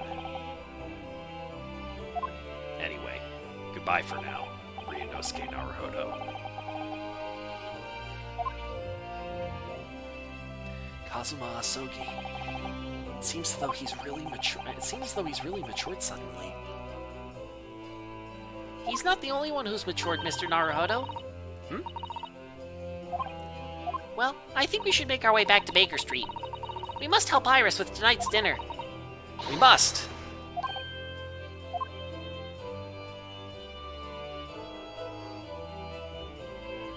It was then that I came to an important decision about my future.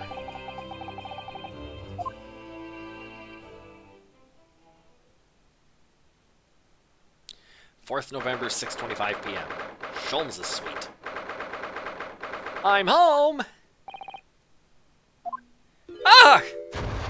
About time you got here. We've been waiting ages, all now. What are you doing with that colorful piece of history? It's a party, isn't it? It's gotta go off with a bang. I mean fireworks ideally. But when you ain't got fire, smoke's the next best thing, ain't it? There's a girl on Fresno Street who could help you with that, I think. Right. I'll remember that. You don't have to reload that thing every time I speak. You really must hear this. It's the most extraordinary thing. I assure you, it will defy your expectations. Take down every detail now, Mikotoba. Ah, the world-famous great detective regaling his partner with the tale of his adventure. A sight to behold. It's quite the most extraordinary thing. Would you care to hazard a guess? Where do you suppose the fiendish runaway had concealed himself? Would you believe, inside the trunk I found abandoned in his cabin?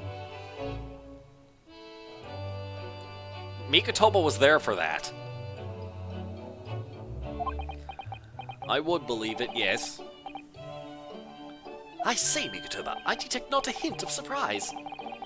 I wonder why that is, Maybe because I was there at the scene as well, Sholmes? What? You were? Then why the deuce didn't you say so before? Not quite the sight I was expecting to behold, but still. His son was then named Phoenix. It's hard not to feel privileged to see it. Hello, Mr. Sholmes, Professor Mikotoba. I'm finally back from the Bailey. And not a moment too soon. A feast prepared by Iris and Miss Susato awaits. I must say, I haven't seen Susato looking so happy in a very long time. Oh, Runo, there you are!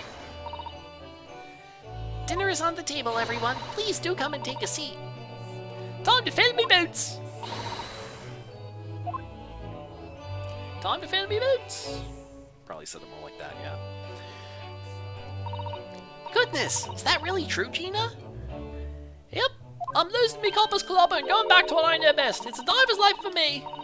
You're really leaving the police force? But why, Ginny? Well, the boss ain't around no more, so...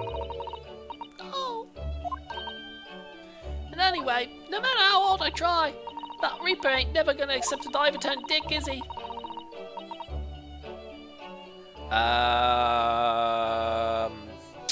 We got the Reaper. The Reaper is no more. The Reaper no longer exists. Or, the Reaper is not long for this world. well, people can change, you know. Ah, yes, that reminds me. I rather thoughtfully offered to relieve the bailiff of this now defunct piece of evidence. Huh? It's the inspector's pocket watch, and the crown has been reattached. That watch was his pride and joy, a symbol of his great achievements at Scotland Yard. For 10 years without fail, it measured every second of the man's remarkable career. But now, it's stopped.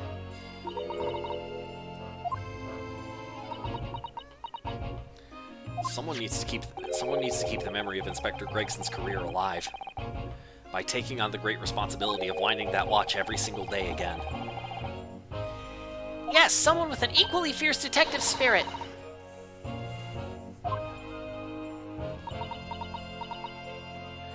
It's gotta be me! There ain't no one else! Quite right. I mean, after all, the boss was... Well, he was my boss. Yes, Ginny, yes he was.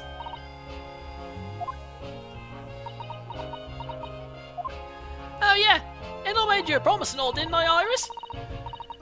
I'd become a proper detective one day and track down your old man. Oh! Alright then, it's decided. I'll do it. I swear. I'll find your dad and bring him in kicking and screaming. Not gonna be possible.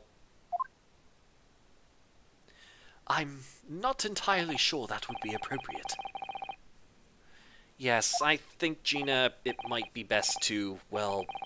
I think I'd like you to forget that promise, Ginny. Huh? Iris? Yeah, Iris's dad is fucking dead. Well, Well, obviously I've always wondered about who my real daddy is. Of course I have. You're real... See, the funny thing is, we thought for most of this game that her father was a dead guy. No. The whole time, her father was a different dead guy. But there was a brief moment in between where we thought that her father was Mikotoba, who is very much not a dead guy. Well, obviously I've always wondered about who my real daddy is. Of course I have. I wanted to know where I've come from. I thought it might tell me something about myself. But I've caused such a lot of trouble trying to find out for so many people. Hurley, Runo, Professor Mickey. Oh, no, not at all, my dear. Really, you owe no apology to anyone. Yeah, Mikotoba is her... well, no, Sholmes is her adoptive father. More than anything. Really, you owe no apology to anyone.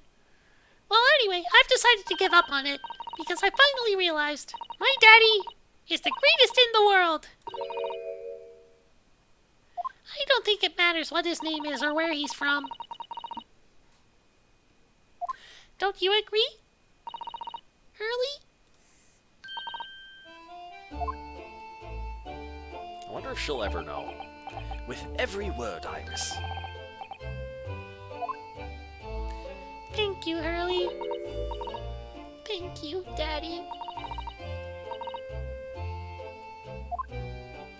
Aww.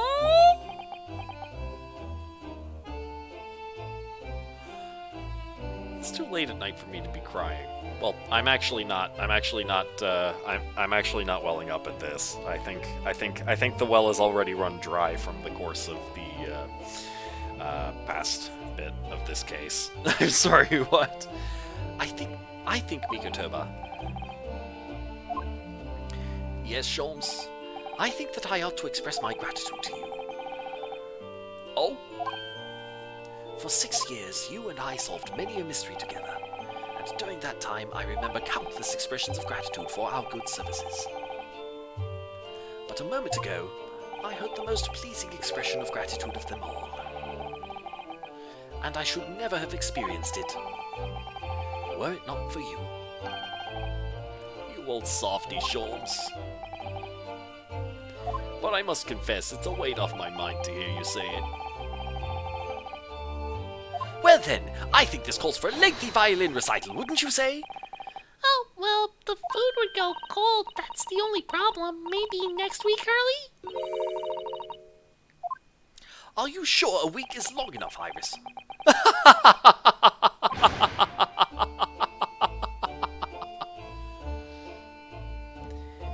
Even amidst the most troubling of cases, even reeling from the most shocking of revelations, returning in the evening to this suite of rooms, there's always warmth and happiness to be had.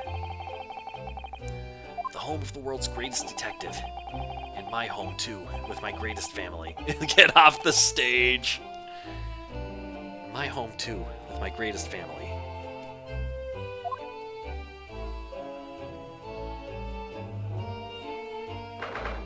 4th November, 9:37 p.m. Naruhodo's Legal Consultancy.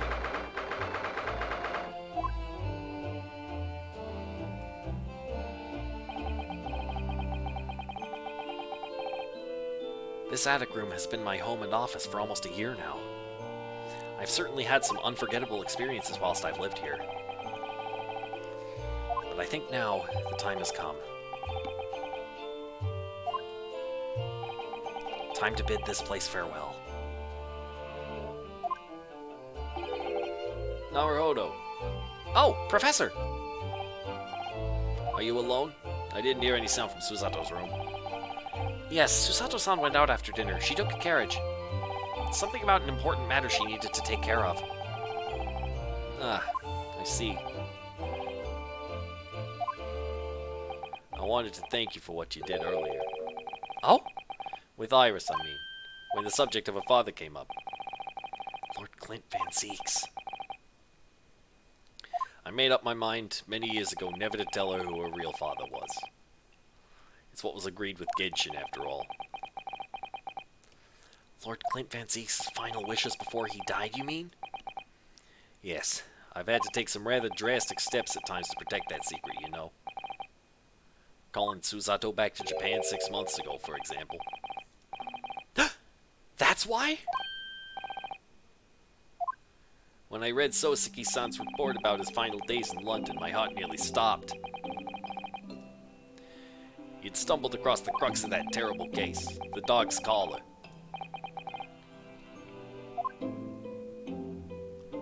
The description of the Baskerville insignia left me in no doubt.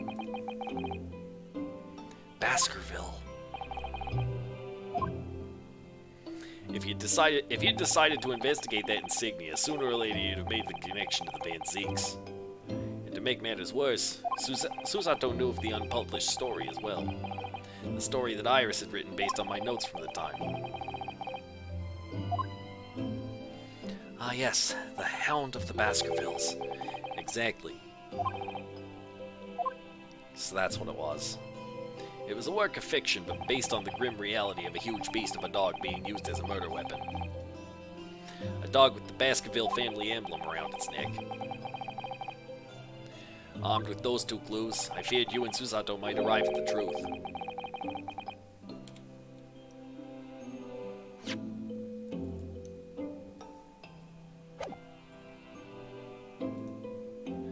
So I invented that story about having collapsed to justify her leaving London and returning to Japan at once. All in aid of halting any investigations you and she might have been contemplating. I see. Something I've never understood is why Susato-san came across that manuscript in Japan, though. But they did, Mikotoba. Yes. It did end up coming out. So why Susato-san came across that manuscript in Japan, though? You know, Iris's The Hound of the Baskerville story, I mean. Sholmes sent it to me. That was before Susato left Japan. He was very troubled about what should be done about it, you see. I'd read it and carelessly left it on my desk, which is where Susato came across it, of course. Ah.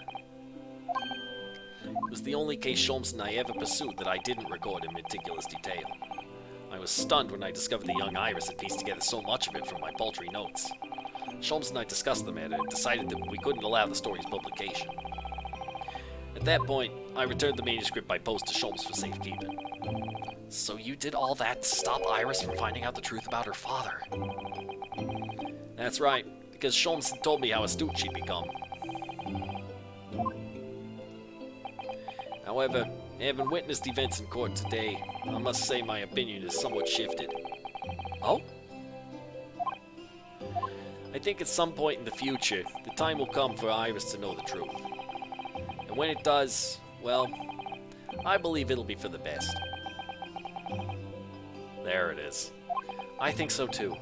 Can't obscure the truth forever. It will come out. Actually, Professor, I wanted to talk to you about something. I wanted to talk to you about something too. Judging from that expression, I'd say you've come to a decision, have you? Bro, tell her now. But that would go against Asogi's wishes. And I'm pretty sure, and that would also go against the wish of Clint Van Zieks himself. Yes, I have. I will be returning with you to Japan. Are you quite sure? I'm really only here as a substitute for Kazuma. But he's here in Britain now, as originally intended. Locum student Naruhodo doesn't really have a right to stay, I think. He's been dead for 10 or 20 years. Wow, Red. Wow. I see. Looking back now, when I first arrived here in February...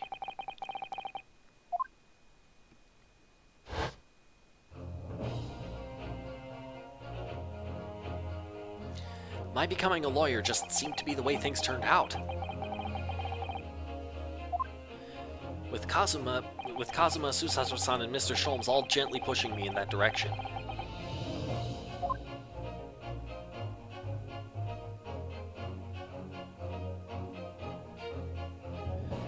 I spent the best part of a year immersed in this world, but always aware of a seed of doubt inside me. Until today. Standing in that courtroom earlier, all doubts vanished from my mind. Ah, hello, Swag in the Bag 333! I was totally focused. I was sure of my belief in my client, and I was sure I could see the trial through. We're just coming up on the end here. There's going to be a raid once I'm done all of these. Things. And at the end of it, I finally realized no one else chose this path for me. I chose it myself. Myself. The path of a defense lawyer, right? Yes, that's what I am now. That's what I'll be going back with you to Japan as. And that's the path I'll be following for the rest of my life. Well, it sounds like you've made quite a resolution there. I have. Very well then. I must say it's extremely welcome news. I shall make arrangements for your return first thing tomorrow, but I don't imagine we'll depart for a few days. Not with the symposium having been cancelled now. Such a shame. Never mind. I'm sure there'll be other opportunities in the future. Well then, I'll bid you good night.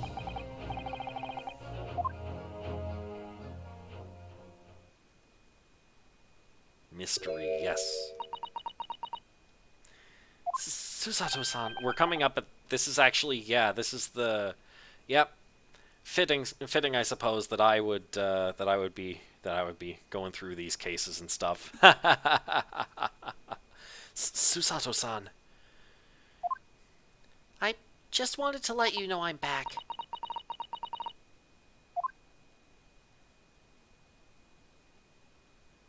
Did you, hear what your father and I were discussing? I'm sorry, I did, yes. I couldn't help but... Oh, how much did you hear? Well... From the part about Iris's real father, I think. In other words, from the beginning.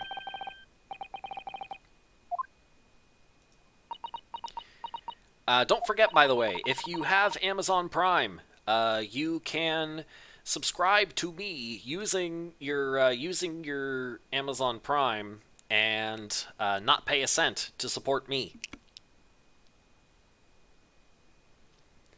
Stick it to Bezos that way. Just a friendly reminder that that's an option. So you've made up your mind. You'll return to Japan and continue working as a defense lawyer. Ah, thank you, Red. Ah, yes, I'm sorry.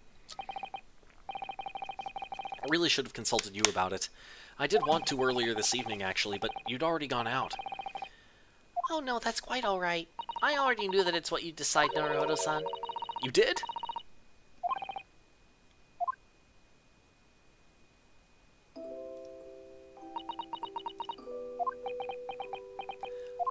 Susato-san. Ah! Yes?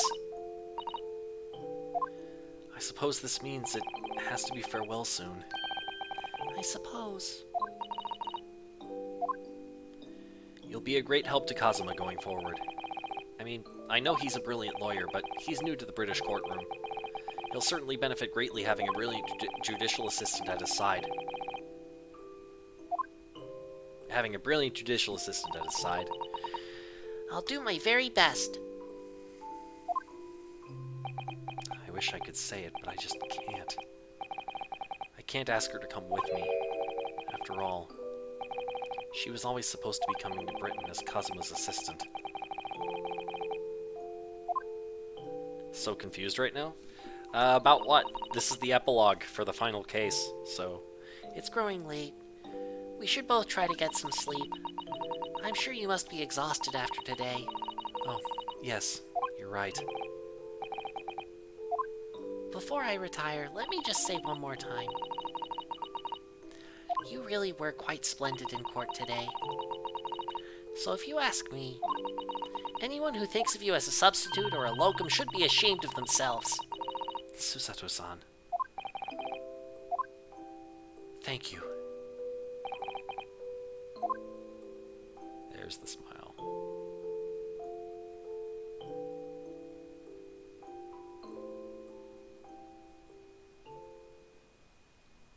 Oh, you just saw I was streaming in Discord, so you joined? Yeah, we're coming up at the very end of the Great Ace Attorney Chronicles here, so... Fair enough, fair enough. Glad to have you regardless. Don't forget to follow. 7th November, 5:42 a.m., Port of Dover, Quayside. This isn't the only thing I do. There is a VTuber stream hosted by the Nightmare God Peraltos, or whatever he calls himself. We just call him Perry. On Sundays, and Tuesdays I do Super Mario 64 hacks. So, I can't believe this day's finally come. I can't believe this day's finally come. You're really leaving then, Runo? I'm afraid so, Iris. Thank you so much for everything. I don't know what I'll do without your wonderful cooking and delicious tea. Agent P. Ha! Perry's cool, but the Saturday streams are definitely where it's at. Yeah, you did make a good choice, Swag. Yes. This is where I get to channel my inner actor from years and years ago. Oh, I wish you weren't going. But you have to come back and visit. Say you will. Ah, there we go. Thank you, Swag. Of course, I promise. This is where the cool kids hang out. Don't let them know I said that. Well, it was a very brief reunion, but it was a pleasure to pursue a case with you again after so long. For a while at least, it felt like old times.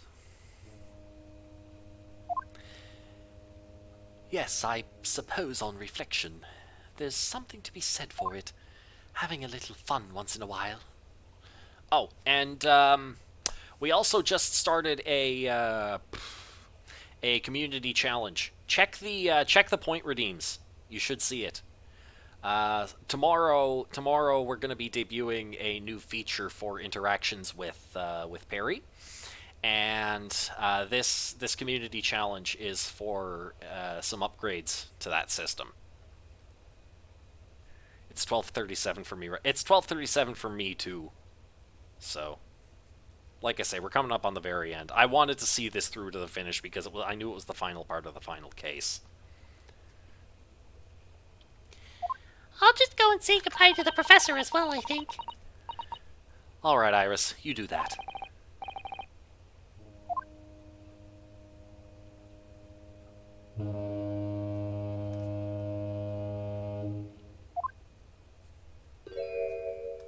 Susato-san. I've just checked, Naruhodo-san. Your luggage is already on board. Such a beautiful morning. Perfect for embarking on a journey, isn't it? Before I set off, I'd just like to say how thankful I am for everything you've done for Eastern. In Canada, swag.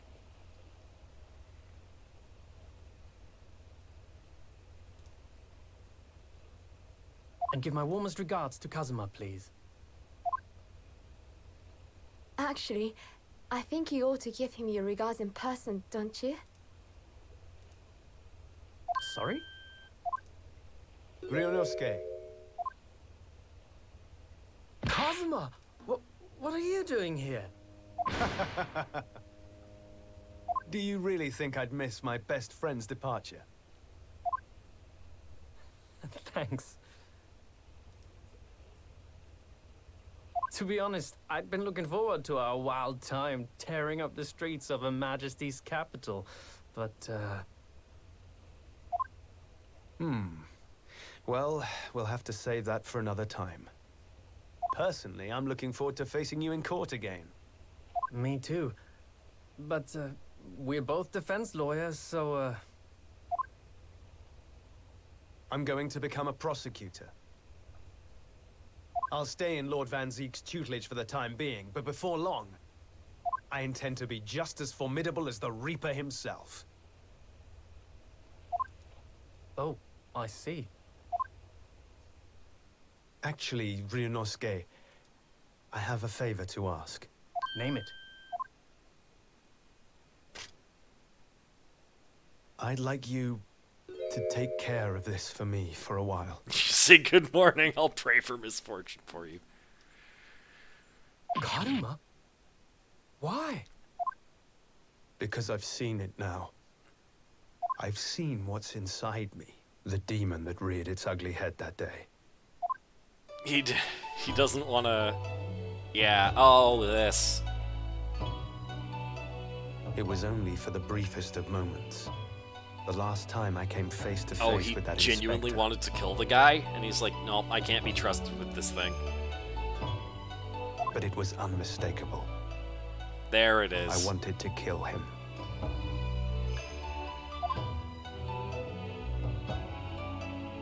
I've always known there are demons that live inside people.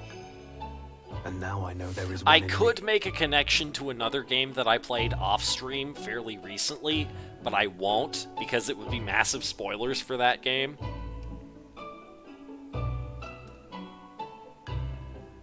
The fact that it very nearly consumed me is something I'll carry with me. Until the end of my days. Pray to the above, enter red EXE. While I devote my life to fighting those whose demons have got the better of them. As a prosecutor. So, that's what you've resolved to do, is it? Until I'm ready to face the demon within me. To slay it once I had a and for feeling, all. Swag. Yes. Crow.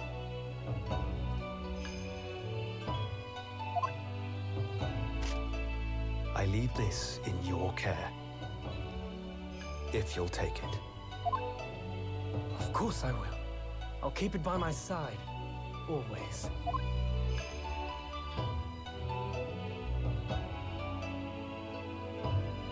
Until we meet again, then. You have your path to follow, and I have mine. Naruhodo-san? The path you're going to follow from now on. I wonder if I might follow it at your side, unless I'd be a burden. You like that it was removed from his character model? Yeah, we've noticed that that they really have that they really did think things through with the models. Take a guess who you are. I know a number of people from the Pokemon server. Swag in the bag 333. Well, you're not Sparkle. I don't think you're C. Don't think you're any of the mods. Not Crown. Anyway, I want to get to the end of this because it's very late.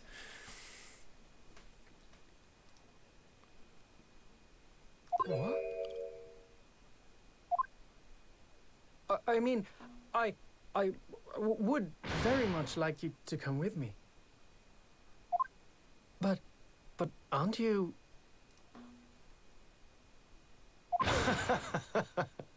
You're so predictable, Ryunosuke. I am? Honestly, you never change at all. But that's what I like about you. You mean you knew about this? It was the evening after Lord Van Zeek's trial came to an end. She came to see me at the prosecutor's office.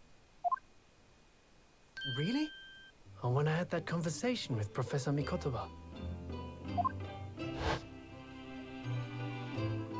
So, you'd go with Ryunosuke back to I thought Japan? she liked him more. Yes. I know it's unfair of Not me to follow my own necessarily. interests Not. like this. Oh, okay. So she's doing it for herself. Fair enough. I was just gonna say not necessarily romantically, but. Coming here especially to tell me. You're a stickler for etiquette, aren't you? Well, what are his feelings? We've never discussed it, of course, and Naruhodo-san has made no such suggestion. I worry that perhaps I'd be a burden to him. He's just as much of a stickler for etiquette as you are. He'd never say anything before he was asked. But I'd feel happy knowing you were with him. Look out for him on my behalf, will As you? you said, his son will be named Phoenix. Well, I do believe that, like, it's like I told you, it's like I said previously on the stream, Naruhodo is actually the name of Phoenix Wright,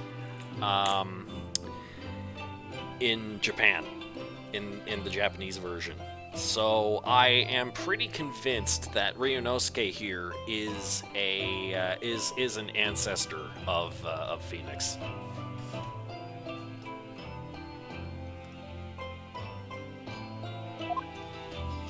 Of course. Susato-san. What do you think, Naruhodo-san? With you by my side, no trial It's would confirmed. seem too daunting. So if you're willing, I'd be honored if you'd come with me. Together we can take on the world. I'm terribly incompetent, but if you'll have me, I'd be delighted. Oh, no, not at all. If anyone's terribly incompetent, it's me. Ah! What's wrong? Your luggage, Susato-san! There's no time! The ship's going to set sail any minute now! It's all right. There's no need to worry. As it happens, my luggage is already on board too. It is not confirmed whether Susato is also one of Phoenix's ancestors. Fair enough. It is? It's just confirmed that, yeah. Your fine judicial assistant has everything in hand as always, I see.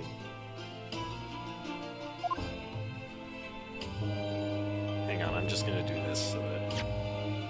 Okay, so I didn't miss anything. Good. Bruno! Your ship's about to leave! Time to go then. Look after yourself, Runosuke. Kazuma, draw your sword.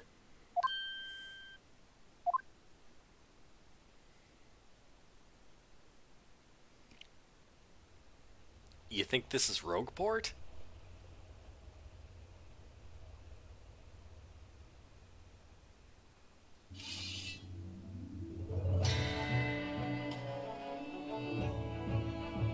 One day, when our paths cross, once more, we'll fight a duel of words across the courtroom.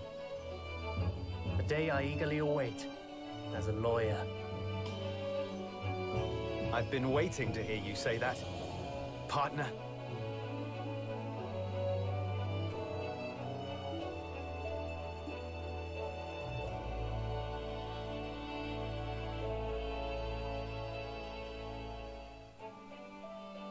Don't forget me then, Kazuma. As if I could, Ryunosuke. And Mr. Sholmes, thank you so much. They I'm have very swords much because they're indebted to you. Japanese. We went over this at the very start. A Japanese man is never without his sword.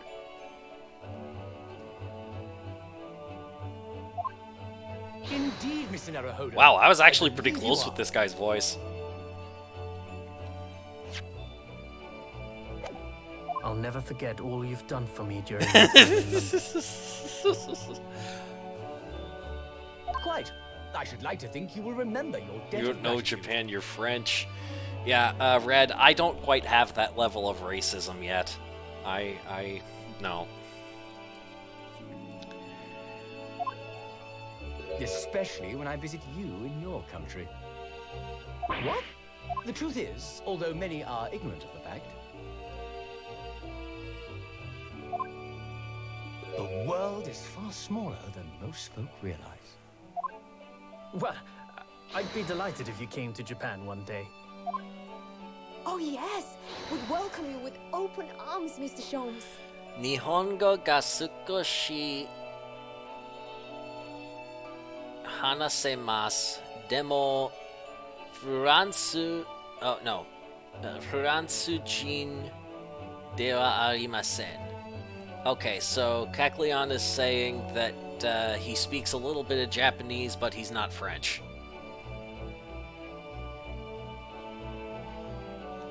Watch yourself, Matt, because this is like be careful not to push this too far, because this is this stream is tagged as safe space. So we're kind of being ironic about these things, but like don't actually drop slurs in the chat because I would have to do something about that. Please.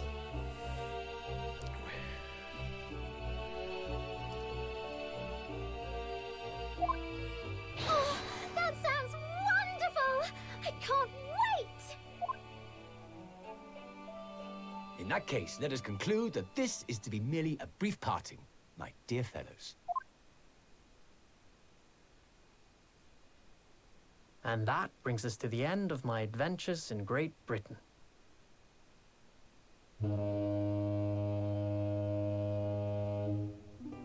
A peculiar twist of fate brought me halfway around the world those many months ago. But that was just the start of my journey. Who knows where fate will lead me next? Still, I'm confident this won't be my last meeting with the friends I've made in London. And when we're together again, no doubt the first words I'll hear will be,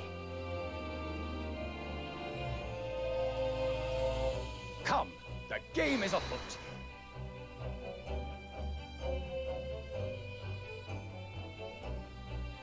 The ship, with our friends from the east, sailed steadily towards the distant horizon. But Sholmes' face was alight with joy. The times may change, but a steadfast friendship will remain true, Wilson. We have but to gently close our eyes, and we are with our companions once more.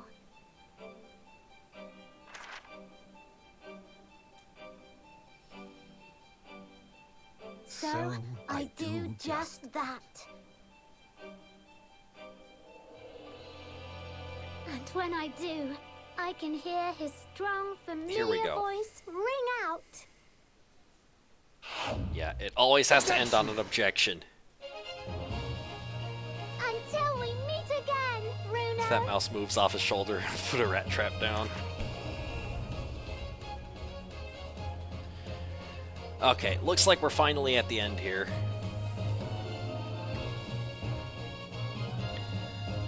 So, I'm not sure whether they're gonna do like an epilogue thing for the... Yeah, they're doing an epilogue thing. I've been thoroughly inundated with inquiries about my remote cinematograph since that day, but I'm no purveyor of electrical goods, and what of the promised closed-court secrecy? Anyway, I've decided an absence from London is in order, a sojourn in distant climes. The Empire of Japan, perhaps? I understand that wardrobe class incurs no charge whatsoever.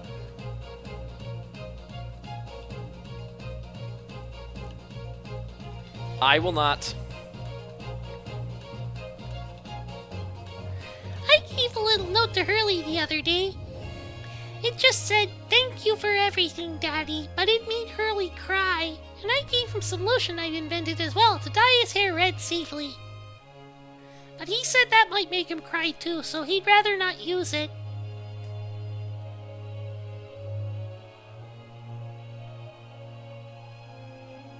I remember who it was, Kecleon.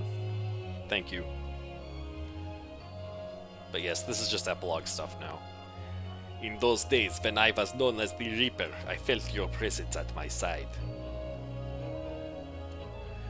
Once, unable to bear the burden of that grim pseudonym, I even retired from the courtroom.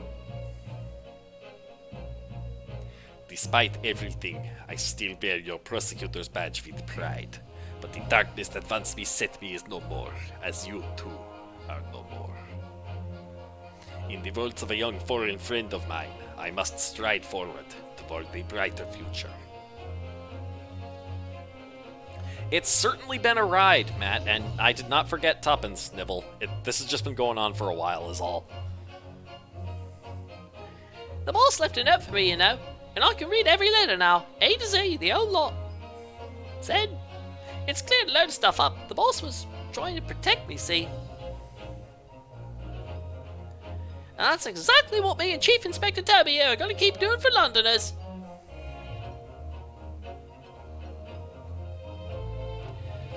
I only wish I could have said how grateful I was before we, you know. The game has certainly been a ride. I'm very glad to have gotten to stream it with you all.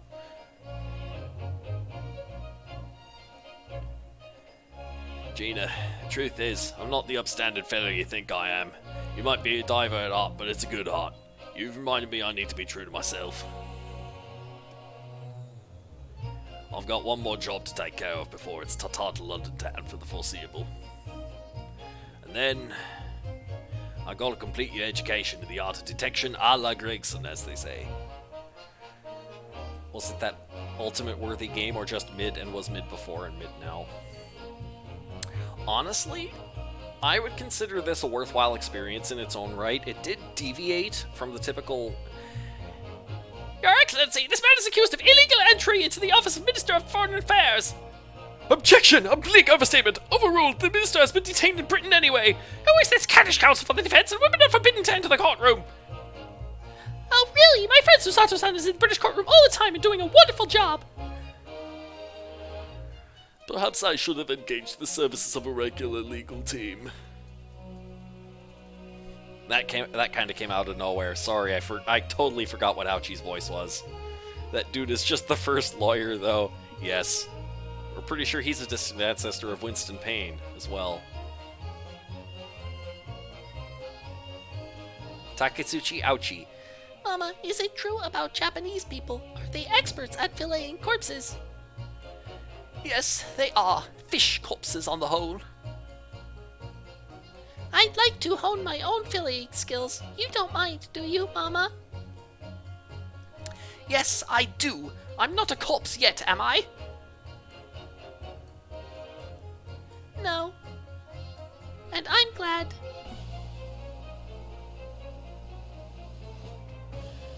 Yeah, this game had a lot of mechanics like the logic and reasoning spectaculars that make it stand out in its own right, I think. Yeah, Scythe is alive, but in prison. Here I am again in Great Britain on the invitation of my dear old university friend. He sent me a very nice letter saying he'd like to show me around now that everything was settled. But what have I done? I was so excited I picked this splendid hotel and now I can't afford the bill. Oh, Barok, come to my rescue again, please. I wish I could just vanish into thin air sometimes. Albert Hairbrain. Man, this is like rapid-fire pop quiz for all the voices I gave everyone.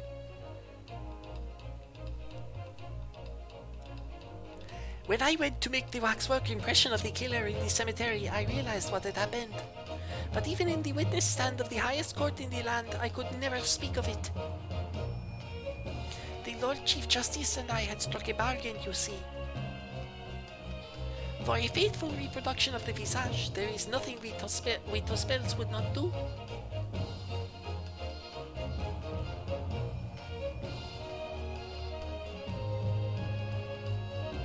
Please do not touch the statues. But no, I think this was a much better experience because I got to stream it with you all. Mess with the voices. Everyone calls me gossip. I sell jaunty little tidbits and passes by, you know. Everyone calls me a pepino, and I said on the spaghetti. It's more written in my head. Everyone, they call me... No, I cannot do it. This is ridiculous. Oh, Daly, how charming. You've made lots of new friends here, I see.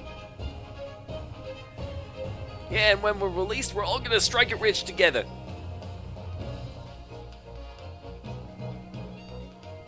Go away, Degrassi. Yeah.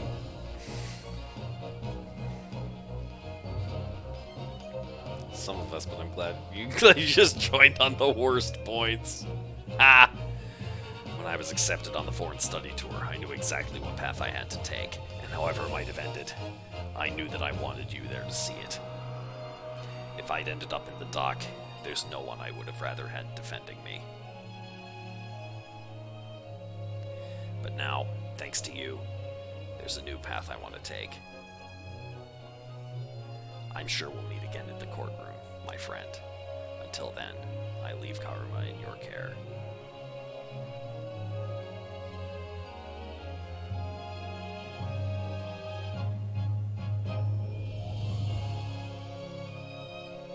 Wait, what about Shamspear?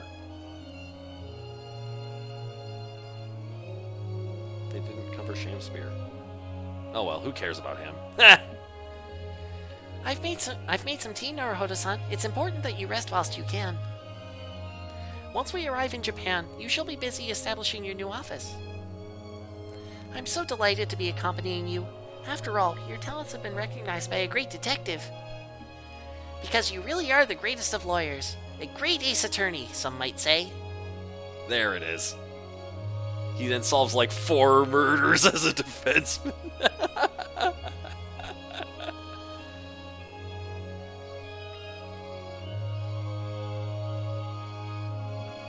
And there's the picture of everybody. Aw, the cat Wagahai is there too, look. Kitty.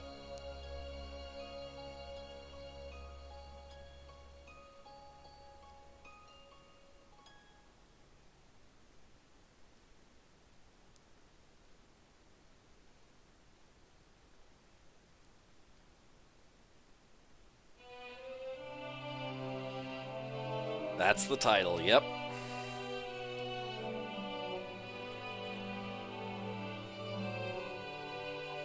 Did I cry? Honestly, no.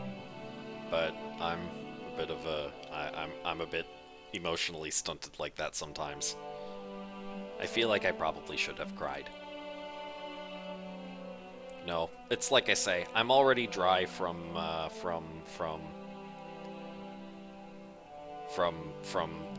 course of the case itself. Oh, that is a lot of cats. Look at all the cats. We never did figure out why this guy had been coughing up blood. Why does Hosonaga cough up blood? We never found that out. Find that itch one day. Anyway, now that there's no more dialogue going on that I need to read, thank you so much for watching, everyone. If Tuppence is still live, I will be raiding him now.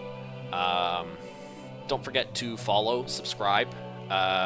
Remember that you can subscribe for free if you have Twitch Prime. Don't forget the community challenge we have going on here. Oh, there's Natsume again. And hello, NG Roth. Anyway, yeah.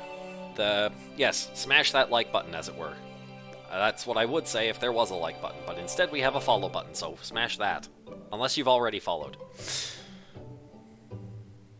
Anyway, join the Discord. Don't forget... What?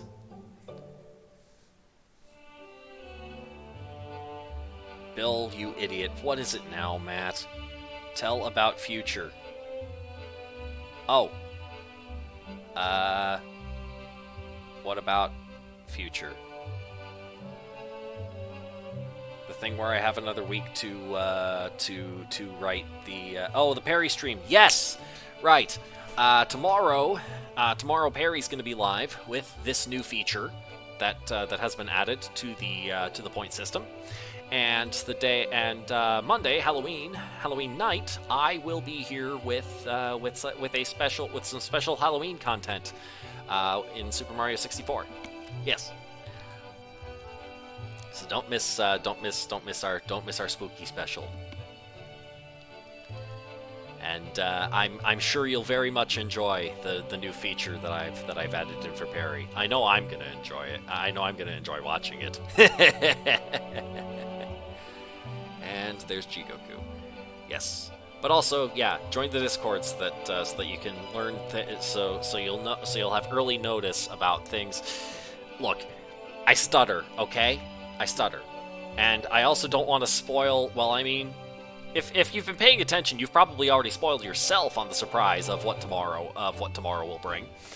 Yes, there is huge points for it. Yes. Wait, huge points for... I'm confused now. Look, it's 1 a.m. Point is, don't oh, right. Stream Streak. Yes. If make sure to tune in to each of the next to tune into each of my streams, because you do get a streak bonus in credits for tuning in, and that will allow you to, well, throw more things at Perry, but maybe also invest more points in the community challenge, which will let you throw even more things at Perry. Yes. Look, you're better at functioning this late at night than I am. And I'm not an improv guy. You know that. Honestly, part of the reason I started this was to get practice for that. But and you heard that here, folks. Don't want to miss tidbits like that. Anyway, yeah. Also, join the Discord because we are going to be having a vote for what goes in this slot next. I'll come up with a few options and let you vote. You try, but you usually nap during the Perry streams. I mean, fair enough, but like this one's gonna be special, you know. It's the debut for the new feature. Achievement unlocked: the Risen Resolve. And here's our end card. Achievement unlocked: the Great Ace Attorney, and it's a really, really fancy diamond medallion. I presume that's for getting everything else. Ah, yeah. Okay, So I got all the announcements out of the way. Yeah, join the Discord. Make sure to use those links for... Oh, throw something at... Right, Matt. Make sure to... there are links that the bot has been posting in chat to say get the latest Humble Choice or get this game that I just played through. Right on cue, there it is. If you want to play the Great Ace Attorney Chronicles for yourself, poke around, try some things that I didn't, then that's where to get it. If you get it there, then some of the proceeds will be going to charity, and some of the proceeds will also be going to this very stream. So I would very much appreciate it. Same goes for the Humble Choice thing, of course. Sorry, I was kind of cut off by the bot there. Anyway, yeah, I'm going to quit out of this now. Now that this is all done. Oh, no, I don't want to quit out of OBS. I want to quit out of Great Ace Attorney. There. Okay. Now, without further ado, I'm going to see if Tuppence is still live. Because, again, that took a while. And I apologize for that. Let's see. Oh, no, he's still live. Okay, we're good. Then, in that case, let's go! I hope I typed that in right. There we go. Let's go see what he's up to over in Australia. Till next time, comrades.